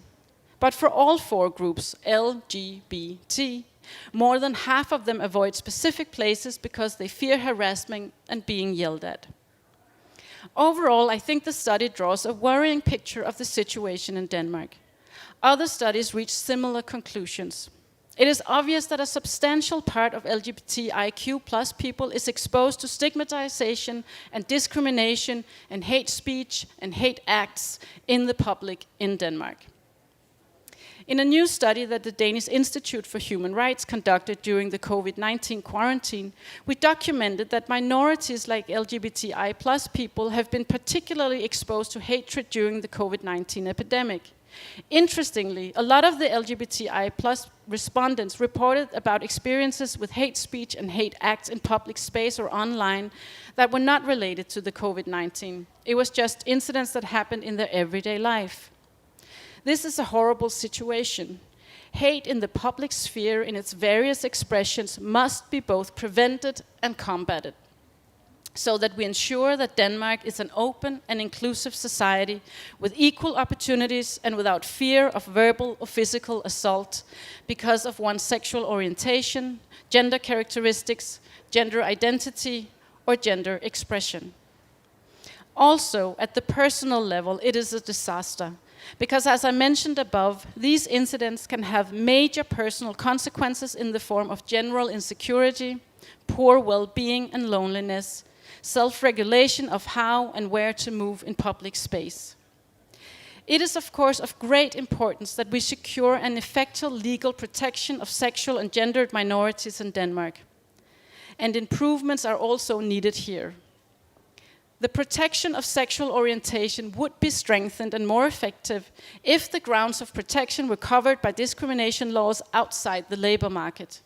On this background, the Danish Institute for Human Rights recommends that sexual orientation is added as explicit grounds for protection in Danish discrimination legislation outside the labor market, with access to take case to the Equal Treatment Board.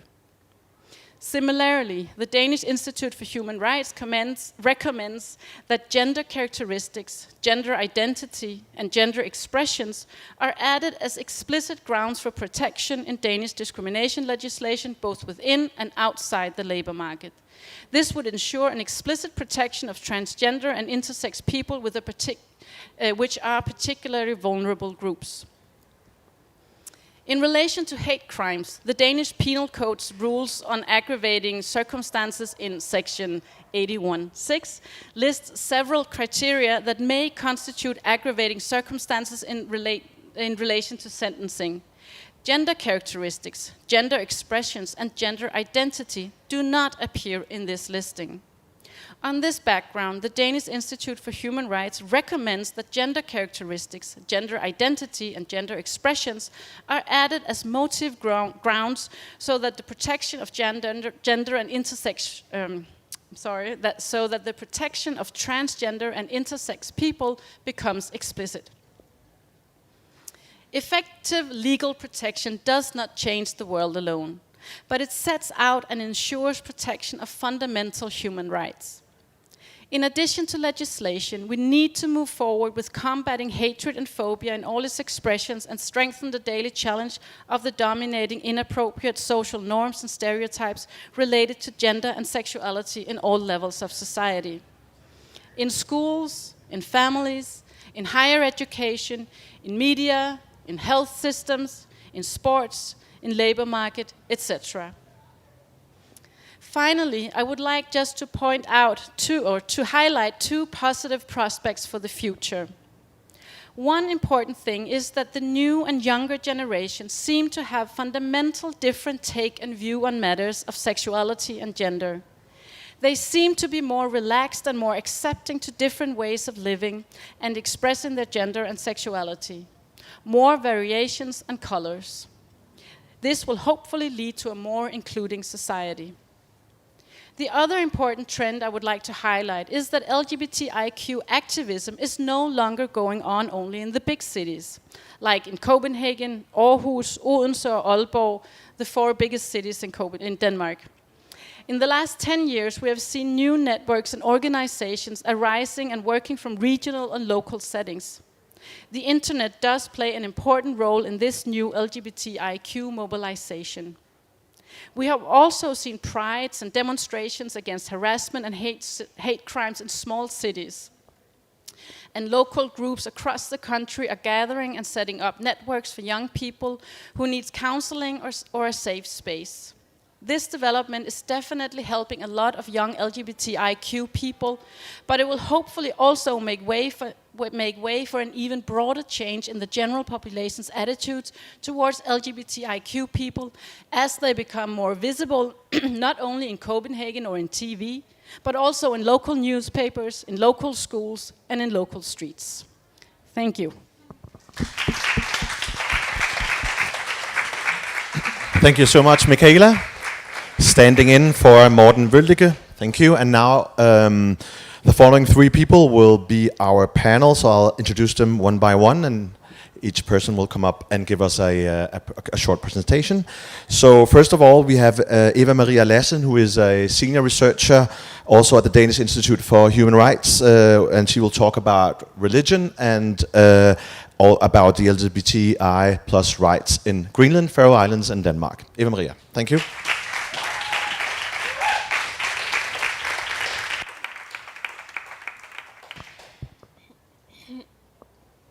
Thank you very much. Before I start, I would like to tell you that I have a little stammer, so sometimes it takes a little time to conclude a sentence. So now we have heard about Denmark and the situation there. And does that actually matter to the Faroe Islands and Greenland, how it is in Denmark? That's an interesting question since we are united in the realm of Denmark. And because I'm a specialist in religion and human rights, I, of course, am especially interested in, okay, how does it actually look? Is there any interaction between Denmark, the Faroe Island, and Greenland in this area? And I am excited to tell you that there is indeed a very big interaction in this area. And I would like to illustrate this by means of the same-sex marriage legislation from 2012 in Denmark.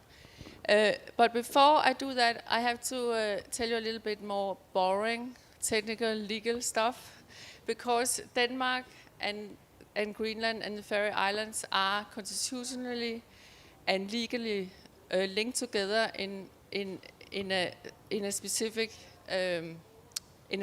way. So Greenland has self-rule and the Faroe Islands have home rule. And in both instances, it means that there are a lot of areas that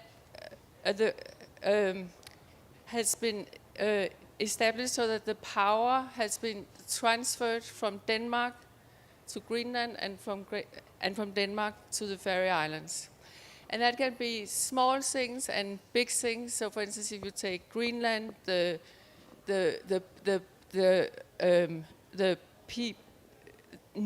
People's Church has been transferred. I mean, the People's Church in Greenland has been transferred from Denmark to Greenland, so it's entirely Greenland's own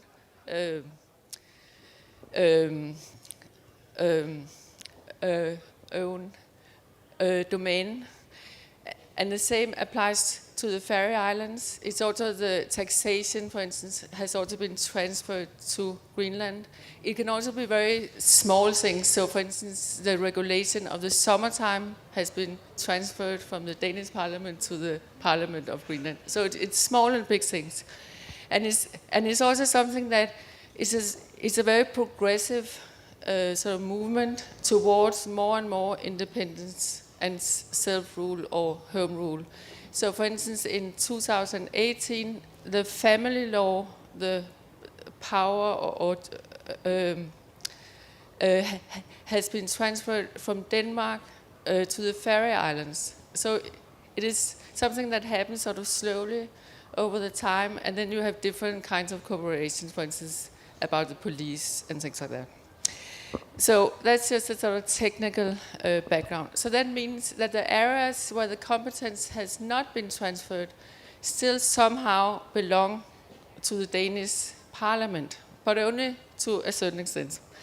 So now I can tell you about the same-sex marriage. And that was a law that was established in 2012 in Denmark. And according to the law, it is a change in the marriage and divorce law. And then the paragraph 1 says a marriage is a union between two people of the same gender or two people of different gender. So therefore, it has been established that it is completely the same rights and it is the same thing, sort of legally speaking. And that has replaced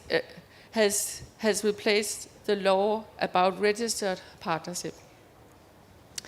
So, and then it's interesting because then it says this law is applying to Denmark. It does not apply to the Faroe Islands and Greenland in the first section of the paragraph. And then the second part of the paragraph says, but the law can, by royal assent, also be applicable to Greenland or the Faroe Islands according to the situation in each country. So that's very important. Then at the same time, there was another law that was established the same day, and that concerns the Danish People's Church. Because according to this first law, then you can be married both in the church and in the city council. So then of course, because as you probably all know, Christianity has had quite an uneasy relationship to homosexuality.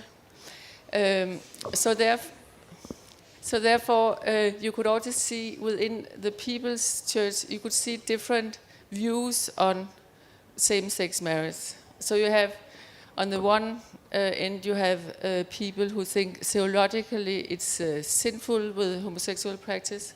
You also have a big group who is saying it doesn't have anything to do with sin necessarily, but it is not a marriage if two people of the same gender have a union, because a marriage is something that is created, sort of institutionalized by God, who created humankind in His image as man and woman. So therefore, you cannot actually say that it is a marriage. And then you have a third group over here who says theological, there's no problem with having a same-sex marriage. So we just have to have another ritual which says spouses instead of man and woman.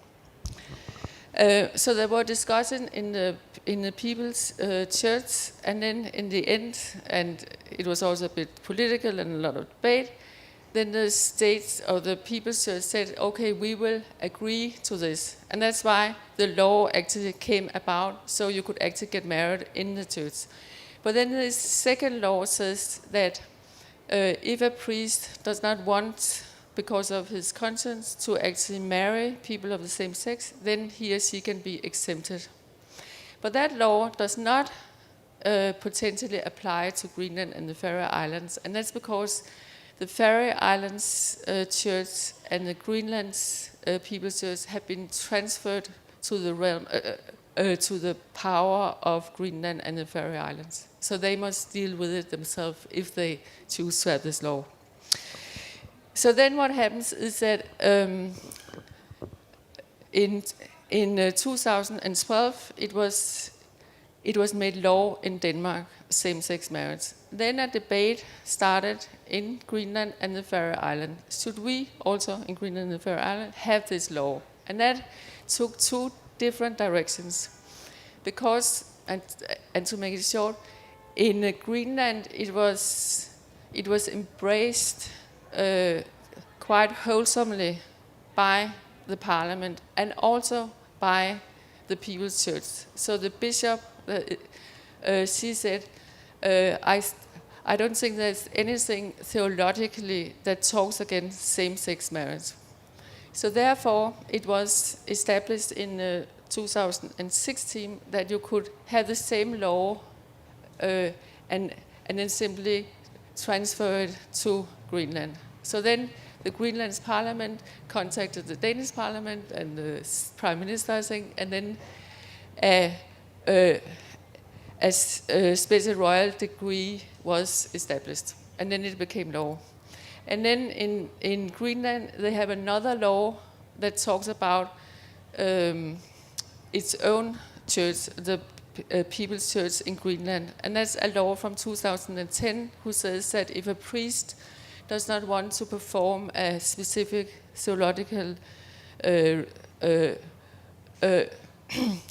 ceremony or ritual, then he or she should tell the dean and the bishop, and then they will find a sort of way so that the priest does not have to do it. So they already had that law, you could say. Then in the Faroe Island, it was the same thing, that they also debated this Danish law, but they were much more critical towards it. So first, it was, I think in 2013, it was in the parliament in the Faroe Islands, and it was actually turned down. And there you could see that the Christian voices, they were very strong in the political debate also. So there was very much sort of anti-gay marriages that had a sort of Christian undertone. But then in 2016, it was again presented to Parliament, and there was again a lot of debate. And then they actually decided that they would change the Danish law into a specific Faroe Islands law, and that created a special situation where you could have a civil same-sex marriage, but you couldn't have it in the church. And that's how it is in the Faroe Island. And then the Faroe Islands Parliament sent a letter to the Danish Parliament and said, we would like to have half of your law. And then so then they also got that. So that's the situation of same-sex marriage, and I think it's a very interesting, I think, illustration of that. There's a lot of flow between the three different components that constitute the realm of Denmark, for better, and some people could say for worse. But thank you. Thank you so much. Eva Maria Lassen, thank you. And now I would like to present from the LGBT Færøer, Oda Ellingsgaard. Oda. And she will present the no equality without the majority. So, let's give her a hand.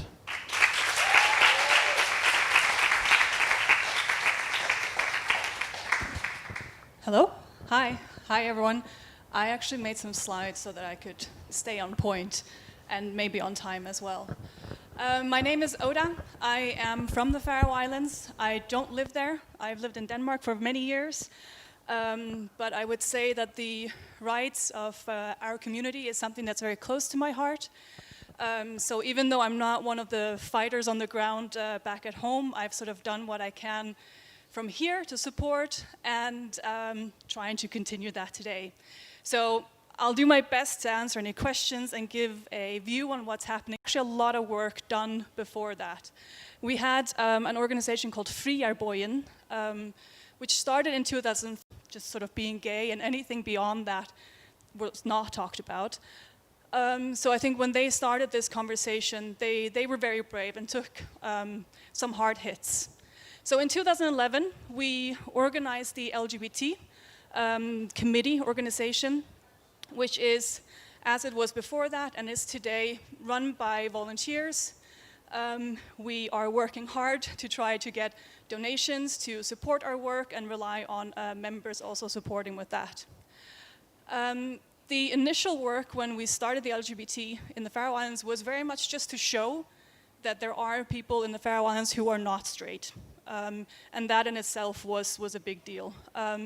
So they came up with this slogan just sort of saying, we're here, we've always been here, and we will always be here. And that was actually just to show that there are people who live different lives. In 2012, the first, you could sort of say, official Pride took place. We had had parades before, but not necessarily under the LGBT organization. But this one was the one that was sort of the first big one, and it was quite surprising. We had 5,000 people showed up, Before we'd had sort of 200-300, and that was what we were expecting as well. So that was one of those days where we realized, okay, people might actually be on our side and we could make something happen here. So sort of fueling the positivity from that, and as Eva Maria mentioned, in 2014, the first proposal for the marriage equality was proposed and very quickly rejected. That actually, I think, within the community that we had and the power that we were sort of seeing that we were starting to get, made us say, okay, no, we're actually going to try to make this happen. We then got politicians who really actively started to support our cause. And then I think through years of lobbying, and then the more the topic was coming into the public space, the more visible some of the things that were against us were coming. And obviously with that backlash, I think people started more and more coming out in support of us. So it was quite tough for a long time. It was tough for people within our community. The arguments against us were very harsh. So it took a lot of resilience to keep that work going. And as I said, it's an organization that's run by volunteers. So there were a lot of times where people were sort of looking and saying, I cannot do this anymore. But we in 2017 succeeded and were able to get the law changed and sent the letter to Denmark, obviously with some things written in, so it's not fully in.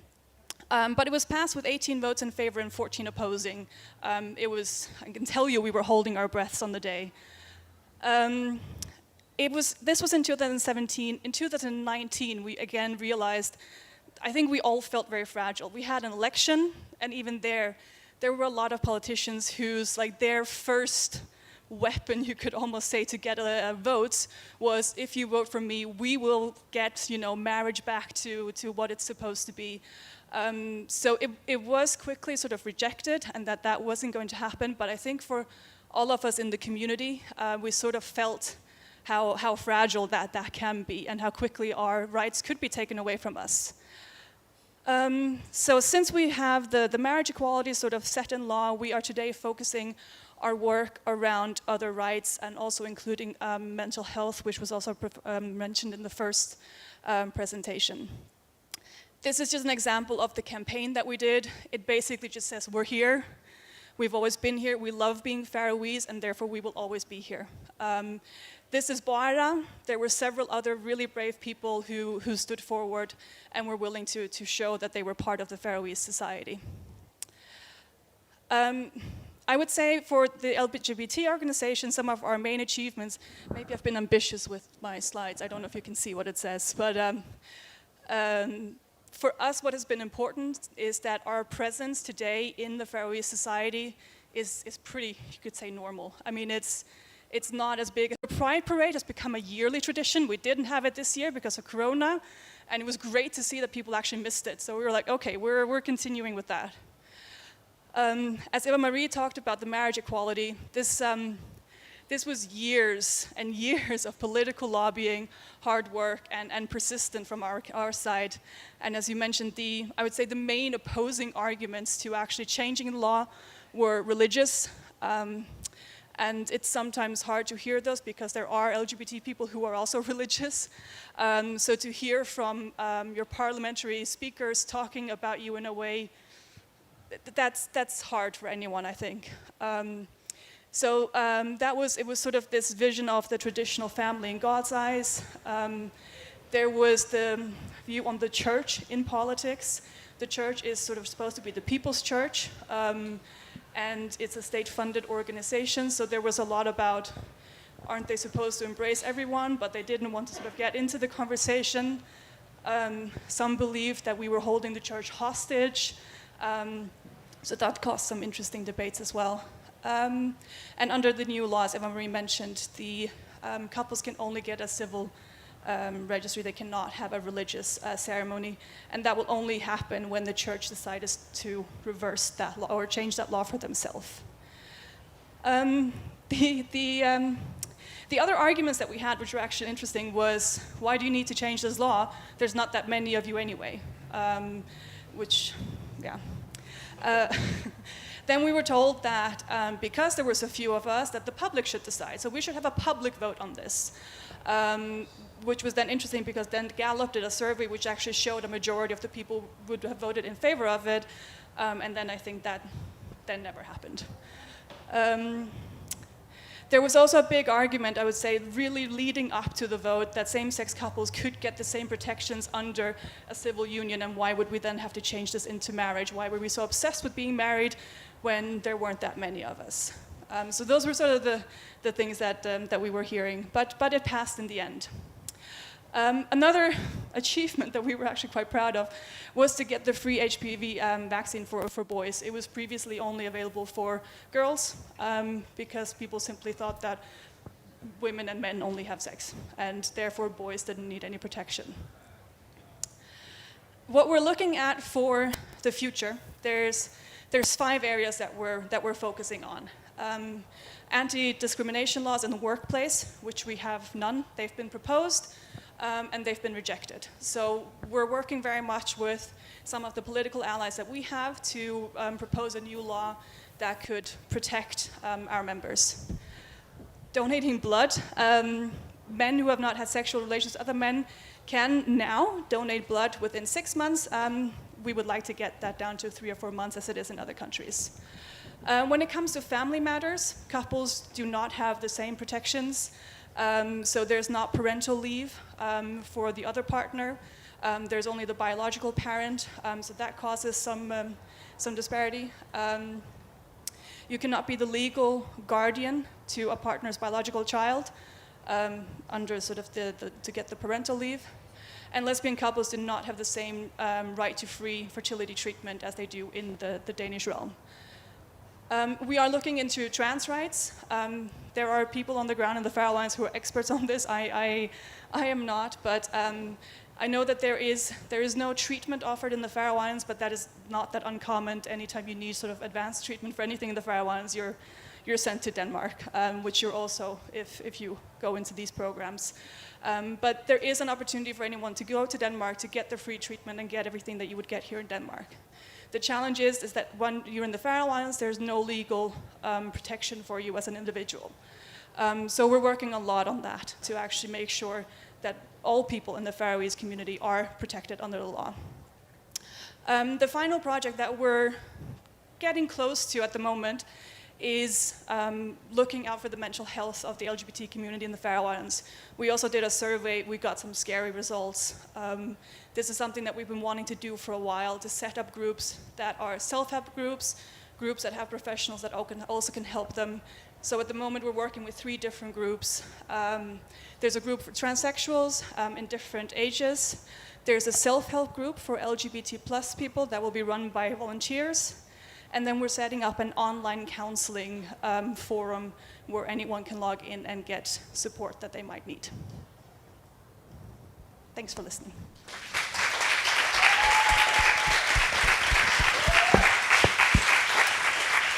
Oda Ellingsgaard, thank you so much. Please stay with us. Just stay up here.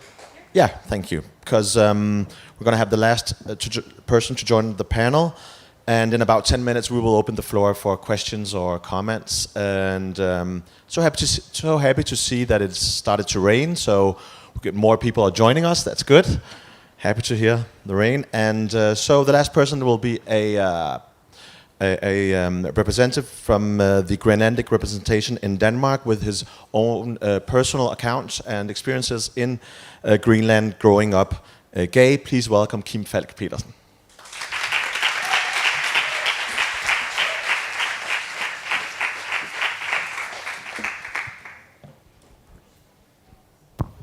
Yeah, it's working. Oh yes, great. Yeah, hello.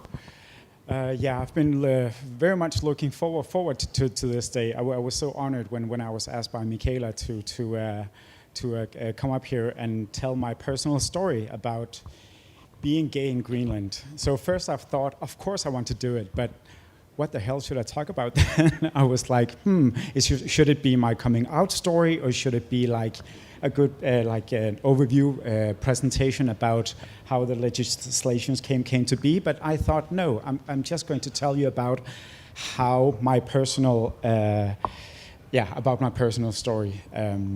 So, my name is Kim. I was born and raised in a very, very small town in the northern part of Greenland.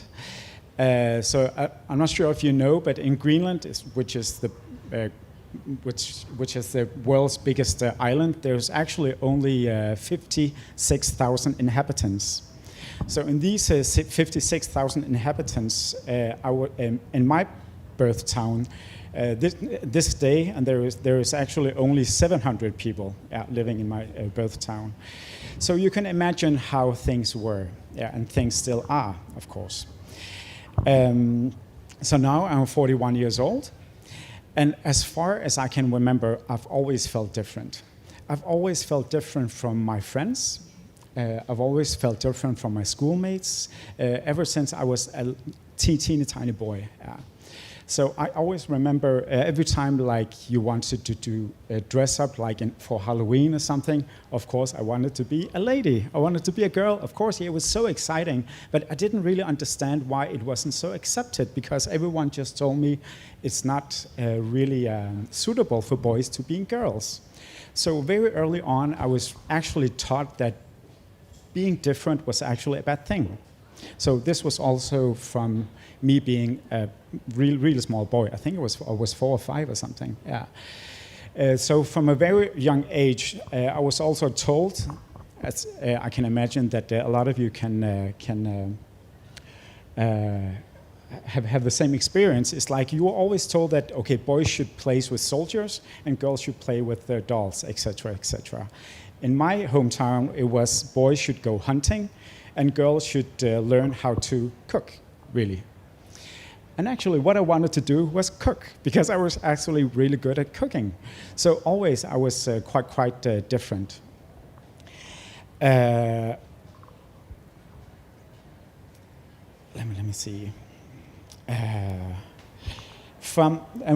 My family moved from my birth town to the Greenland capital in Nuuk. So when you hear this, that it's the capital in Greenland, so of course you think about, okay, it must be a really, really big city. It really isn't, because at that point it was only about 15,000 people living in Nuuk. So it was actually still a pretty much different thing, because you were still, and you were still actually told that you were different, and being different wasn't a good thing. So I think I was around 13 or 14, and my puberty really kicked in. And so I really realized, okay, I'm not just different, I'm actually gay. But it wasn't actually that easy to come to that term, because I always knew that being different is very wrong. Being different is actually not good. So I actually kept it in until I think it was in the summertime when I was 17 years old. I came out to my very best friend, and the first thing she said was, of course, I've known that from the first day I saw you. I mean, you played with dolls and you were good at cooking, and and they of course knew me. So of course, it wasn't a big deal at all. So it was actually a pretty big eye opener, because I really thought, okay, here we have a person who actually is accepting you. So I was actually thinking about, okay, maybe I should come out to all my friends and my family, which I did. But it was actually quite different, because this was 24 years ago or something, and so like LGBTQ plus issues wasn't really a thing in Greenland, like at all. Like it was still being different, wasn't really accepted in society. But this was fortunately during the times where the internet came. So through the internet, I actually found an amazing forum. I actually found a lot of actually closeted Greenlandic people living all around Greenland, actually, which I began to write with, actually. So I think after the internet came, I think it was around 20 years old or something. It became more and more accepted. It was quite amazing, because I think it was 10 or 20 years ago. a lot of things changed.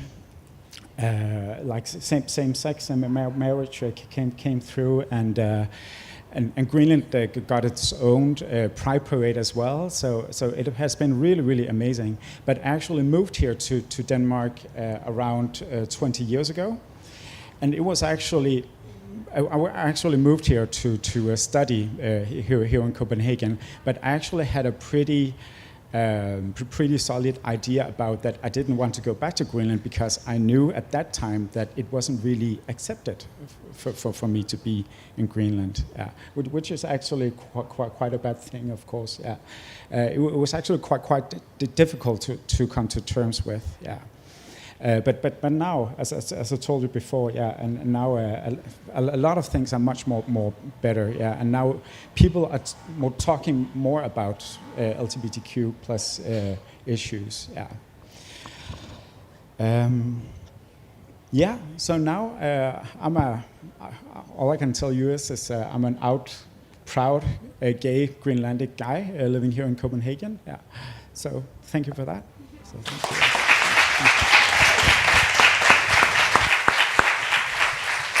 Thank you so much, Kim. So I'd like to know, you were told to play with soldiers as a boy. Do you play with soldiers now as a grown up? In a different way, yeah, I know. I know you, Kim. He's my friend. I can say that. So now we are going to open the questions or comments from the floor or online. So if you're watching online, this is being streamed, and you're more than welcome to give us your comments and your questions. Kim, so we talked with, just raise your hands if you're in this room, so we will find you with a mic. So Kim, we just talked with Oda telling us about the first Pride in the Faroe Islands and being surprised of the impact and the people supporting. So what do you think about like a Pride in Nuuk? Will that be the future for Nuuk, or how do you see that happening in Greenland? I think one of the proudest moments I had with my family was actually my parents and my sister participating in Pride Parade in Nuuk. Actually, it was this decade. I'm not sure if it was 2013 or 14. But it was the first Pride in Greenland. And how did people react? Amazingly. I think what I personally really expected was a couple of hundred of participants, but we talk about thousands. I think there were around 5,000 or something participants. I mean, in a town of 17,000 people. So it was actually 30% of the whole town actually participating in Pride, and that actually made me feel so good and accepted also. It almost felt sad that I didn't get to experience it when I was younger. So.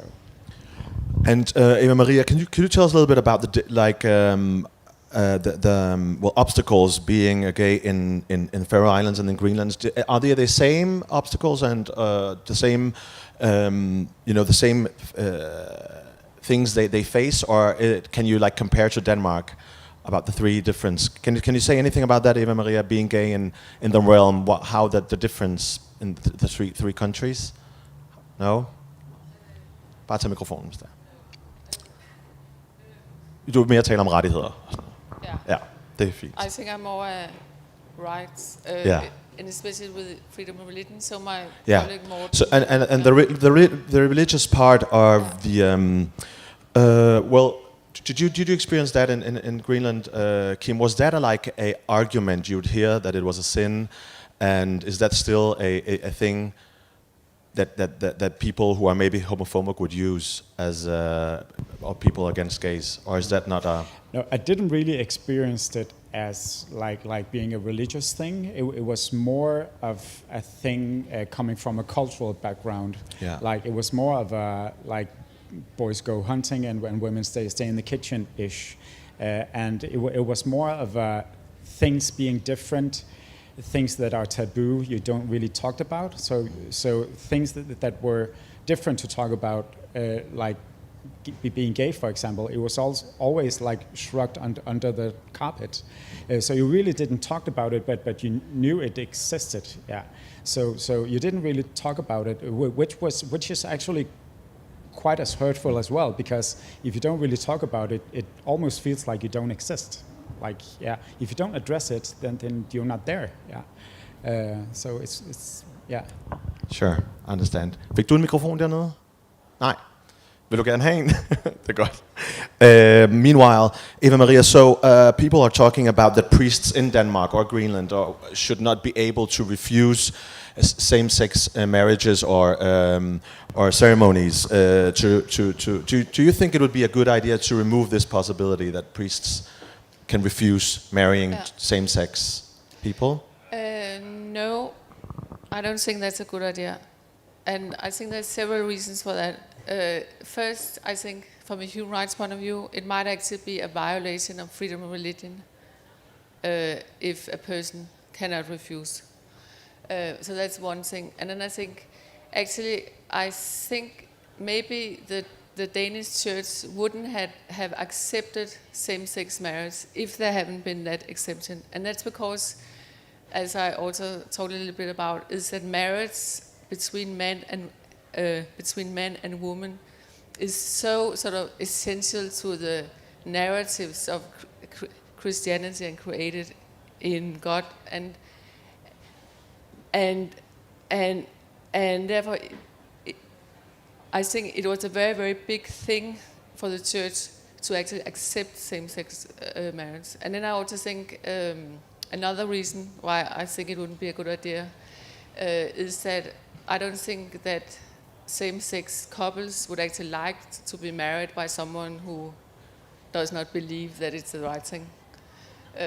So overall, I think it's fine that it's there, and especially if it's not a problem to actually have priests who are happy to make same-sex marriages. Thank you. Thank you. I have a question to Oda Ellingsgaard. You mentioned that the church, the Faroese church, or some people claimed that the Faroese church was taking hostage in the LGBT plus debate. I'd like to hear more about that because, I mean, it's interesting that the church claims to be a victim. That's the first question. And the continuation of that question is, how has the debate between the church of very religious Faroese people, we know that the church in the Faroes is much stronger than in Denmark and also in Greenland. How has that debate evolved since you started this quest for improving or giving LGBT plus people rights in the Faroes? Thank you. Thank you. So just to be clear, it wasn't the church itself who said that they were being held hostage. It was a lot of the people who were in the debate opposing the law. And maybe not always themselves belonging to the church, but having opinions about it. The church itself has remained pretty quiet. There were priests who came out with opinions, their individual opinions, which they were given, and there were some priests who were for, and there were some priests who were against. In the end, the law is written in a way that same-sex marriage will not enter the church until the church has made a ritual to marry people of same sex. The debate itself between the church, I think while it's not an active public debate, I know that there are... Hello? Can you still hear me? I think we got sound on the extra microphone. Yes. It was on, yeah, okay. I lost my trail of thought. But I think there is an open debate, but between individuals and members of the church probably. I know that there are members within our community that are actively religious and that are sort of speaking with priests, but it's not something that there's an official public stance on. Yeah, so I think it's the church has stayed pretty quiet, not opposing and not being for.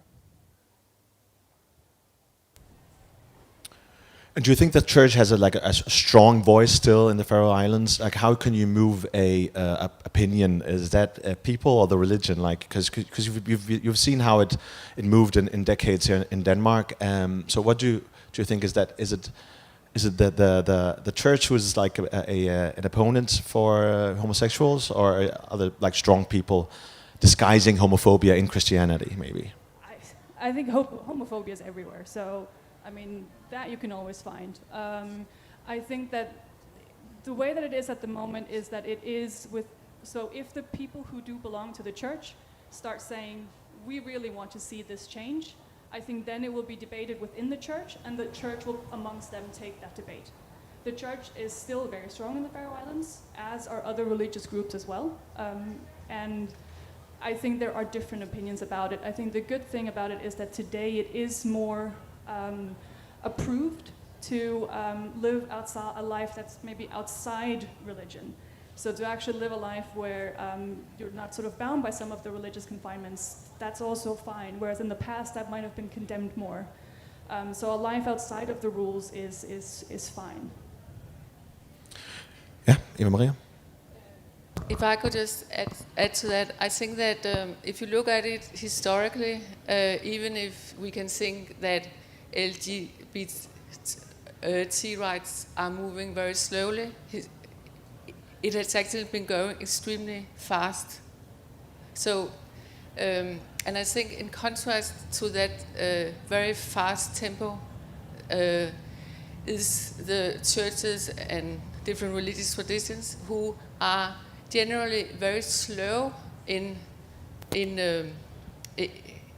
developing its different traditions. So therefore you see within a lot of different areas that the churches and the different religious traditions, they are sort of moving slower than the norms of society. So therefore it's actually quite extraordinary that the Danish People's Church actually followed so quickly. And that is of course also because it's not a state church but has very strong links. Because if you look in Catholic countries, for instance, it's a very different story. Just wanted to comment one thing, that when we were talking about the arguments against changing the law, one of the arguments was actually used that if we do change this law, we will end up with the same situation as in Denmark, that this was sort of our sliding way into the church. So we were using this law as a way to get into the church. So there was this opinion that this was how we were trying to get it done.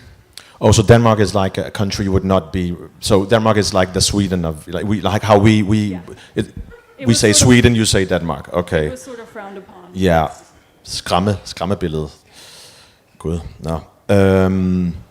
So do you agree, Kim, on this that it can maybe go too fast? I remember when I came out, in my family, and after a few years, I was rushing. I was like, I wanted them to accept this. I wanted them to accept my husband, me coming out in public, and it took quite a few years, and I thought it was too slow. And when I asked and I talked with my parents, they said you're going too fast. Need to speed down. So do you think there's a thing that it could go in the other way? It could just switch the improvements you have in Greenland if we go too fast?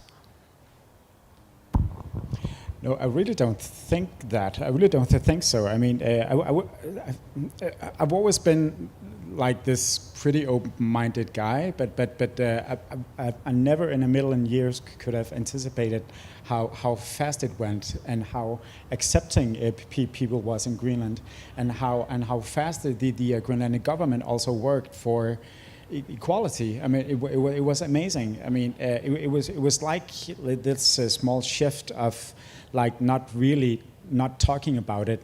As long as you are addressing it and talking about it, and you get results, and hopefully you get good results, as long as you have your heart in the right place, in my opinion.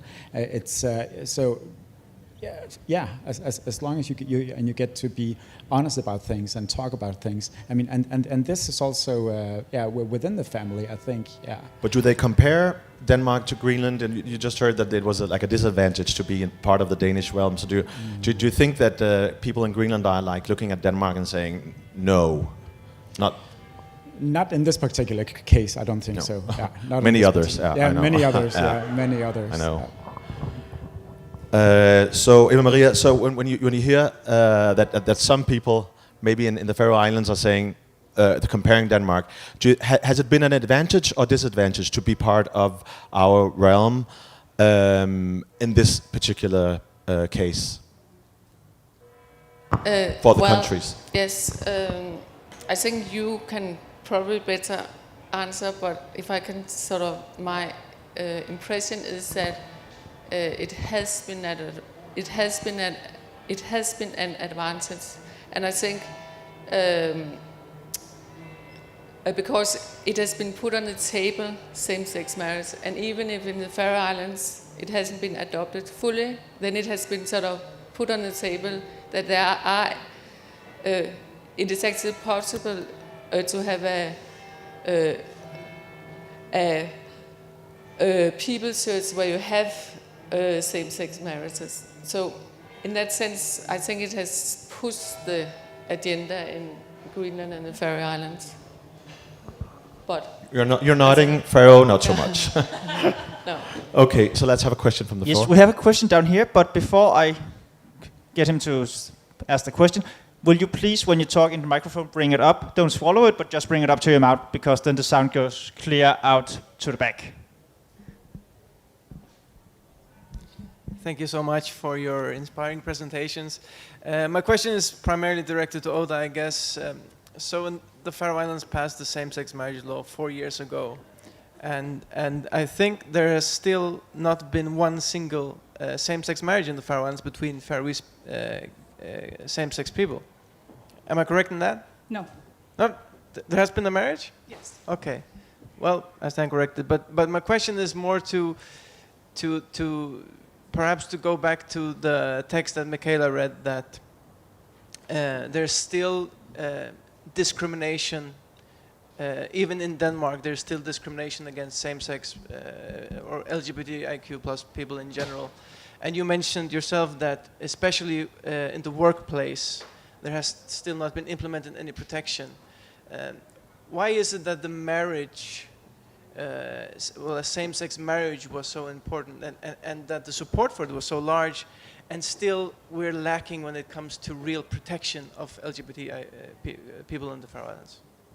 Yeah, it's a good question. I was actually thinking about it myself, because it's sort of, since we've had marriage equality, it's almost like the air has been let out of the balloon, and we're now kind of working to get our fighting spirit back. I think the fight for just bare minimum rights was so hard on a lot of people, and the debate that was going on in the public was actually quite tough. And amongst sort of our groups, there's several members who sort of say, I don't have the energy right now. I think we've just elected a new committee, and I think we've gotten some great people on board who are fired and ready to go. So, for example, setting up these counseling groups, actually trying to get the discrimination law in the workplace actually up again, talking and getting it right with the right people who need to vote for it. So I think that we're sort of gearing up again, but I think there was an element where we just were tired after a long battle that had for many been very hard, and it was sort of, this is just sort of barely letting us exist and being protected. What's it going to be like when we're asking for even more, which was also the argument that was used during a lot of the thing was, this is just sort of the first thing that you want, then you're going to keep wanting more and keep wanting more. But we're working on it, and we're hoping that within the next year we'll see movement on some of those things. Thank Was you. that answer enough? Yeah? Cool. And so we'll take another question. Please do not take the mic in your hands because of a, corona situation. So yes. Yes, I just wanted to say thank you for coming, all of you, and it's very interesting. And Kim, I'm very happy to hear that the development in Greenland is going fast right now. But I was wondering, what are some of the challenges that the LGBT community still faces? And that was one thing. And the other thing, the rights. I mean, the situation with the rights.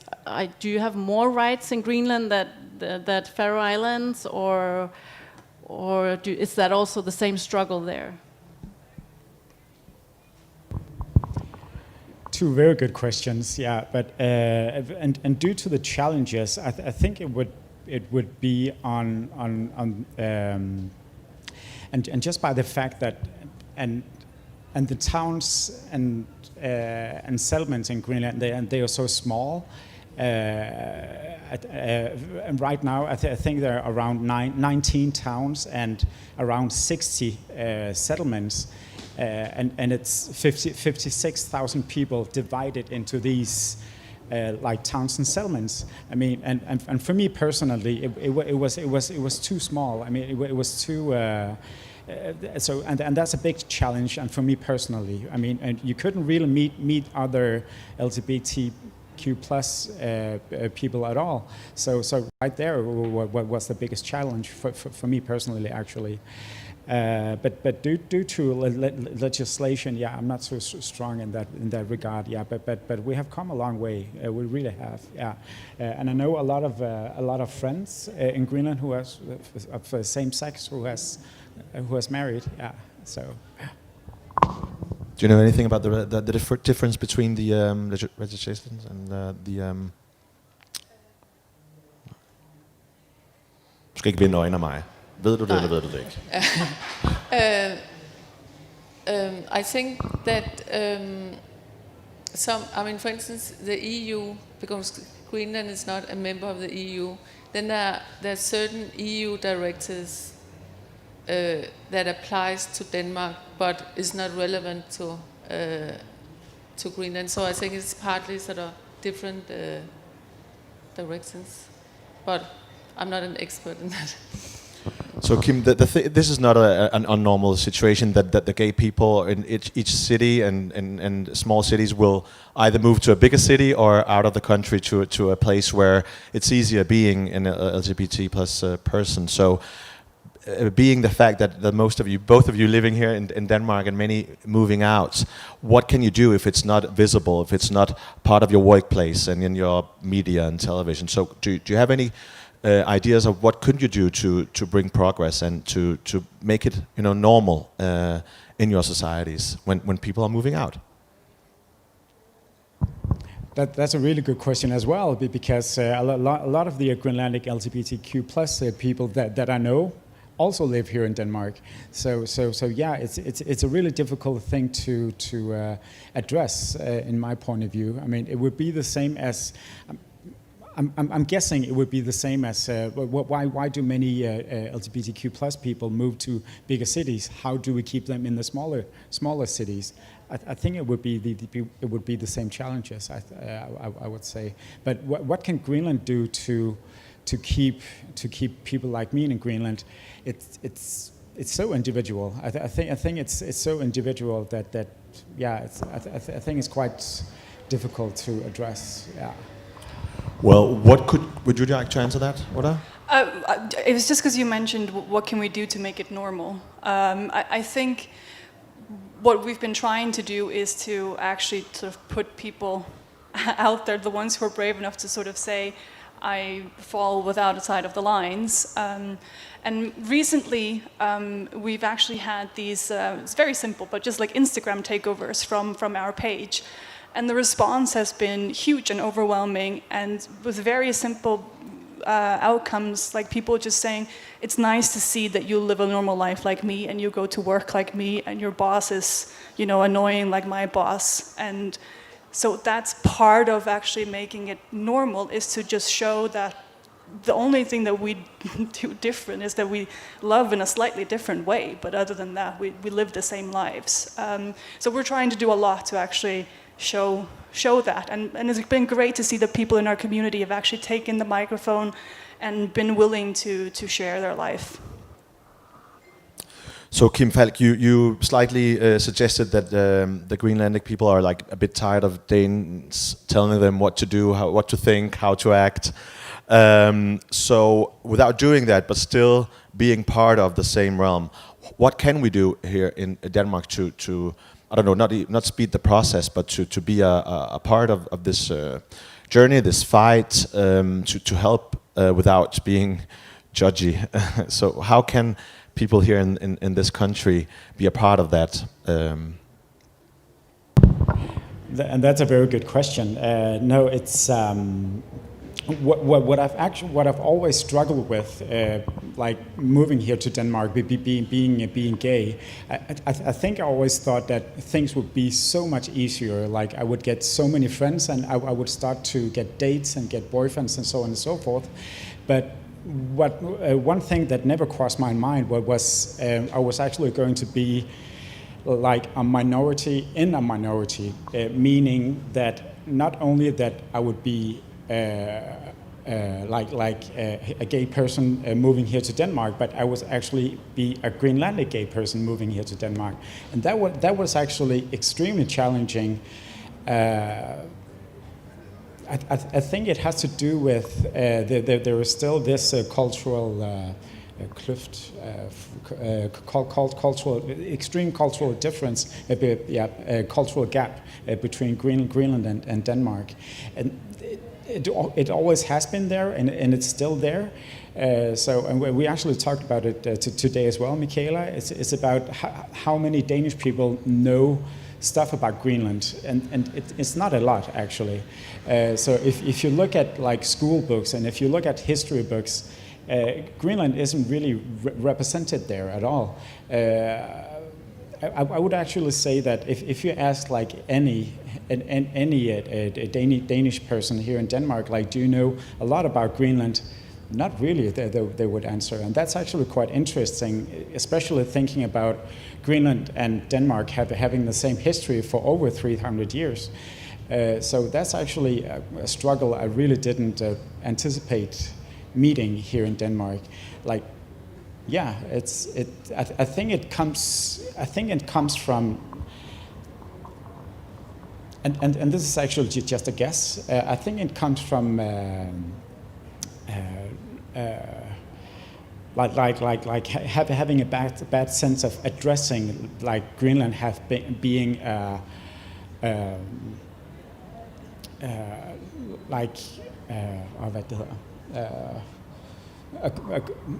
colonial from Denmark. Yeah, it has been really difficult to address from a Danish point of view. I think which still resonates to this day. I would think. Yeah.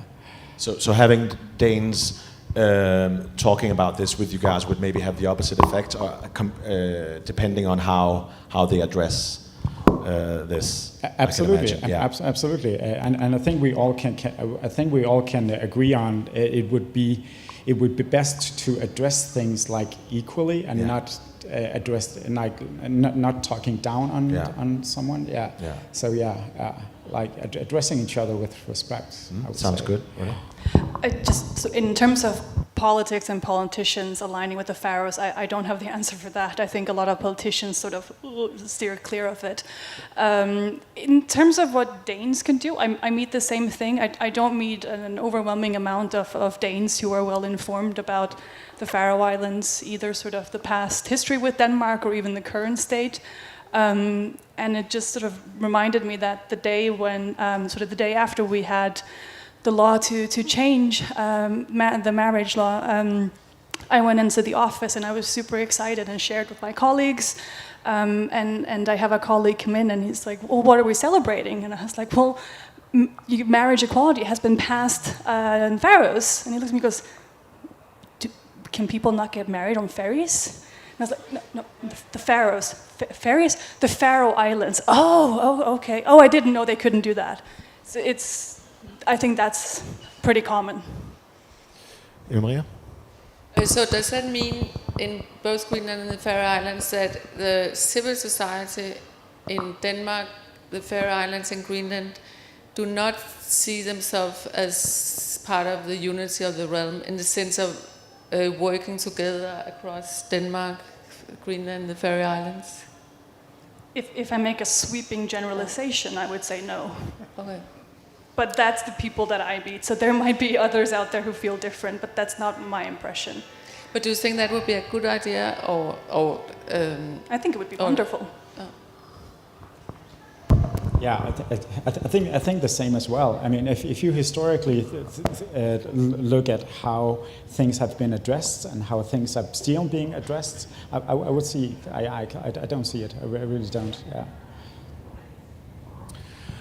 And I think we have a question from our online viewers. Yes, we actually got a few questions. They first of all wants to thank you for the panel. It's really been great speakers. But the question here, and I will add the second question to it. It is, I would like to ask, what is the legal situation, law, in regards to transgender people rights in Denmark?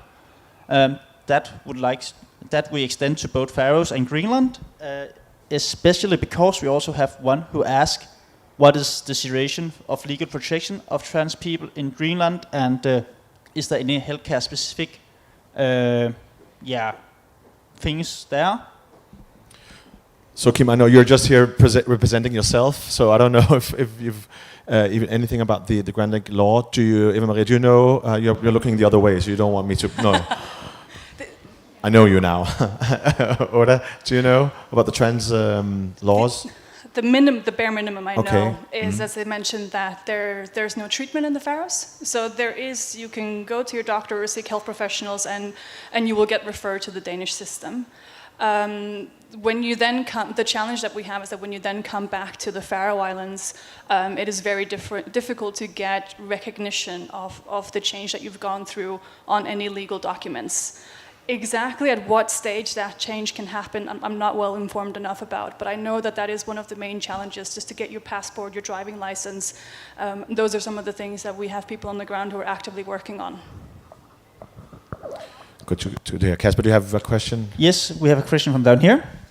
It's partially been answered, but it's for both countries.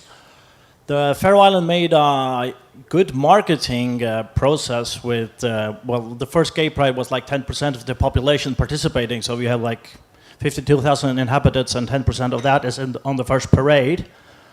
But they did a very good marketing effect, maybe for the Greenland should do, because they took all the famous Faroese people inside of sports and other that were a lot in the news, and those who were gay or part of LGBTI, and put them on papers, on the news platforms, whatever, and that made a huge effect of, hey, we are here. They were making it opposite. They're not pointing the fingers, just letting them know, hey, this is me, I am a gay or I'm lesbian, whatever.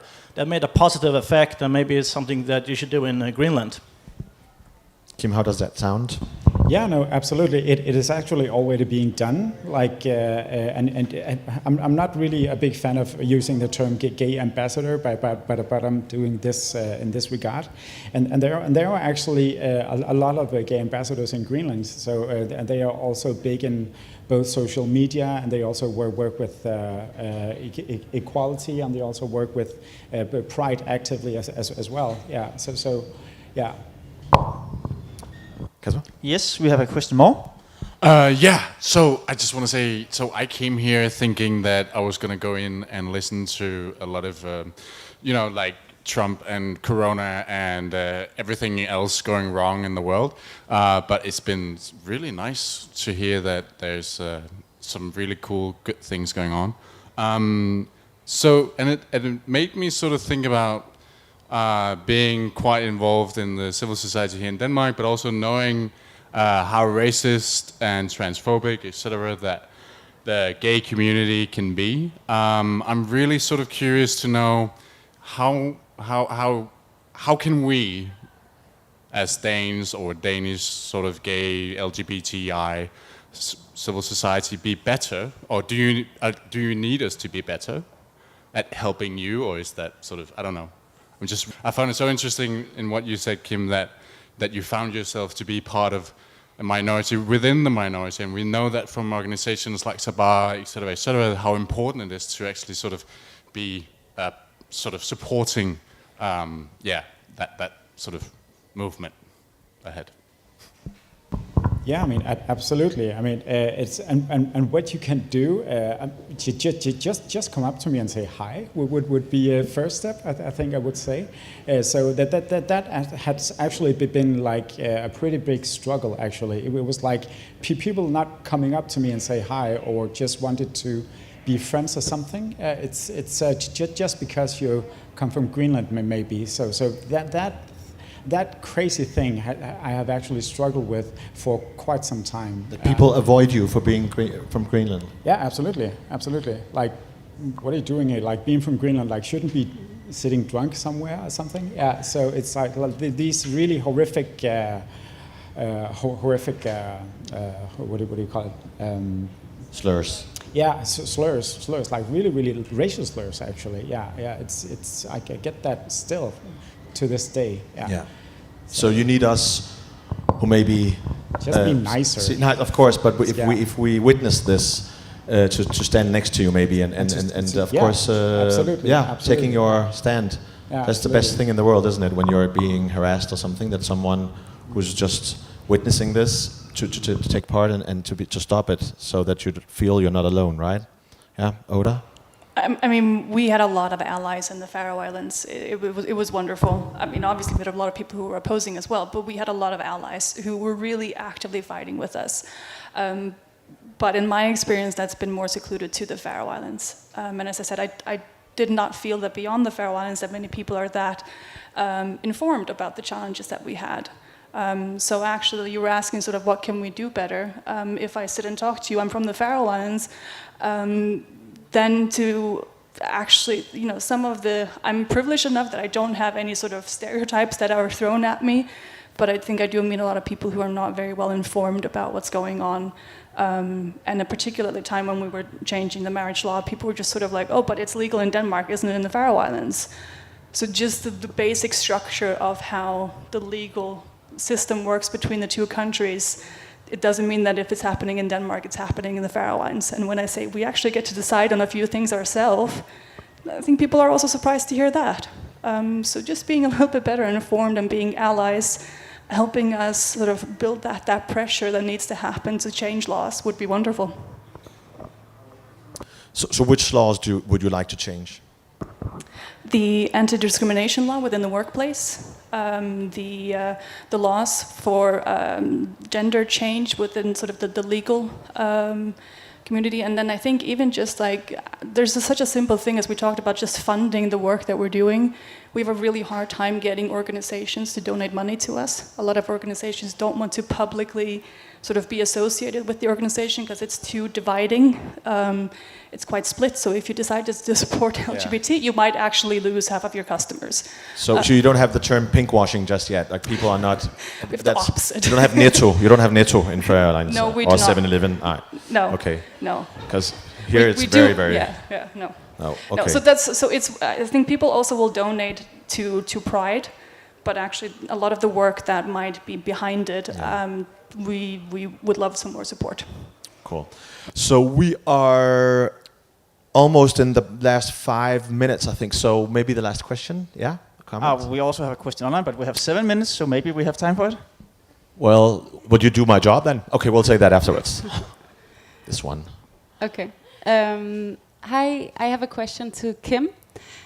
So I was wondering, and I don't know if if it's a little abstract, but I was thinking about this discourse in Greenland about self-determination and the increasing awareness on post-colonialism and human rights in general. If that in some way or the other is intertwined or interlinked to the conversation about gay rights in Greenland, do they intersect? I mean, this increasing awareness on self-determination, or is it, I don't know, or not? And that's a really interesting question. Yeah, I'm not sure actually, but actually now that you say it, I can definitely see a link to it. I think in terms of like having this growing sense of like having to have a home rule and self-government and on the long run being fully independent. So I think so. Yeah, absolutely. And that would also intertwine, like having equality. I think. Yeah. And the last online question, maybe? Yes, it is a more broad question. One is asking that it seems that the world is getting more divided. Does that have any effect on the LGBT community? And if it does, which effect would it have? Ja, hvad siger I til den? The world is getting more divided. Do we experience that in the LGBT community? Would you say yes sometimes? No? Don't you think we sometimes have like internal battles within the LGBT? Like I experience that. I think sometimes someone, one group not supporting the other group. Is that?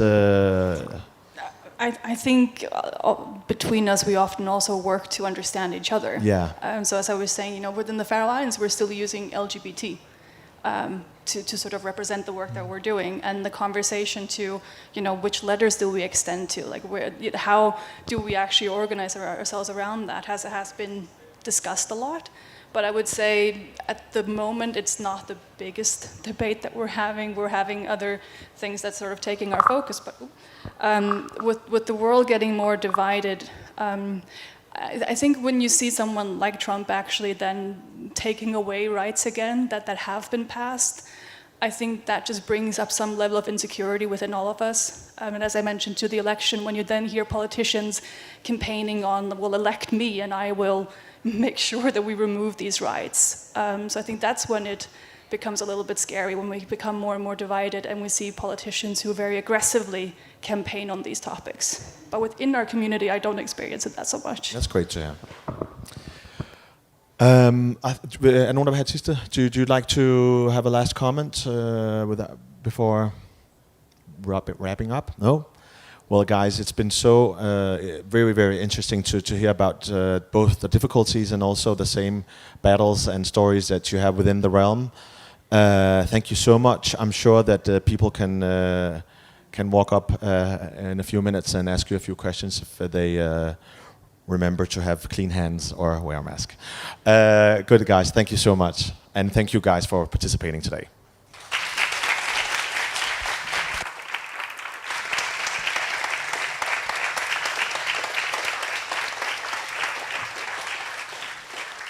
And a big thank you to Abdel. I will just go to Danish now, fordi jeg vil gerne gøre lidt reklame for vores næste arrangement herinde, der er Kvinders kærlighed til kvinder 2.0.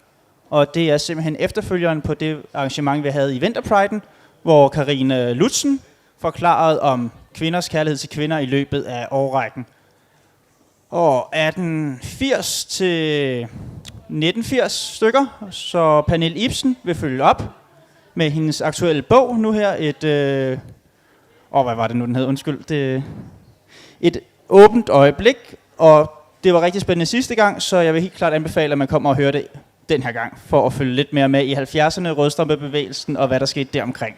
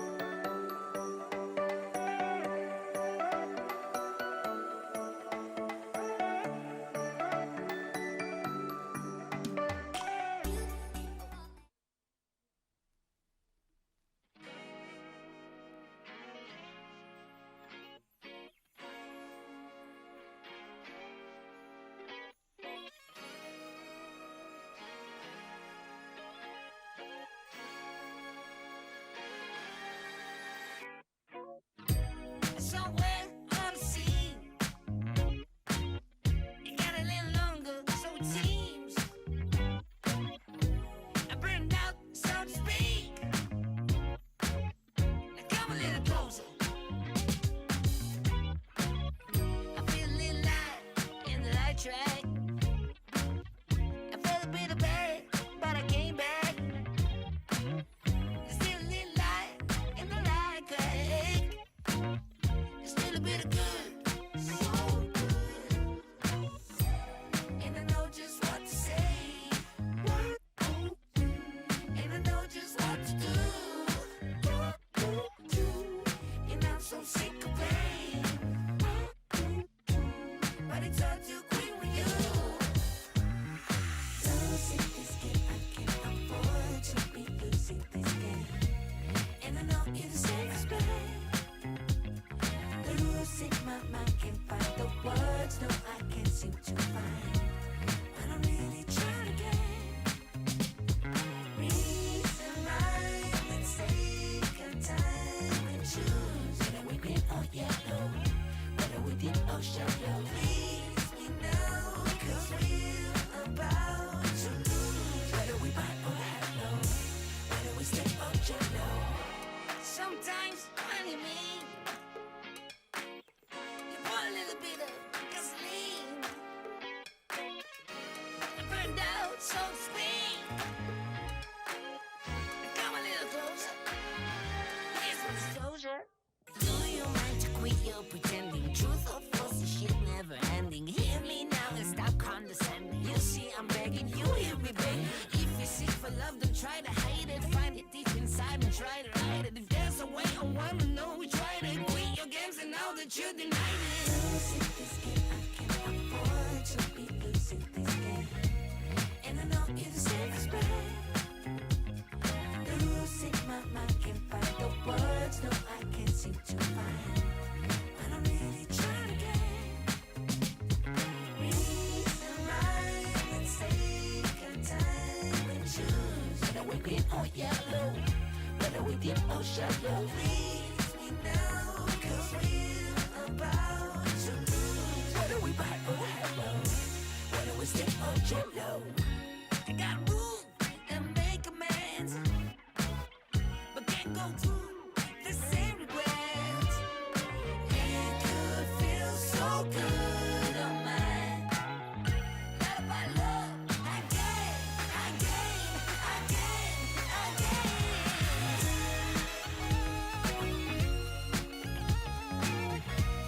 And I know you're the safest bet.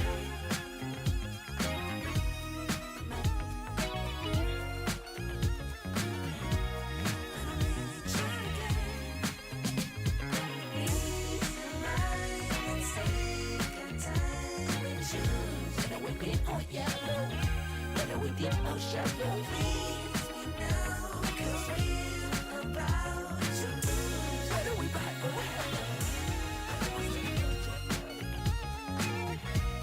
and I know you're the safest bet.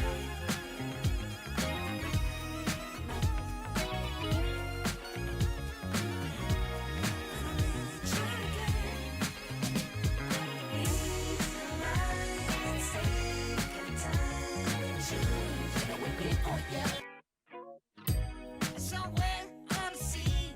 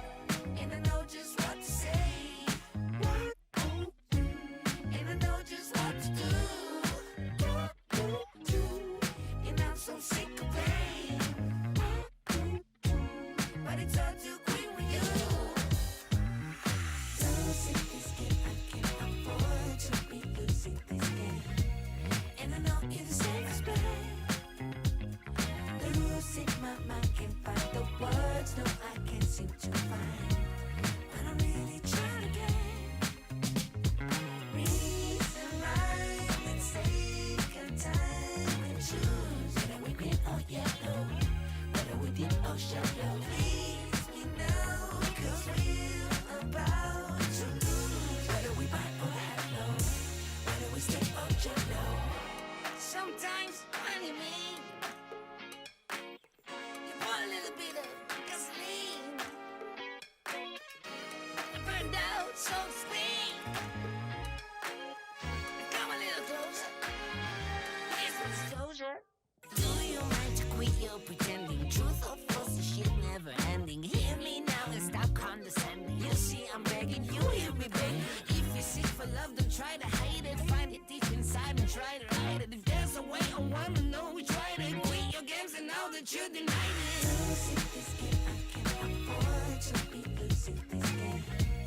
And I know you deserve respect. Losing my mind, can't find the words, no, I can't seem to find. But I'm really trying to get reason right. Let's take our time and choose whether we're green or yellow, whether we deep or shallow. Please me now, cause we're about to lose, whether we bad or hello. And I know you deserve respect.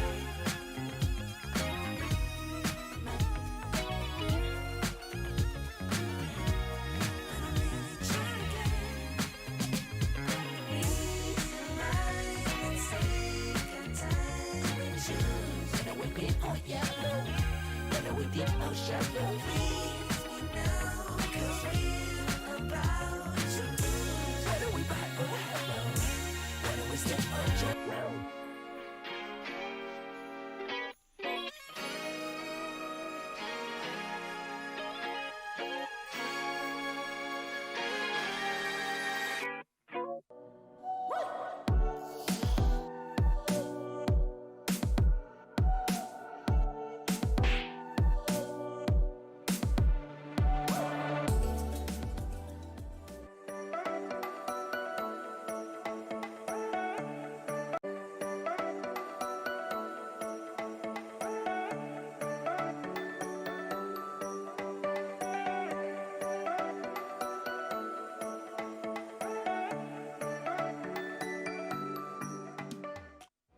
Hey, we are Queer Space from KPMG Denmark. My name is Julie. My name is Lasse. And my name is Anushka.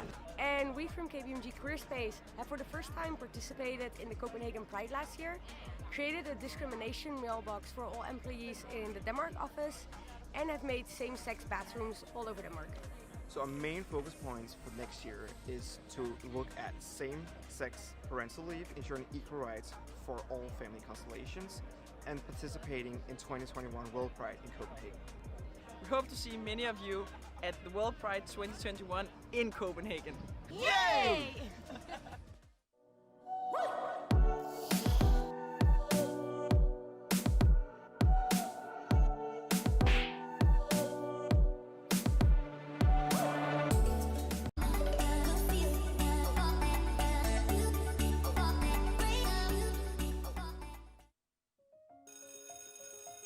I dag skal vi tegne forskellige jobs.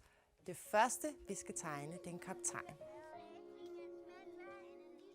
Min hedder Henning. Og hvad hedder din kaptajn? Nikolaj. Pibe og overskæg. Hvad er det, der er blot? Hans trøje. Hvad hedder din kaptajn? Kaptajnen hed og maskinmesteren, der hedder Elliot, og han er lige ved at fikse en maskine. Hvem af jer kunne godt tænke jer at møde en rigtig kaptajn og en rigtig maskinmester?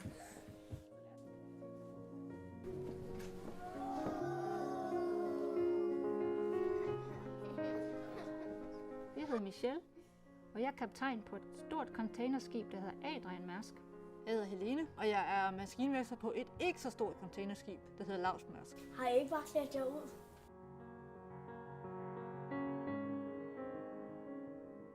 Fyrer den af. Ledperson. Det er propelleren. I virkeligheden så drejer den jo rundt.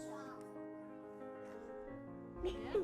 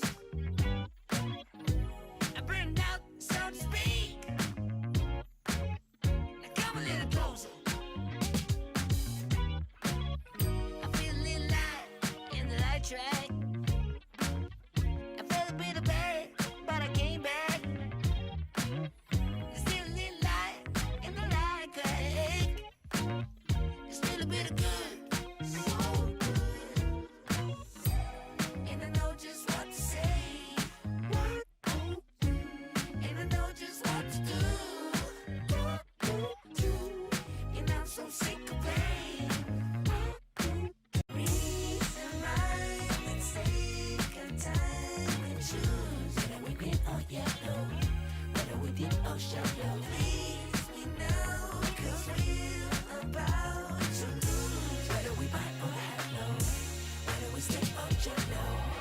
Sometimes, funny me. If there's a way I wanna know, we try to quit your games and now that you deny it. Losing this game, I can't afford to be losing this game. And I know you're the safest bet. Losing my mind, can't find the words, no, I can't seem to find. But I'm really trying to get. It could feel so good on mine. Let up our love, again.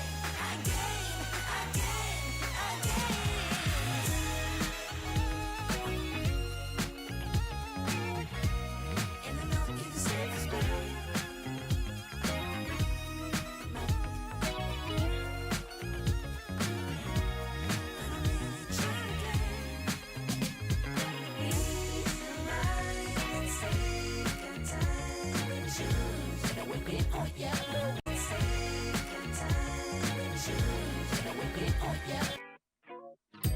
Somewhere on the sea,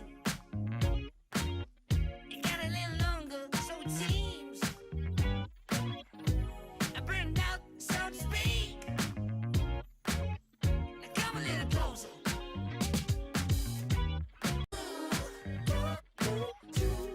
And I'm so sick of pain, but it's all too quick with you.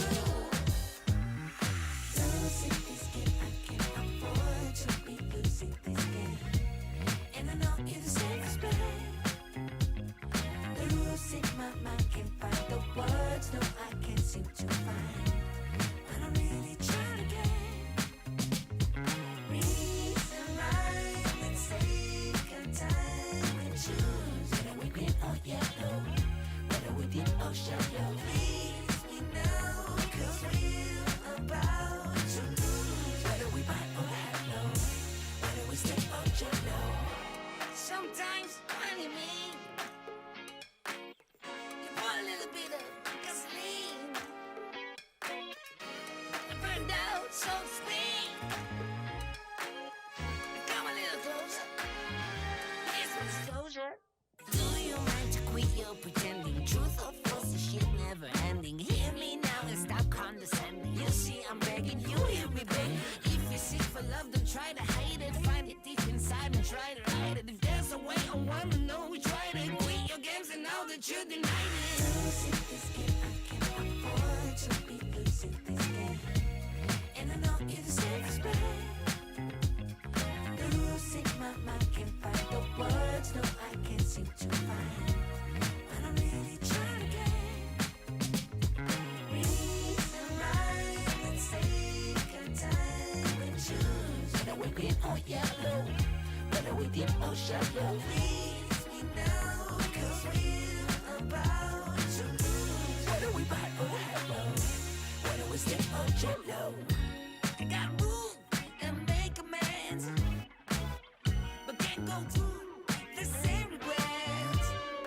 It could feel so good on mine.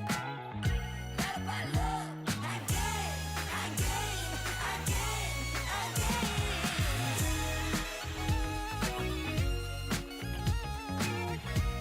And I know you're the safest bet.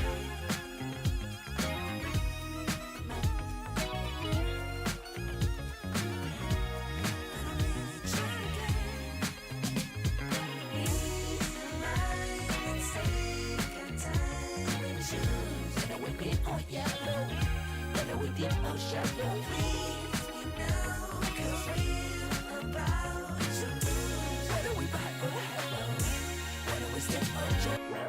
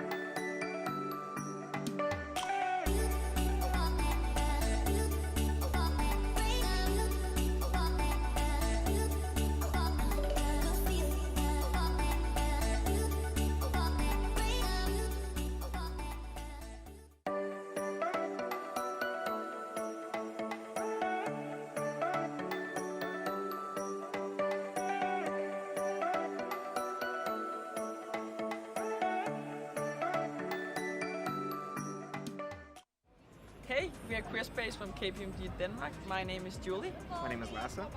And my name is Anushka. And we from KPMG Career Space have for the first time participated in the Copenhagen Pride last year, created a discrimination mailbox for all employees in the Denmark office, and have made same-sex bathrooms all over Denmark. So our main focus points for next year is to look at same-sex parental leave, ensuring equal rights for all family constellations, and participating in 2021 World Pride in Copenhagen. We hope to see many of you at the World Pride 2021 in Copenhagen. Yay!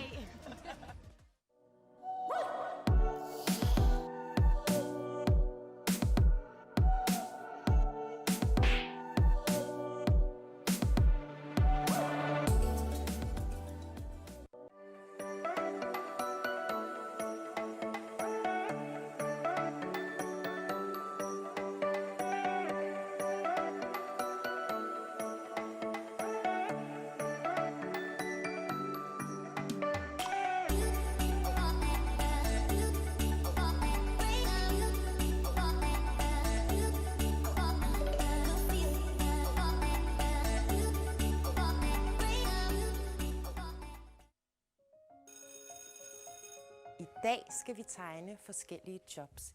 Det første, vi skal tegne, det er en kaptajn.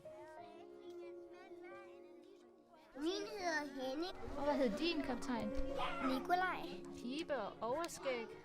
Hvad er det, der er blot? Hans trøje. Hvad hedder din kaptajn? Kaptajnen hedder Niels. Min kaptajn hedder Bob. Han hedder kaptajn Terning. Og det næste job, I skal tegne, det er en maskinmester. Hvad har en maskinmester på at tøj? Sort og skidt tøj. Og han skal have grønne øjne. Så har han en værktøjskasse med alt sit værktøj. Jeg har tegnet 2 mænd, altså drenge. Jeg skal lige finde på et navn til ham. Okay. Jeg har tegnet motoren og maskinmesteren, der hedder Elliot, og han er lige ved at fikse en maskine. Hvem af jer kunne godt tænke jer at møde en rigtig kaptajn og en rigtig maskinmester?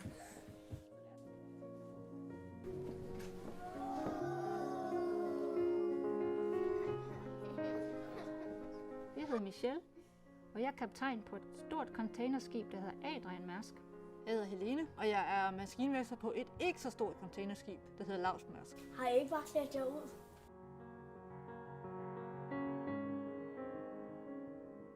Fyrer den af. Ædeperson. Propelleren. I virkeligheden så drejer den jo rundt.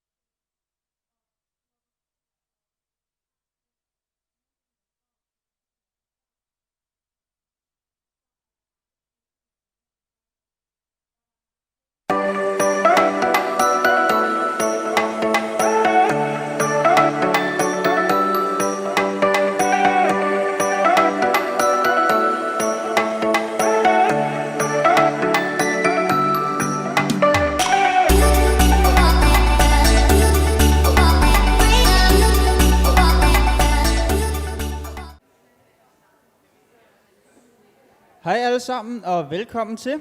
Vi vil nu gå i gang med aftenens sidste arrangement her i teltet, og det er Kvinders, kærlighed til kvinder 2.0. Og det er det simpelthen, fordi vi fortsætter Vinterpridens arrangement, som Karin Lutzen så fint lavede. Så hvis I sidder derhjemme, så er det muligt at stille spørgsmål ind, som vi får på iPad'en herovre. Og dem, der sidder i salen, må selvfølgelig også meget gerne stille spørgsmål. Men Pernille, Katrine, vil I ikke være søde og introducere jer selv og snak? Det kan du tro. Tak, Kasper. Jeg tænker, at jeg lige vil starte med at spørge, om I vil flytte tættere på, jer der sidder længere nede. Men selvfølgelig, hvis I prøver at holde afstand, så kan jeg godt se, at I ikke vil sidde helt nede. Men måske... Nå. Ja, jeg vil gerne sige velkommen. Jeg hedder Pernille Ibsen, og jeg er historiker og forfatter, og jeg har netop i torsdags udgivet den her bog, som jeg har taget med, så I kunne se, hvordan den så ud. Og jeg vil tale lidt fra den, eller fra den forskning, jeg har lavet til den, eller de undersøgelser, jeg har lavet til den. Og så er jeg sammen med Katrine Manfred Svets. Vil du sige lidt om dig? Det vil jeg godt. Hej, jeg hedder Katrine Manfred Svets, og tak for invitationen, Pernille.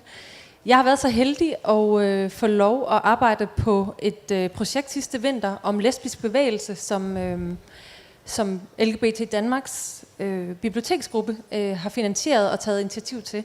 Så det har betydet, at jeg har fået lov at være i arkiverne, i de gamle blade, i alle de gamle udgivelser, i nogle private arkiver, og det har været en kæmpe oplevelse.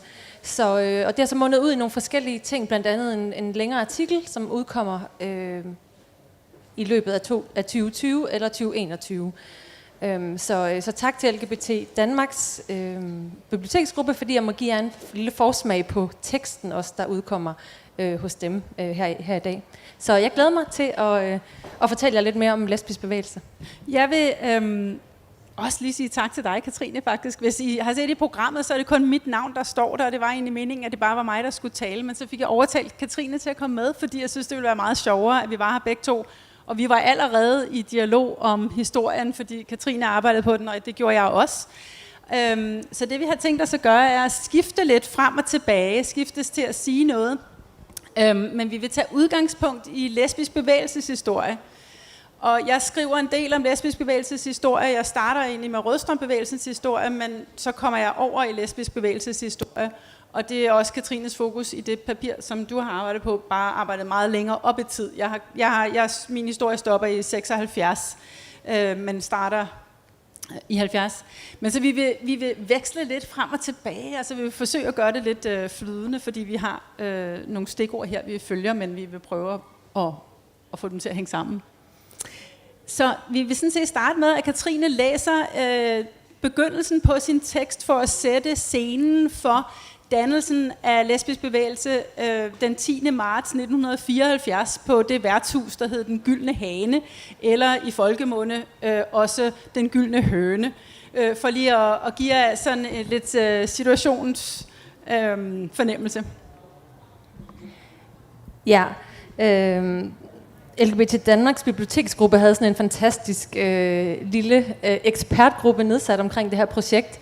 Og det var nogle heftige eksperter, kan jeg fortælle. Og på et tidspunkt mødtes vi med Pernille, og der fortalte jeg ligesom om min idé omkring det her med lige at koge hele lesbisk bevægelseshistorie ned til en lille bouillon-terling. Og det synes jeg fint, jeg kunne gøre på de der 3 måneder, jeg havde. Det sagde Pernille, det kan godt være, det bliver en udfordring for dig, historiker som hun er. Men det synes jeg ikke var noget problem. Og jeg havde nogle vilde måneder, fordi der skete så sindssygt meget i lesbisk bevægelse. Og derfor vil jeg også tage med til det der allerførste stiftende møde i lesbisk bevægelse, som nemlig foregår på Den Gyldne Hane. Så vi befinder os på det brune værtshus Den Gyldne Hane på landemærket i Indre København, homoseksuel aktion eller HAK. Der er også kvinder til stede ved mødet, som ikke tidligere har været politisk aktive, hverken i kvindebevægelsen eller andre steder. Der andre kommer fra klubmiljøet eller forbundet, som LGBT Danmark kaldes på det tidspunkt. Energien til mødet er høj. Der er debatoplæg og gruppediskussioner. Der bliver scrollet lesbiske sange, og ud over værtshuset, der synger de. Jeg er lesbisk, hvad med dig? Går du og skjuler dig? Venter alle andre, at du snart skal gifte dig? Få dig børn og mand med bil. Aldrig sige, at du er homofil. Nej, vis, du er lesbisk. Bagefter bliver der opført et satirisk rollespil, og her møder vi den lesbiske Hanne, som altså må trækkes med forældrenes negative reaktioner på hendes lesbianisme. Efter alt det, vi har gjort for dig, siger de. I rollespillet er der også en sensationshungrende journalist, der snager i Hannes familieintriger, imens han ser overskrifterne for sig. Lesbisk kærlighed splitter familien. Mor i opløsning. Far i harnisk. Farmor i choktilstanden. De andre karakterer tæller en meget uforstående mand, som forklarer Hanne. Altså man kan også blive lesbisk, hvis man bare ikke møder den rigtige. De der mænd, du har mødt, de har bare været nogle sløve bananer. Og selvfølgelig er der også i rollespillet en psykiater med sære freudianske teorier om Hanne, der siger, du lider jo af penismisundelse. Så senere på aftenen er der fællesspisning og fest og aktivistbevægelse. En kæmpe energiudladning driver lesbisk bevægelse frem i de kommende år. Det er som om, der er åbnet en ventil. Ønsket om at skabe et rum, hvor der i fællesskabet kan skabes lesbisk politik, er enormt. Og for lesbisk bevægelse er kampen imod undertrykkelse af lesbiske tæt knyttet sammen med kampen imod kapitalismen. Bevægelsen er det, de kalder en lesbisk befrielsesbevægelse. Med andre ord. Der er behov for et opgør med den måde, hele samfundet er skruet sammen på. De vil udvikle en radikal lesbisk politik, og ordet tilpasning er ikke en del af lesbisk bevægelses ordforråd. I et debatoplæg fra mødet på Den Gyldne Høne, så skriver initiativtagerne om bevægelsens politiske projekt. Vor opgave er derfor håbløs, hvis vi ikke samtidig ser den som et led i nedbrydningen af den bestående orden. Vi kan ikke blot arbejde for at blive accepteret af det samfund, vi lever i. For det samfund, vi lever i, kan ikke accepteres. Det samfund, vi lever i, kan ikke accepteres, fordi det hviler på det princip, at de få udnytter de mange. Det er uacceptabelt at blive accepteret af et uacceptabelt samfund. Og så er lesbisk bevægelse ligesom skudt i gang.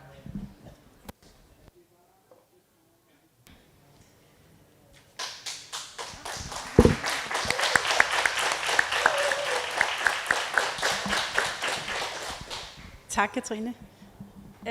Jeg vil så sige en lille smule først om min bog, men så vil jeg egentlig fortælle historien om vejen frem til det her møde på den Gyldne Høne, og hvad forhistorien til, hvorfor lesbisk bevægelse blev til. Først vil jeg lige sige, at, og måske vil jeg sende den her rundt, bare så I kan kigge på den. Den hedder Et åbent øjeblik.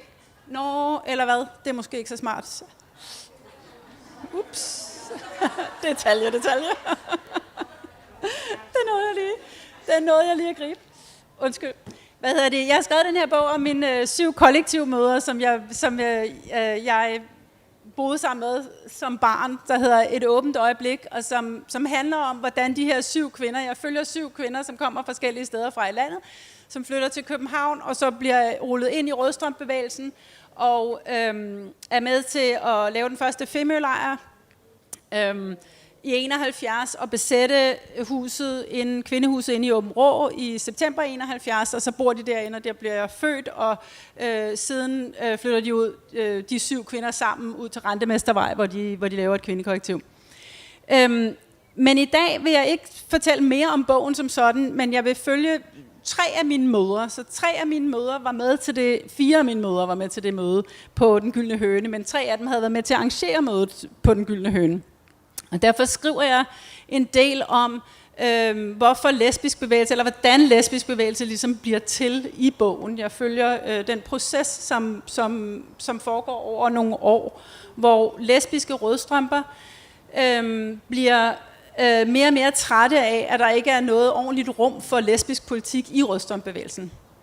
Sådan kort fortalt kan man sige, at det var virkelig svært at være lesbisk i rødstrømbevægelsen i starten, i hvert fald åbent lesbisk. Min kollektivmor Lotte Eriksen og min kollektivmor Susanne Skreiner var lesbiske, før de blev rødstrømper, og kom ligesom ind i rødstrømpebevægelsen med deres seksualitet, og lige fra starten af var det svært at få lov til at være åbent lesbisk i rødstrømpebevægelsen. Og det var det, sådan som jeg ser det, og som jeg beskriver i bogen, primært fordi der var så mange rødstrømper, som havde svært ved at stå frem udad til og erklære sig enige med, eller i alliance med lesbiske. Også både kvinder, som primært var forelskede i kvinder på det tidspunkt, eller havde sex med kvinder, men fordi der var så meget stigmatisering omkring homoseksualitet og lesbianisme i 1971-72, så var det et enormt hårdt miljø at komme uden for rødstrømbevægelsen. Så selvom der var en forståelse for, eller en delvis forståelse for lesbianisme inden for rødstrømbevægelsens egne vægge, kan man sige, eller rødstrømbevægelsens egne arrangementer, så var det rigtig svært at komme ud på arbejdspladsen eller i familien og sige, at man var lesbisk. Og når man kom ud og sagde, at man var rødstrømpe, så havde man ikke lyst til at blive stemplet med, eller mange havde så ikke lyst til at blive stemplet med, at der var for mange lesbiske i rødstrømbevægelsen. Altså, lige fra starten af blev rødstrømper jo skældt ud for at være lesbiske mandehader, og det måtte de så ligesom tage stilling til og forholde sig til, når de kom ud og mødte den kritik eller den stigmatisering, og tendensen til så at sige, nej, jeg er i hvert fald ikke lesbisk, og jeg kender jo heller ikke nogen, der er lesbisk, og der er slet ikke nogen lesbiske i rødstrømbevægelsen, var meget stærk. Og det gjorde, at der var simpelthen sådan en enorm pres på rødstrømbevægelsen, eller på rødstrømper også inden for rødstrømbevægelsen, for at lægge låg på lesbianisme, altså ikke tale for højt om seksualitet. Det er selvfølgelig den korte version, og jeg folder det meget længere ud i bogen. Men når mine kollektive mødre, Lotte og Susanne især, men så også Else Marie Gert Nielsen, som bliver lesbisk og begynder at identificere sig som lesbisk, efter jeg blev født. Altså, det har ikke direkte noget med min fødsel at gøre, men dog, så siger hun, at hun havde været forelsket i kvinder i rigtig lang tid.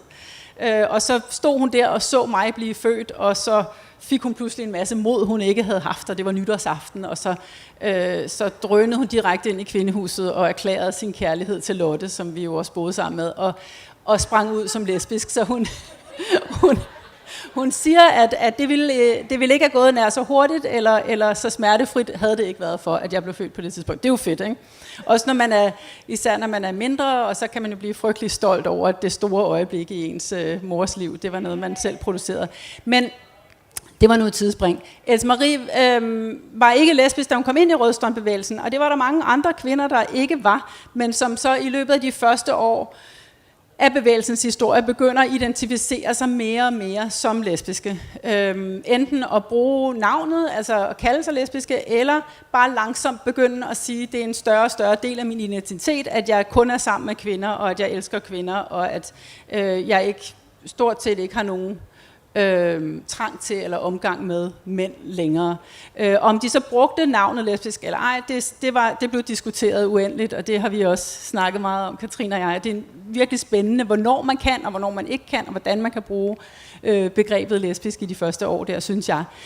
Men det, der så sker, er, at mens der er flere og flere rødstrømper, som begynder at blive lesbiske eller kalde sig lesbiske, så får de, som var lesbiske allerede, inden de blev rødstrømper, mere og mere mod til og plads til at tale om deres seksualitet.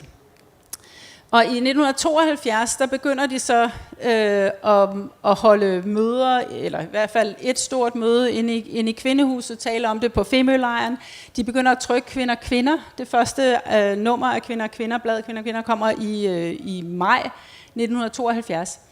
Og fra maj 1972 og frem til det der møde på Den Gyldne Hane i marts 74, er der sådan en gradvis større og større opmærksomhed på lesbianisme og på lesbisk politik. Altså flere lesbiske, der siger, at vi vil have plads til at lave en lesbisk politik.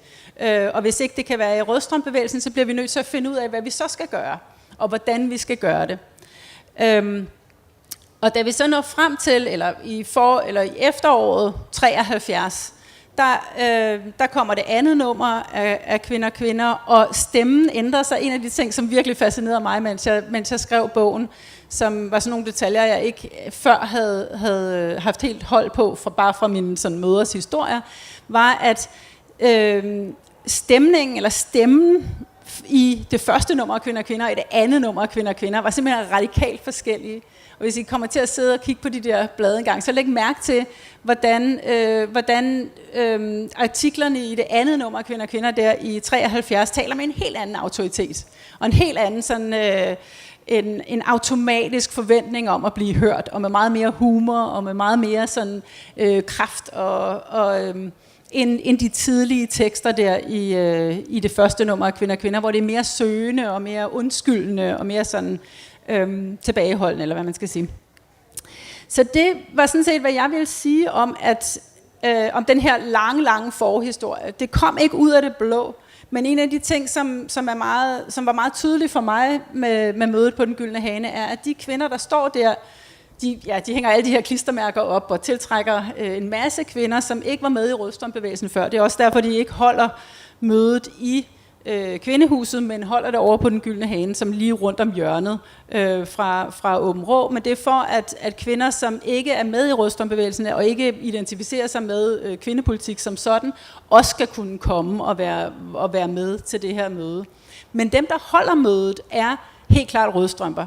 Og det synes jeg er utrolig vigtigt for at forstå, hvad lesbisk bevægelse er, og hvad det bliver, og hvad for en politik de kan udvikle. At de er en meget, meget bredere, bredere kvindepolitisk gruppe, end at det bare handler om seksualitet. Altså det er ikke kun en seksualitetspolitik, men i helt klart en rødstrømpepolitik, eller en meget venstreorienteret, bred kvindepolitik, som de repræsenterer. Jeg tror, jeg vil stoppe her for nu. Ja, altså noget af det, som jeg... Noget af det, som jeg bed enormt meget mærke i, da jeg har arbejdet med det her projekt, det har været den der energi, altså for der sker jo en hel masse, og i virkeligheden er lesbisk bevægelse aktiv i en lang årrække. Men der er jo en grund til, tænker jeg, at din bog hedder Et åbent øjeblik, og på den måde så ligger den titel meget godt sådan i forlængelse af det jeg sådan har set som en rød tråd. Det er nemlig den her sådan, den energi og den drivkraft, der var i lesbisk bevægelse. Og hvad kunne den? Og man kan sige, den artikel, jeg har skrevet, har faktisk den titel, som hedder... Nu skal jeg lige se. Ja. Pedalkraft er lesbisk kraft, og det er en del af sådan en... Jeg vidste ikke, jeg skulle selv holde min mikrofon, vel? Lesbisk kraft er pedalkraft, pedalkraft er lesbisk kraft. Ikke? Og for mig så er det virkeligheden et lille tekststykke, jeg har hentet ud af den her lesbisk bevægelses egen produktion, som kommer i 79, og som hedder Vil du noget, må du kæmpe for det, kvinder stol på egne kræfter. Og for jer, der har lyst til at vide mere, så er det der sådan nogle vildt spændende, inspirerende, gakkede, kreative udgivelser, som lesbisk bevægelse har gang i.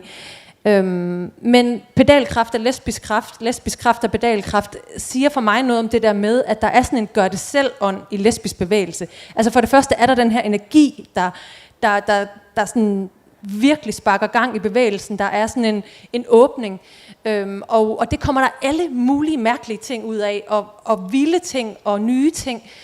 Og det bliver sådan en helt vildt mangefacetteret politisk bevægelse, som ikke er det, der som de selv, altså som ikke er en massebevægelse. Det vil sige, de er ikke tusinder og tusinder af mennesker, men de er bare en mindre gruppe af kerneaktivister, der har mega meget knald på. Og det kommer der nu vildt fede ting ud af, og det har jeg faktisk prøvet at hente frem, altså det her med, når vi taler om lesbisk bevægelse, så er man nødt til at tale om den her energi, som er drivkraften, og det får en vild betydning for de projekter, som udspringer af miljøet omkring lesbisk bevægelse.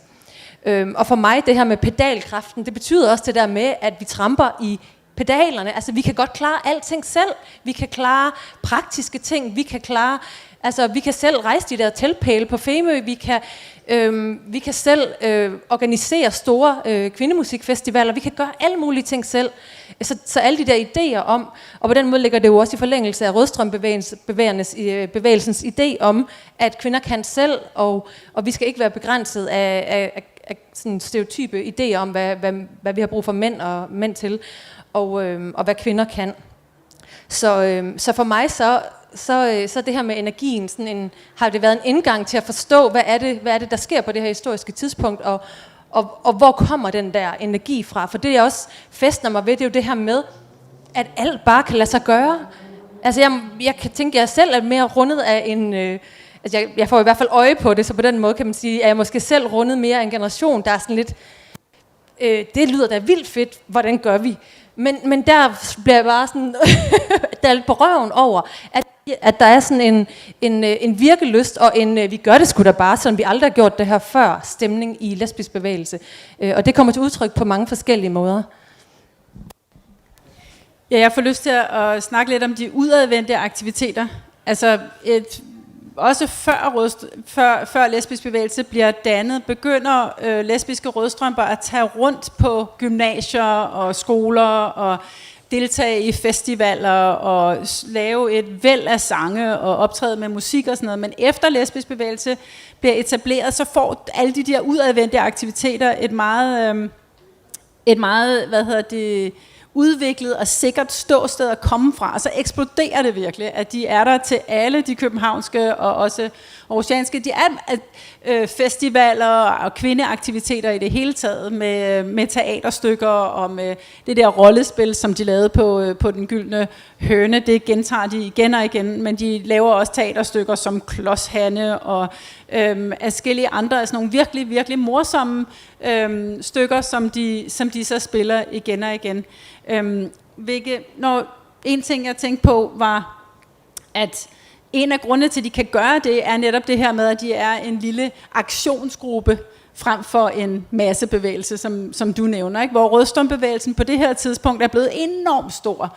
Og måske også en lille smule gumpetung, er i hvert fald meget institutionaliseret. Der er rigtig, rigtig, rigtig mange, som dels er medlemmer af rødstrømbevægelsen, og de er også begyndt at have decideret medlemskab i bevægelsen. Men der er også rigtig, rigtig mange uden for bevægelsen, som kalder sig rødstrømper, og som deltager aktivt i alle mulige rødstrømpeaktiviteter. Hvorimod lesbisk bevægelse er sådan et lille byfænomen især, som kan bevæge sig hurtigere og kan tage hurtigere beslutninger. Deres beslutningsproces er enormt simpel og kan gå rigtig hurtigt, og derfor skal man ikke have det op på det her kæmpe store koordineringsmøde, som rødstrømperne havde. Man skal ligesom ikke have nogen andre med på råd, før man kan gå ud og lave arrangementer, og det gør, at de kan være langt mere aktive i deres udadvendte politik. De er også i langt højere grad, synes jeg, og det har jeg læst mig frem til, et internationalt fænomen, en rødstrømbevægelsen er. Altså, hvor den danske lesbiske bevægelse får kontakt til lesbiske i Stockholm og i Oslo og i Bergen og i andre byer i Norden og i Tyskland og i England, før de får kontakt til mange kvinder, som bor på landet. Og også de når meget hurtigere og meget længere omkring internationalt, end rødstrømbevægelsen gjorde. Blandt andet fordi de holder alle de her fester og festivaler, og som tiltrækker. De holder international uge på Femø, hvor der kommer mange, mange kvinder fra andre steder i Europa, og de holder lesbiske uge på Femø, og så bliver det til 2 lesbiske uger, og langsomt bliver det mere og mere almindeligt, at kvinder kommer fra hele verden der til Femø. Jeg ved ikke, om vi skal tale lidt om humoren. Vi har talt om, hvad humoren kunne, og hvad de skulle. Jeg ville egentlig have haft... Jeg forestiller mig, at jeg skulle vise et par billeder. Blandt andet ville jeg have vist nogle billeder fra kvinder med kvinder, hvor der står nedenunder, lesbiske er helt almindelige samfundsborgere, og så ser de sådan meget mærkelige ud i ansigtet, eller de har noget underligt tøj på, eller sådan, andre sådan humørfulde tegninger, som er i kvinder. Men det var sådan lidt, ja, det er meget, meget tydeligt, at de har haft det virkelig sjovt, tror jeg. Det er også som om, at der er noget sådan radikalt ved at sige, at de var vildt humoristiske i lesbisk bevægelse. Det er ligesom om, at der er et eller andet historisk stereotyp, der klæber sig til en helt anden historie. Og de var vanvittigt morsomme, og de var vildt gode til at vende tingene rundt. Og jeg har faktisk lyst til at fortælle jer en lille, lige læse en lille smule op af en tale, som lesbisk bevægelse holder ved Kvindefestivalen i Fælledparken i 74. Og det siger lidt om, at de står på scenen, og det er altså en legendarisk tale imod mandssamfundets heteropropaganda. Og hold fast. Vi vidste ikke, at hende vi købte mælk hos hver dag var lesbisk. At vores sidekammerat fra skolen var lesbisk, og nabokonen, der nogle gange gik fra manden. Og vores tanter, der aldrig havde giftet sig, og den sygeplejerske, der havde passet os på hospitalet, og den ene lærerinde på skolen, og vores bedste veninde igennem mange år, og den kendte skuespillerinde, der optrådte i Se og Hør med sin lykkelige ægtemand, og 2 af vores kollegaer, og vores lille søster, og måske også vores mødre. Og talen er jo på en gang sådan en analyse, et manifest og et radikalt oprør med et homofobisk og sexistisk samfund, men den markerer jo også med et ret humoristisk twist det her med, med det her opgør med ideen om lesbiske som ulykkelige. De siger nemlig, i dag vil vi gerne benytte lejligheden til at dementere, at vi er nogle ulykkelige stakler. Vi er ikke ulykkelige, vi er rasende.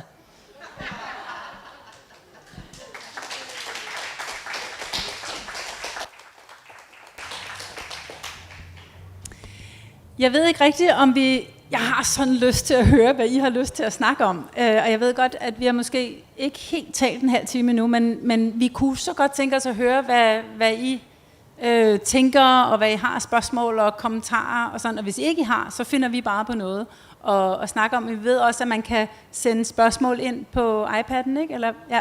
Man kan sende spørgsmål ind, hvis man sidder og ser livestreamen derhjemme. Der skulle gerne være en lille boks nedenunder eller ved siden af, hvor man bare kan skrive, og så har vi nogen, der sidder og tager sig af det, og så får vi det her ind til sidst.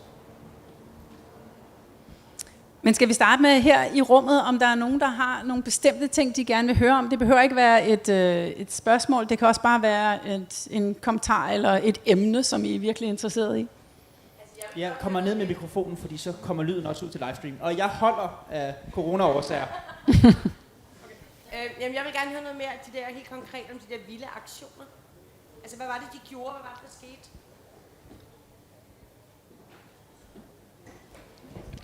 Ja, nu har jeg næsten lyst til, at der er nogen, der skal fortælle, for jeg kan se, at der sidder folk her, der har lavet dem.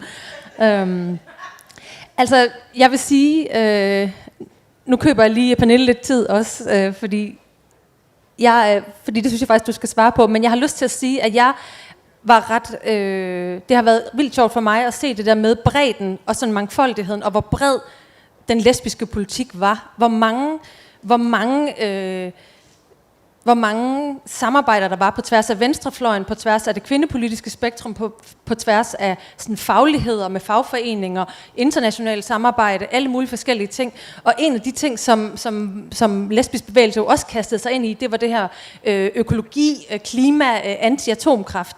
Og der har jeg lige taget sådan et par banner med. Og et af de der lesbisk bevægelses banner fra den her anti-atom-march, som jeg tror er i 77, der laver de blandt andet det her banner, hvor der står lesbiske mod mandssamfundets ødelæggelser af moder jord. Og min favorit, hellere aktiv lesbisk i dag, end radioaktiv i morgen. Altså, jeg får lyst til at fortælle historien om den første demonstration, som lesbisk bevægelse stod åben frem i, som foregik på den 1. maj 1974. Så altså kort tid efter, at bevægelsen var blevet etableret, så besluttede lesbisk bevægelse, at de ville holde deres eget optog. Eller rettere, de ville gå som samlet gruppe for sig selv i det større kvindeoptog, som skulle starte inden for Åben Rå der i 1. maj, hvor rødstrømbevægelsen stod først, og så var der nogle andre, tilterne var i midten, og så var lesbisk bevægelse ligesom bagtroppen. Og der, når man kigger på billederne derfra, og når man forestiller sig det, det optog, så var det så tydeligt, at lesbisk bevægelse var langt mere teatralske og langt mere, tydelige i deres udtryk end resten af det her optog. Fordi de gik bag os der i en stor gruppe, og der havde de trukket sådan et bånd eller sådan en ræb rundt om sig, og så havde de klædt sig ud i buske, og så var deres slogan, ud af busken i en fart, og så sagde min kollektivmor Lotte Eriksen altid, ind i busken efter flere. Og så gik de der meget højt råbende. De havde så også gjort det, at de dækkede sig til med nogen, som ikke ville stå offentligt frem som lesbiske, men gerne ville gå med i optoget alligevel. De gik med poser over hovedet, eller sådan nogle sække over hovedet, inden for det her ræb, ikke? Så de ligesom var inde i den her busk med de her sække over hovedet. Og Else Marie, som også er en af mine kollektive mødre, hun fortæller, at det var simpelthen så rørende og så stort, at i løbet af det her optog fra Åben Rå og ud til Fælledparken, var der flere og flere kvinder, der tog de her sække af og turde stå åbent frem og gå åbent i det her optog. Men det var ikke noget, de kunne gøre i udgangspunktet. Men det var bare den første store demonstration, de var med til, men de har været så tydelige i gadebilledet, og de har lavet så mange teaterstykker og sange, og sådan. De har bare været meget højtråbende og markante, og jeg tror, det har været en mere eller mindre bevidst strategi, men også en, der virkede virkelig godt, fordi at de fik så meget opmærksomhed hurtigt. For eksempel til det samme 1. maj optog, der var det dem og Anker Jørgensen, som blev interviewet ude i Fælledparken, og det var der nogle rødstrømper, der var rigtig kede af, fordi de ville også gerne have været med. Susanne Skreiner, som er en af mine kollektive mødre, hun blev interviewet til sådan en radiojournalist, og historien, som hun fortæller, er så, at bagefter var der nogle rødstrømper, der synes, det var rigtig ærgerligt, at hun ikke også havde givet mikrofonen til dem, men hun havde været så befippet, så da mikrofonen ligesom, gud, fik hun lov til at udtale sig, så hun slet ikke stået og tænkt på, at hun også skulle give den videre til nogle andre. Men det er ikke tilfældigt, at det var dem, der fik mikrofonen på det tidspunkt, fordi de var simpelthen så tydelige i deres udtryk. Jeg tænker også, at der var dels en udadrettet arbejde. Det var jo både noget med, at de lesbiske aktivister og aktivisterne omkring lesbisk bevægelse, hvor der var et overlap også med rødstrøm, og nogen var dobbeltorganiseret. Men de var jo også enormt aktive i forhold til husbesættelserne, det der med, når de tog kvindehusene, spillede de lesbiske aktivister og aktivisterne fra lesbisk bevægelse. Jeg prøver at sige det på den her måde. En stor rolle i det også. Men hvad skal man sige, den der hittepuff, altså det der med, den der kreativitet, havde også andre sådan mere, hvad skal man sige, de skabte jo nogle rum, hvor der kunne ske nogle helt andre ting, og derfor har jeg også lyst til at sige, at en af den der kreativitet, eller den der tænk ud af boksen, kom også... De holdt jo nogle forskellige nordiske seminarer og danske seminarer, lesbisk bevægelse, og jeg har lyst til at fortælle jer lidt om, hvad de lavede på lesbisk seminar i Oslo. For det faldt jeg selv over, og det synes jeg var alligevel sgu meget originalt. Ja, så det der sker, det er, at man kan vælge forskellige emner: krisestrategi, lesbologi, og økofeminisme og værkstedsgruppe. Det er altså nogle af de ting, man sådan kan melde sig på til det her seminar. Og i forbindelse med seminaret, der bor de forskellige kvindekollektiver. Og de her arbejdsformer, dem skal man altså ikke tro, man bare kan regne ud. Fordi, som de skriver, måderne vi greb emnerne an på i grupperne var forskellige. Der blev ikke bare talt og diskuteret, men for eksempel byggede økofeministerne og værkstedsgruppen en vindmølle, der kunne drive en symaskine. Det er sgu da originalt. Altså, der er virkelig noget, de er virkelig forud for deres tid, ikke? Det er altså 77.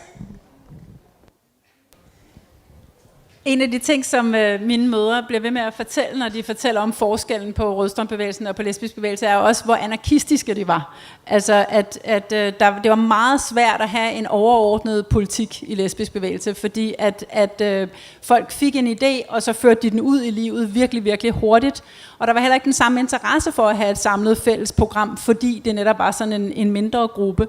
Og derfor kunne aktiviteterne sprede sig i så mange forskellige retninger så hurtigt. Jeg havde et spørgsmål hernede fra. Hej. Det er nogle vilde anekdoter, I kommer med her, tænker jeg. Og så kan jeg ikke lade være med at komme til at kigge lidt indad og kigge lidt på min omgangskreds og tænke, Er vi blevet nogle småborgerlige, drønkedelige læpper i dag? Eller hvad tænker I sådan med jeres perspektiv om læpper i dag? Altså med alle de her vanvittige historier, I fortæller? Jeg synes, det er lidt svært at udtale mig om, hvor borgerlige folk er sådan generelt. Og så hvis jeg lige skulle sige noget ganske kort, så vil jeg sige, at det var ikke kun lesbiske, som var mere, hvad skal man sige, sprudlende og i gadebilledet dengang i 70'erne. Ja, der var også mange andre heteroseksuelle kvinder, men også mænd. Altså der var simpelthen det var et andet tid, end det er i dag. Og så vil jeg så sige, jeg synes også, der foregår helt vildt mange fede ting i dag. Altså det er bare måske, jeg ved ikke om det er spredt mere ud på mange flere forskellige aktiviteter, eller sådan, men jeg tænker også, det er da bare at gå i gang, altså at lave en eller anden sjov. Ja.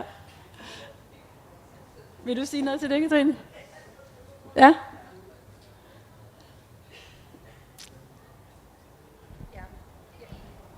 Ja, det vil jeg gerne se noget til.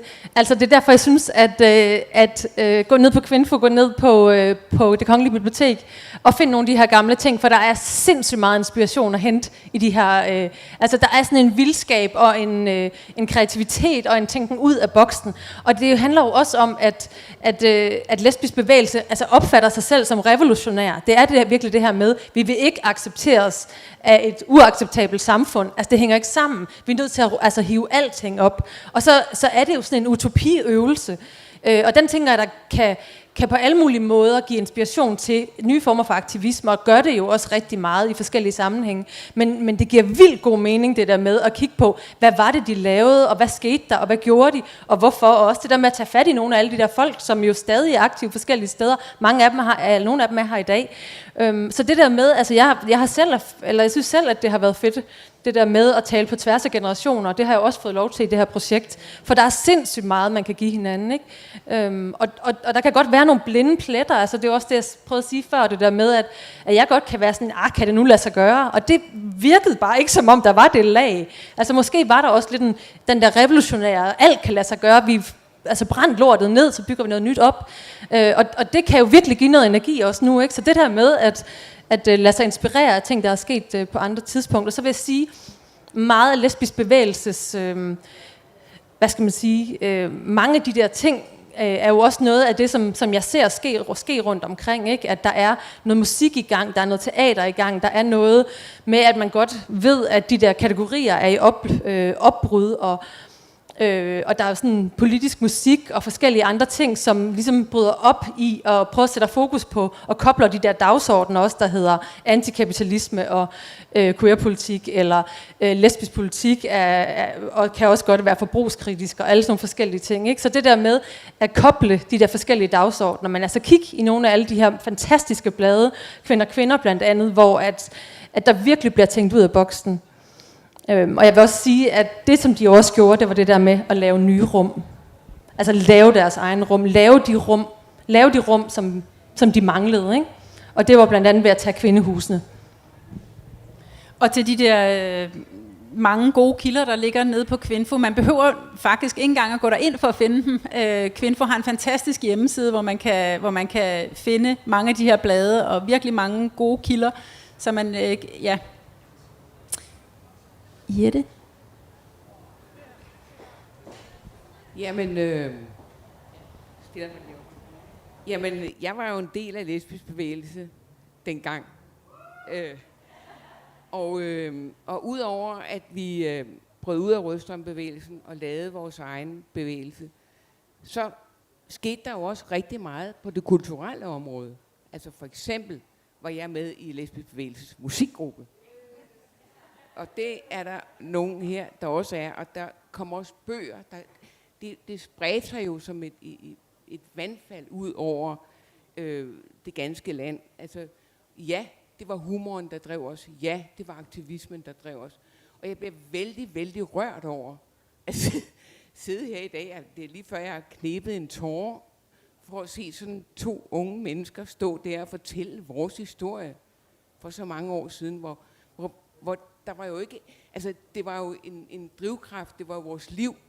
Det var 24 timer i døgnet. Altså, jeg har kigget på mine gamle dagbøger, og jeg kan se, at jeg har simpelthen møder fra morgen til aften, udover at jeg selvfølgelig, hvad mange af os jo gjorde, var i gang med at tage en uddannelse. Men holdt da helt op. Altså, og jeg bliver så glad for, at I tager det her op, og jeg bliver så glad for Pernilles bog, og at du står der som ung, og fortæller vores historie med sådan en stor overbevisning. Det synes jeg er fantastisk. Tak for det.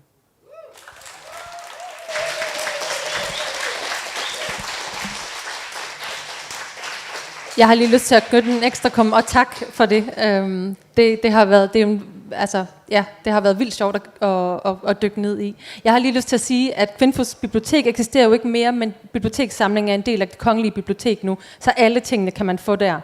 Der er en, der hedder Jytte Nielsen, hende skal man tage fat i, og hun er derude nu, så man kan sagtens få fat i alle de der kilder. Det var bare lige en bonusinfo.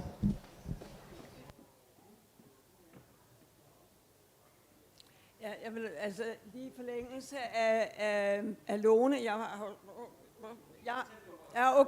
Jeg har også været med hele vejen, og jeg synes, det er rigtig sjovt, Katrine, at du er så begejstret for alt det der anarki og alt det skøre, vi gjorde, fordi vi lavede lesbisk bevægelse, fordi vi ikke helt kunne rummes i rødstrømbevægelsen, og fordi vi bestemt ikke kunne rummes i det, der hedder LGBT Danmark i dag. Vi passede jo slet ikke ind i forbundets politik. Vi ville netop noget andet. Vi ville jo ikke være ligesom alle mulige andre.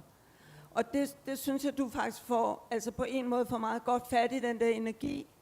Og så får jeg bare lige lyst til at tilføje, at det var ikke kun et storbysfænomen. Det startede i København, men allerede i 75 kom det første kvindekollektiv på landet. Og blandt andet inspireret af, at der var masser af kvindekollektiver i USA, som var lesbiske. Og der var rigtig mange kvinder, blandt andet fra Tyskland, men også alle mulige andre steder fra i verden, der tog til Wales, hvor der var så mange tomme hus, og besatte dem og lavede kvindekollektiver. Og de kvinder var jo en del af vores internationale kontakter.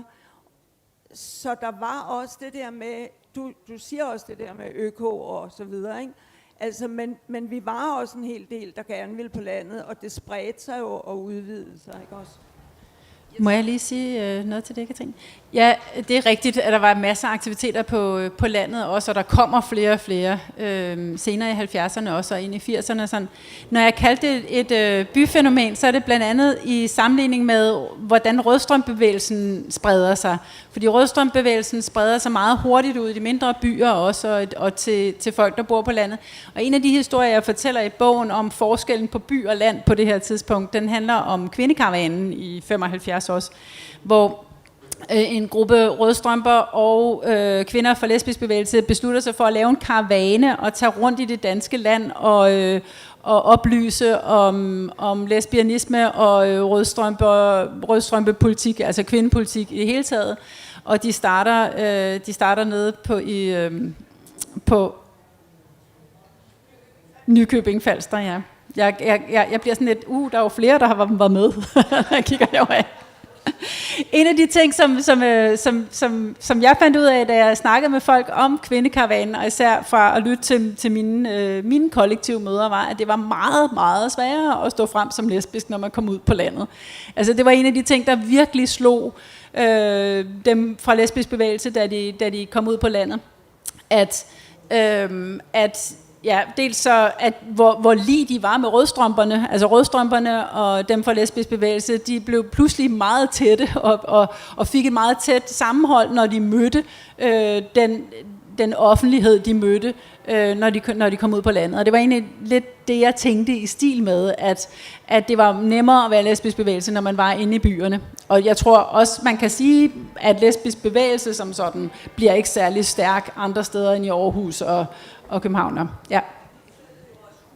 Og I flyttede også ud, ja. Jeg har lige lyst til at give et input til det der inspiration til ny aktivisme. Og det er jo fordi, at lesbisk bevægelse er sådan super anarkistisk, så er det også, kan det være lidt svært det der med, at der er rigtig kort fra idé til handling, men det der med, ligesom, hvad er vores politik egentlig? Det går der måske ikke. Det har I sikkert også forskellige bud på, noget tid inden, at det bliver sammenfattet. Og jeg har lyst til at lige læse lidt op, fordi at lesbisk bevægelse repræsenterer jo en feministisk lesbianisme, altså en kvindepolitisk lesbianisme, ikke? Så der kan jo være nemlig nogle forskelle mellem LGBT Danmarks, det som der hedder forbundet på det tidspunkt, og og lesbisk bevægelse. Der er nogle forskellige, nogle ret store forskelle her. Men jeg har lyst til at læse en lille smule op fra Panbladet, og det er også for at give lidt inspiration til det der, hvordan kunne man lade sig inspirere af lesbisk bevægelse. Og det er nemlig sådan, at i Panbladet i 1980, og det er jo altså 6 år senere, så er der sådan en demonstrativ politisk programerklæring. Og det er sådan en lille bitte notits ude i siden i Panbladet, og der står der altså, så fik lesbisk bevægelse endelig en politik. 6 år efter, at bevægelsen blev stiftet, vel at mærke. På gentagne, og det her er citat, på gentagne opfordringer har vi endelig besluttet, hvad lesbisk bevægelse står for. Og den her programerklæring, den udstiller altså med en vis fanden voldsked forholdet mellem den borgerlige landsforening og den anarkistiske lesbiske bevægelse. Og der følger der 25 punkter, og der er det altså bare at gå amok. Altså sæt i gang. Så nu skal I høre, hvad der blandt andet står. Det handler blandt andet om at bekæmpe kernefamilien, om at få indført en 20 timers arbejdsuge, alternativ 5 timer. Ja, se nu der. Det er skide godt. At være imod atomkraft og overflødig produktion. Det bliver også klart, at lesbisk bevægelse opfatter butikstyveri som en del af den politiske kamp mod storkapitalen. Og her står der altså, tyveri er lige med politisk handling, lige med stjæle i Irma. Og det handler simpelthen også om, at i lesbisk bevægelse har de den her idé om, at de fremover vil opfatte heteroseksuelle kvinders liv som et valg, de selv har foretaget. Ja. Altså, de har virkelig haft det sjovt, tror jeg, da de har lavet det her, ikke? Og så i Panbladet. Men det, de også skriver, det er blandt andet, blandt de mere finurlige politiske standpunkter, det er, at lesbisk bevægelse er imod tv, sort-hvid og farve. De er imod afskårne blomster. De får flere hængekøjer, og får bilosen ind i bilerne og bedre miljø i byerne. Og hele den her lille notits er selvfølgelig underskrevet. Hvis det siger der noget, så ring. Kærlig hilsen, lesbisk bevægelse.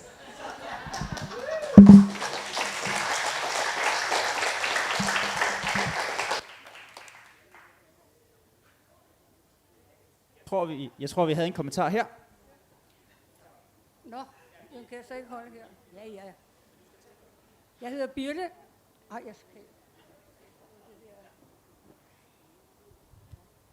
Jeg hedder Birte, og jeg vil godt fortælle om et møde, og jeg tror, det var i midten af 70'erne. Og vi var i Prinsessegade, og så kom der et forslag om, at vi skulle støtte op om Christopher Street. Og der var diskussion. Den sluttede 5:00 om morgenen. Og konklusionen, altså man kan sige, essensen er det, at nogle af os kom fra Rødstrømbevægelsen og havde ikke noget forhold til bøsserne ude på Christiania, eller hvor de var. Og så var der andre, der kom fra forbundet, som selvfølgelig så, at der var en mulighed for at lave en alliance med sin fortid. Så jeg synes, at en vigtig historie omkring lesbisk bevægelse er, at vi kom forskellige steder fra, og det udspillede sig så også ved de diskussioner, vi havde. Og det var ikke bare sjovt, det var pisse alvorligt, at vi sad der og diskuterede til 5:00 om morgenen. Det var det.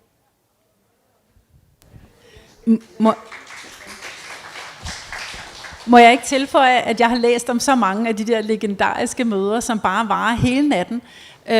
Og det er så ærgerligt, at der ikke er flere af dem, der er optaget. Altså i din film, Birgit, der er der en optagelse fra et af møderne, hvor man kan, og så er der lidt i referatet af, hvad de siger og sådan, ikke? Men det kunne være så fantastisk at høre, hvordan man kunne blive ved med at Fordi positionerne må jo have stået klart efter en times tid, ikke? Altså, og så sad man alligevel, det gjorde man også i rødstrømbevægelsen, 12 timer mere. Altså, og fordi man skulle være enige, ikke? Det var jo det, der var jo, at man kunne ikke, der var ikke noget med afstemning eller noget, det var noget med, at man skulle være enige, så man blev nødt til at diskutere det, til man var færdig. Og det blev man nogle gange ikke, og så blev man bare alligevel ved. Jeg synes, det er fascinerende. Ja, jeg har også lyst til at sige tak, Birte, for at nuancere, og det er jo det der med, at det er ret, for mig har det været spændende i hvert fald, det der med, at der ikke er nogen modsætning mellem, at det er mega meget liv og død i lesbisk bevægelse, ikke? Altså det er mega meget advar, der er jo vildt mange, som jeg også forstår det, der har voldelige overfald efter sig, og det synes jeg også, du kommer ind på dit, altså det er ikke et hobbyprojekt det her, det er mega meget alvor, og grund til at jeg ligesom tydeliggør noget af det her med, at det også er sjovt, og der er den her vildskab, det er jo, at jeg får en fornemmelse af, at lesbisk bevægelse havde det skide sjovt, selvom det var dødelig alvor, og de to ting kunne godt eksistere, og måske var det netop derfor, at de ting eksisterede samtidig. Det er min oplevelse af at have kigget i alle de ting, I har efterladt jer. Så tak for at sætte fokus på det, Birte. Men det jeg godt ville sige, det var bare for at støtte det der Birke sagde, at det var virkelig, virkelig alvor nogle gange. For eksempel så var det sådan, at Landsforeningen på et tidspunkt dengang havde tænkt sig, at de pædofile skulle være medlemmer af Landsforeningen, og Landsforeningen skulle kæmpe for de pædofiles ret. Og så er det vigtigt at vide også, at det var der altså også mange uden for Landsforeningen, der mente i Danmark på det tidspunkt. Men ikke desto mindre. Og der var en del, som var medlemmer af Landsforeningen på det tidspunkt, og som simpelthen lavede en aktion, hvor vi troede dem med at melde os ud alle sammen, kollektivt, hvis I gjorde det. Og jeg mener, det synes jeg sådan ligesom er toppen af noget af det alvorlige i det her, ikke? Ja, det var bare det. Tak for at fortælle den historie. Det tror jeg faktisk også siger noget om tiden, det der med, at det var en helt reel diskussion om de pædofile skulle med der, ikke? Det tror jeg også, kan være rigtig svært for os at forstå i dag, at der lå den politiske diskussion også. Tak for det. Men der var også andre grunde til, at lesbisk bevægelse ikke nødvendigvis ville samarbejde med forbundet, som handlede om, at kvinder var så dårligt repræsenteret i forbundet, ikke? Altså, og som også gjorde, at lesbisk bevægelse var en nødvendighed, fordi at kvinder havde meget lidt at skulle have sagt i forbundet, og var som i mindretal.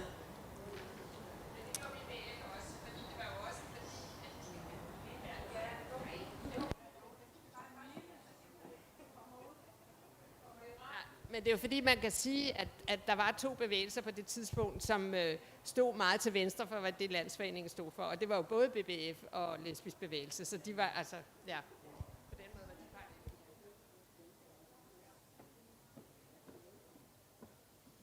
Jeg tænker, at du lige tager fat i noget rigtig vigtigt, Pernille. Fordi da jeg læste Leonora Christine Skovs bog, Den, der lever stille, der gik det op for mig, at hendes mor, Leonora var ikke engang født, da vi andre lavede Kvindehus. Men da hun var 15, 18, 20 år, der kunne hun jo stadigvæk ikke leve, som hun gerne ville. Som var det råb, der var i det der rollespil på det første møde. Hvorfor må jeg ikke leve, som jeg vil? Det måtte Leonora heller ikke 20 år efter. Og jeg var i Mix for nogle år siden, som er den der LGBT-filmfestival. Der var der en helt ung kvinde på 22, som udtrykte, at hun gad ikke at være kvinde, at bare være en helt almindelig kvinde. Hun ville have lov at være kvinde, som hun nu ville. Og jeg var sådan helt, jamen selvfølgelig. Men det var altså 40 år efter, at vi snakkede om det. Og det er jo fordi, altså, der er stadigvæk et problem med kvinde, altså også i LGBT-sammenhængen, men der er et problem med at ligesom værdsætte, at kvinder kan være alt muligt forskellige, uden at vi behøver at sige, at vi ikke er kvinder. Altså, og det synes jeg er super vigtigt, fordi det var det, vi stod for, og det er jo faktisk det, vi stadigvæk i vores feminisme står for, at kvinder kan være kvinder på rigtig mange måder, men vi er stadigvæk kvinder. Lesbiske kvinder.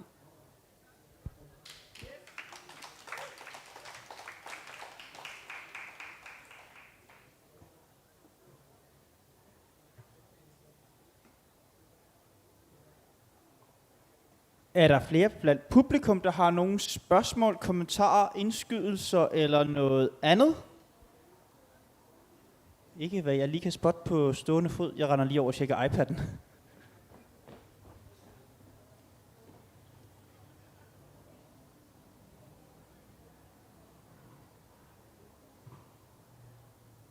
Der var heller ikke noget. Pernille, Katrine, har I nogle afsluttende bemærkninger, eller noget, I sådan vil sige her til sidst?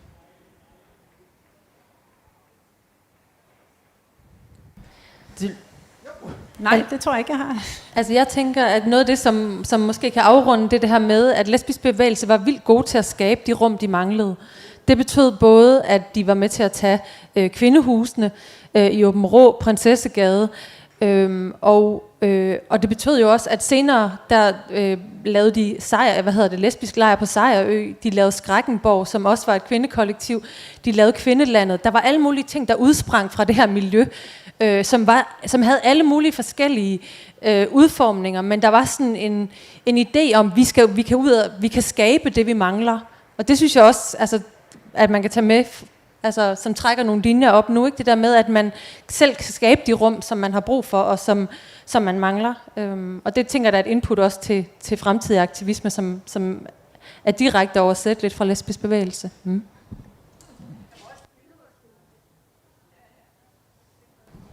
Kvindehøjskolen, ja, helt sikkert, som jo kørte i rigtig mange år og var nede i Sønderjylland, lige præcis. Og der er faktisk stadig kvindekurser på Kvindehøjskolen, så hvis der er nogen, der skal afsted næste sommer, så kan de gøre det. Ja, vi har vist en kommentar her. Det kunne også være en afsluttende kommentar. Jeg har faktisk siddet lidt på Rigsarkivet her, efter at det blev åbnet, og man kan jo se, at det er mænd, der har afleveret, homoseksuelle mænd, der har afleveret deres arkiver, og meget, meget få kvinder. Så derfor håber jeg også, at det her bliver starten på, at der bliver afleveret nogle ting. Og det er vel også det, der har været meningen med BBF, eller hvad hedder det, LGBT-bibliotekets initiativ, og få Katrine til at lave det her notat, som forhåbentlig får nogen til at bruge de ting, der er i biblioteket, også få afleveret nogle af de ting, de har i garage og kældre, og hvad ved jeg. For ellers så er det altså mændene, der kommer til at skrive historien. Og det skal de selvfølgelig også om. Og næste år bliver det 50-året for BBF, og det er også en del af hvad skal man sige, vores fælles historie. Men jeg synes, vi må op på mærkerne og se at få afleveret noget. Så der er noget, når det næste efter Pernille og Katrine. Hvis jeg lige må tilføje til det, så er jeg helt enig, især sådan lidt mere private ting, fordi at institutionen lesbisk bevægelse, eller man skal sige, alle mødereferaterne og den slags kilder, er der faktisk en ret god repræsentation af i Kvindehistorisk Samling. Men det, der mangler, er dagbøger og breve og den sådan mere personlige side af det, og også fra mindre arrangementer, men de store linjer er der. Men ja, helt klart. Det stemmer jeg også for. Altså, det synes jeg faktisk bare er rigtig godt, at I siger, og vi er jo nogen, der rigtig gerne vil i gang, og vi er bare lidt sløve, eller lidt, ved ikke, hvordan man gør, eller jeg ved ikke hvorfor, men vi har jo snakket om det 2 år, siden du ligesom kom og begyndte at præsentere, at du var i gang, ikke? Så der kommer noget, og vi skal nok tage imod, at vi skal nok aflevere, fordi der ligger rigtig meget, og vi skal nok komme frem med det. Jeg har lige lyst til at sige, at LGBT Danmarks biblioteksgruppe har også rigtig mange materialer, så hvis man har lyst, kan man også tage kontakt til dem. Ja, men jeg har ikke fået noget ind på iPad'en, eller det ser ikke ud som om, der er flere hænder hernede. Jeg er sikker på, at I måske vil stå til rådighed, hvis folk lige vil op og sige noget personligt til jer, eller noget. Jeg kunne se, der var allerede stort rift om jer, inden vi overhovedet gik i gang. Men med det, Pernille, Katrine, mange tak. Det har været rigtig spændende at høre videre forløb om, hvad der er sket i en lidt mere koncentreret periode, end hvad vi havde sidst. Jeg ved ikke, om vi kan finde på noget mere tilføje til det her næste gang, vi laver et arrangement, men det kunne måske være, der kom et eller andet. Kvindernes kærlighed til kvinder 3.0. Nu må vi se. Men jeg vil sige tak for i aften, og tak for god ro og orden. Rigtig mange gode spørgsmål og kommentarer. Og ja, så håber jeg, at vi finder nogle andre arrangementer, der vil være spændende i løbet af ugen.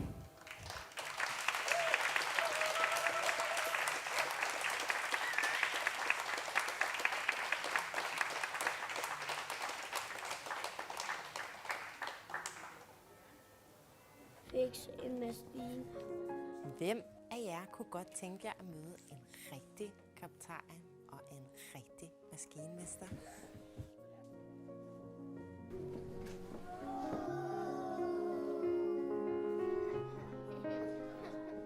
Jeg hedder Michelle, og jeg er kaptajn på et stort containerskib, der hedder Adrian Mærsk.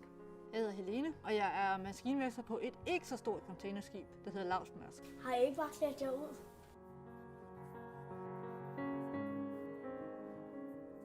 De fire den af. Ledperson. Propelleren. I virkeligheden så drejer den jo rundt.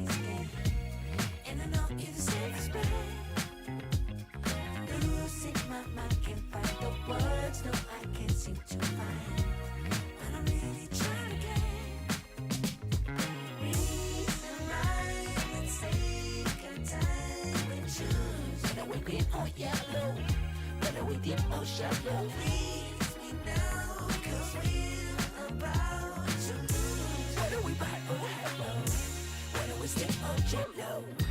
I got room and make amends, but can't go through the same regrets.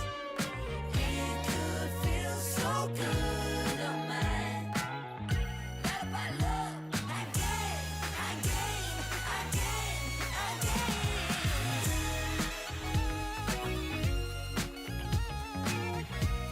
And I know you're the safest way.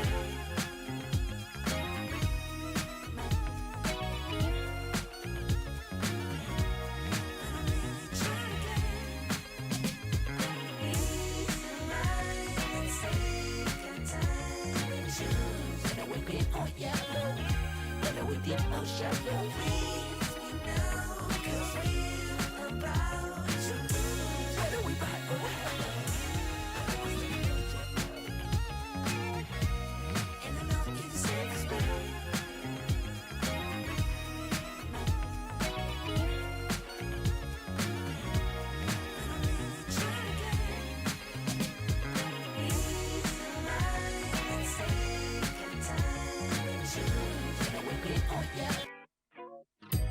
Somewhere on the sea,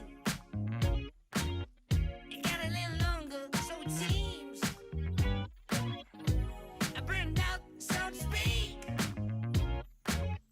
Now come a little closer. I feel a little light in the light track. I felt a bit of bad, but I came back. There's still a little light in the light track. There's still a bit of good, so good. And I know just what to say. And I know just what to do. And I'm so sick of pain, but it's all too quick with you. Losing this game, I can't afford to be losing this game. And I know you're the safest bet. Losing my mind, can't find the words, no, I can't seem to find. But I'm really trying to get reason, rhyme, and take a time and choose. Whether we green or yellow, whether we deep or shallow. Please me now, 'cause we're about to lose. Whether we buy or hello, whether we step or jello. Sometimes, honey, me. You put a little bit of gasoline. I burned out, so to speak. Come a little closer. Here's some disclosure. Do you mind to quit your pretending? Truth or false, the shit never ending. Hear me now and stop condescending. You see, I'm begging, you hear me begging. If you're sick for love, don't try to hide it. Find it deep inside and try to hide it. If there's a way, I wanna know we tried it. Quit your games and now that you denied it. Losing this game, I can't afford to be losing this game. And I know you're the safest bet. Losing my mind, can't find the words, no, I can't seem to find. But I'm really trying to get reason, rhyme, and take a time and choose. Whether we're green or yellow, whether we deep or shallow. Please me now, 'cause we're about to lose. Whether we buy or hello, whether we step or jello. I got room and make amends, but can't go through the same regrets. It could feel so good on mine. Not about love, I gain.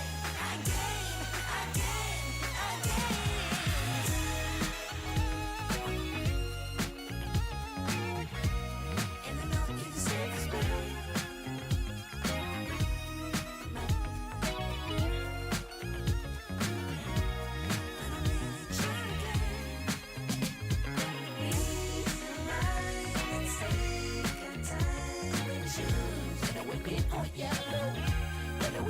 shallow. Please me now, 'cause we're about to lose. Whether we buy or hello, whether we step or jello.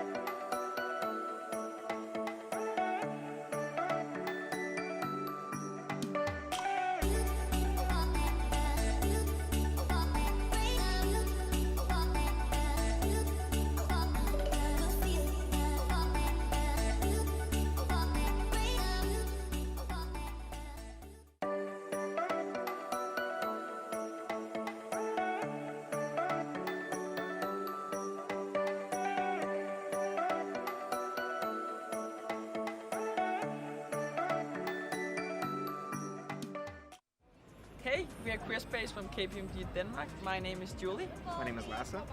And my name is Anushka. And we from KPMG Career Space have for the first time participated in the Copenhagen Pride last year, created a discrimination mailbox for all employees in the Denmark office, and have made same-sex bathrooms all over Denmark. So our main focus points for next year is to look at same-sex parental leave, ensuring equal rights for all family constellations, and participating in 2021 World Pride in Copenhagen. We hope to see many of you at the World Pride 2021 in Copenhagen. Yay!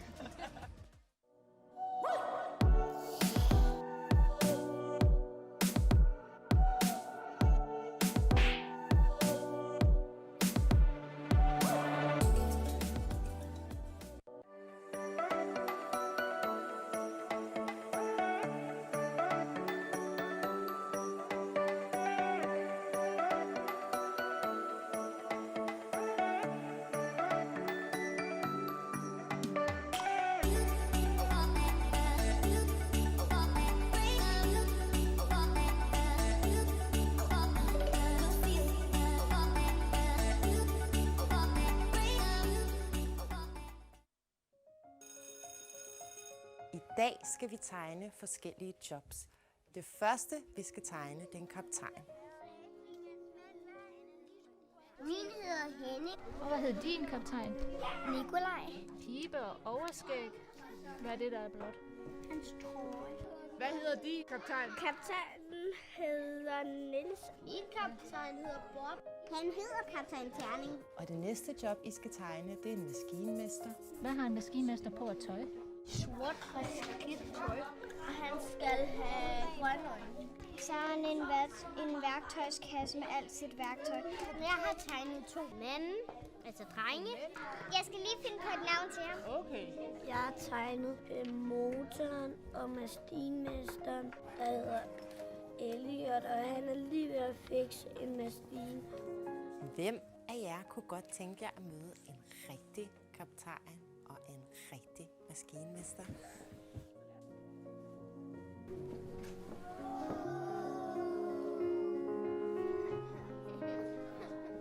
Jeg hedder Michelle, og jeg er kaptajn på et stort containerskib, der hedder Adrian Mærsk. Jeg hedder Helene, og jeg er maskinmester på et ikke så stort containerskib, der hedder Mærsk. Har I ikke bare sat jer ud?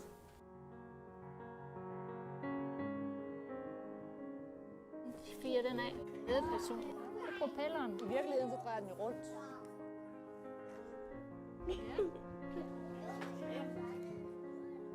Hej, hej, hej.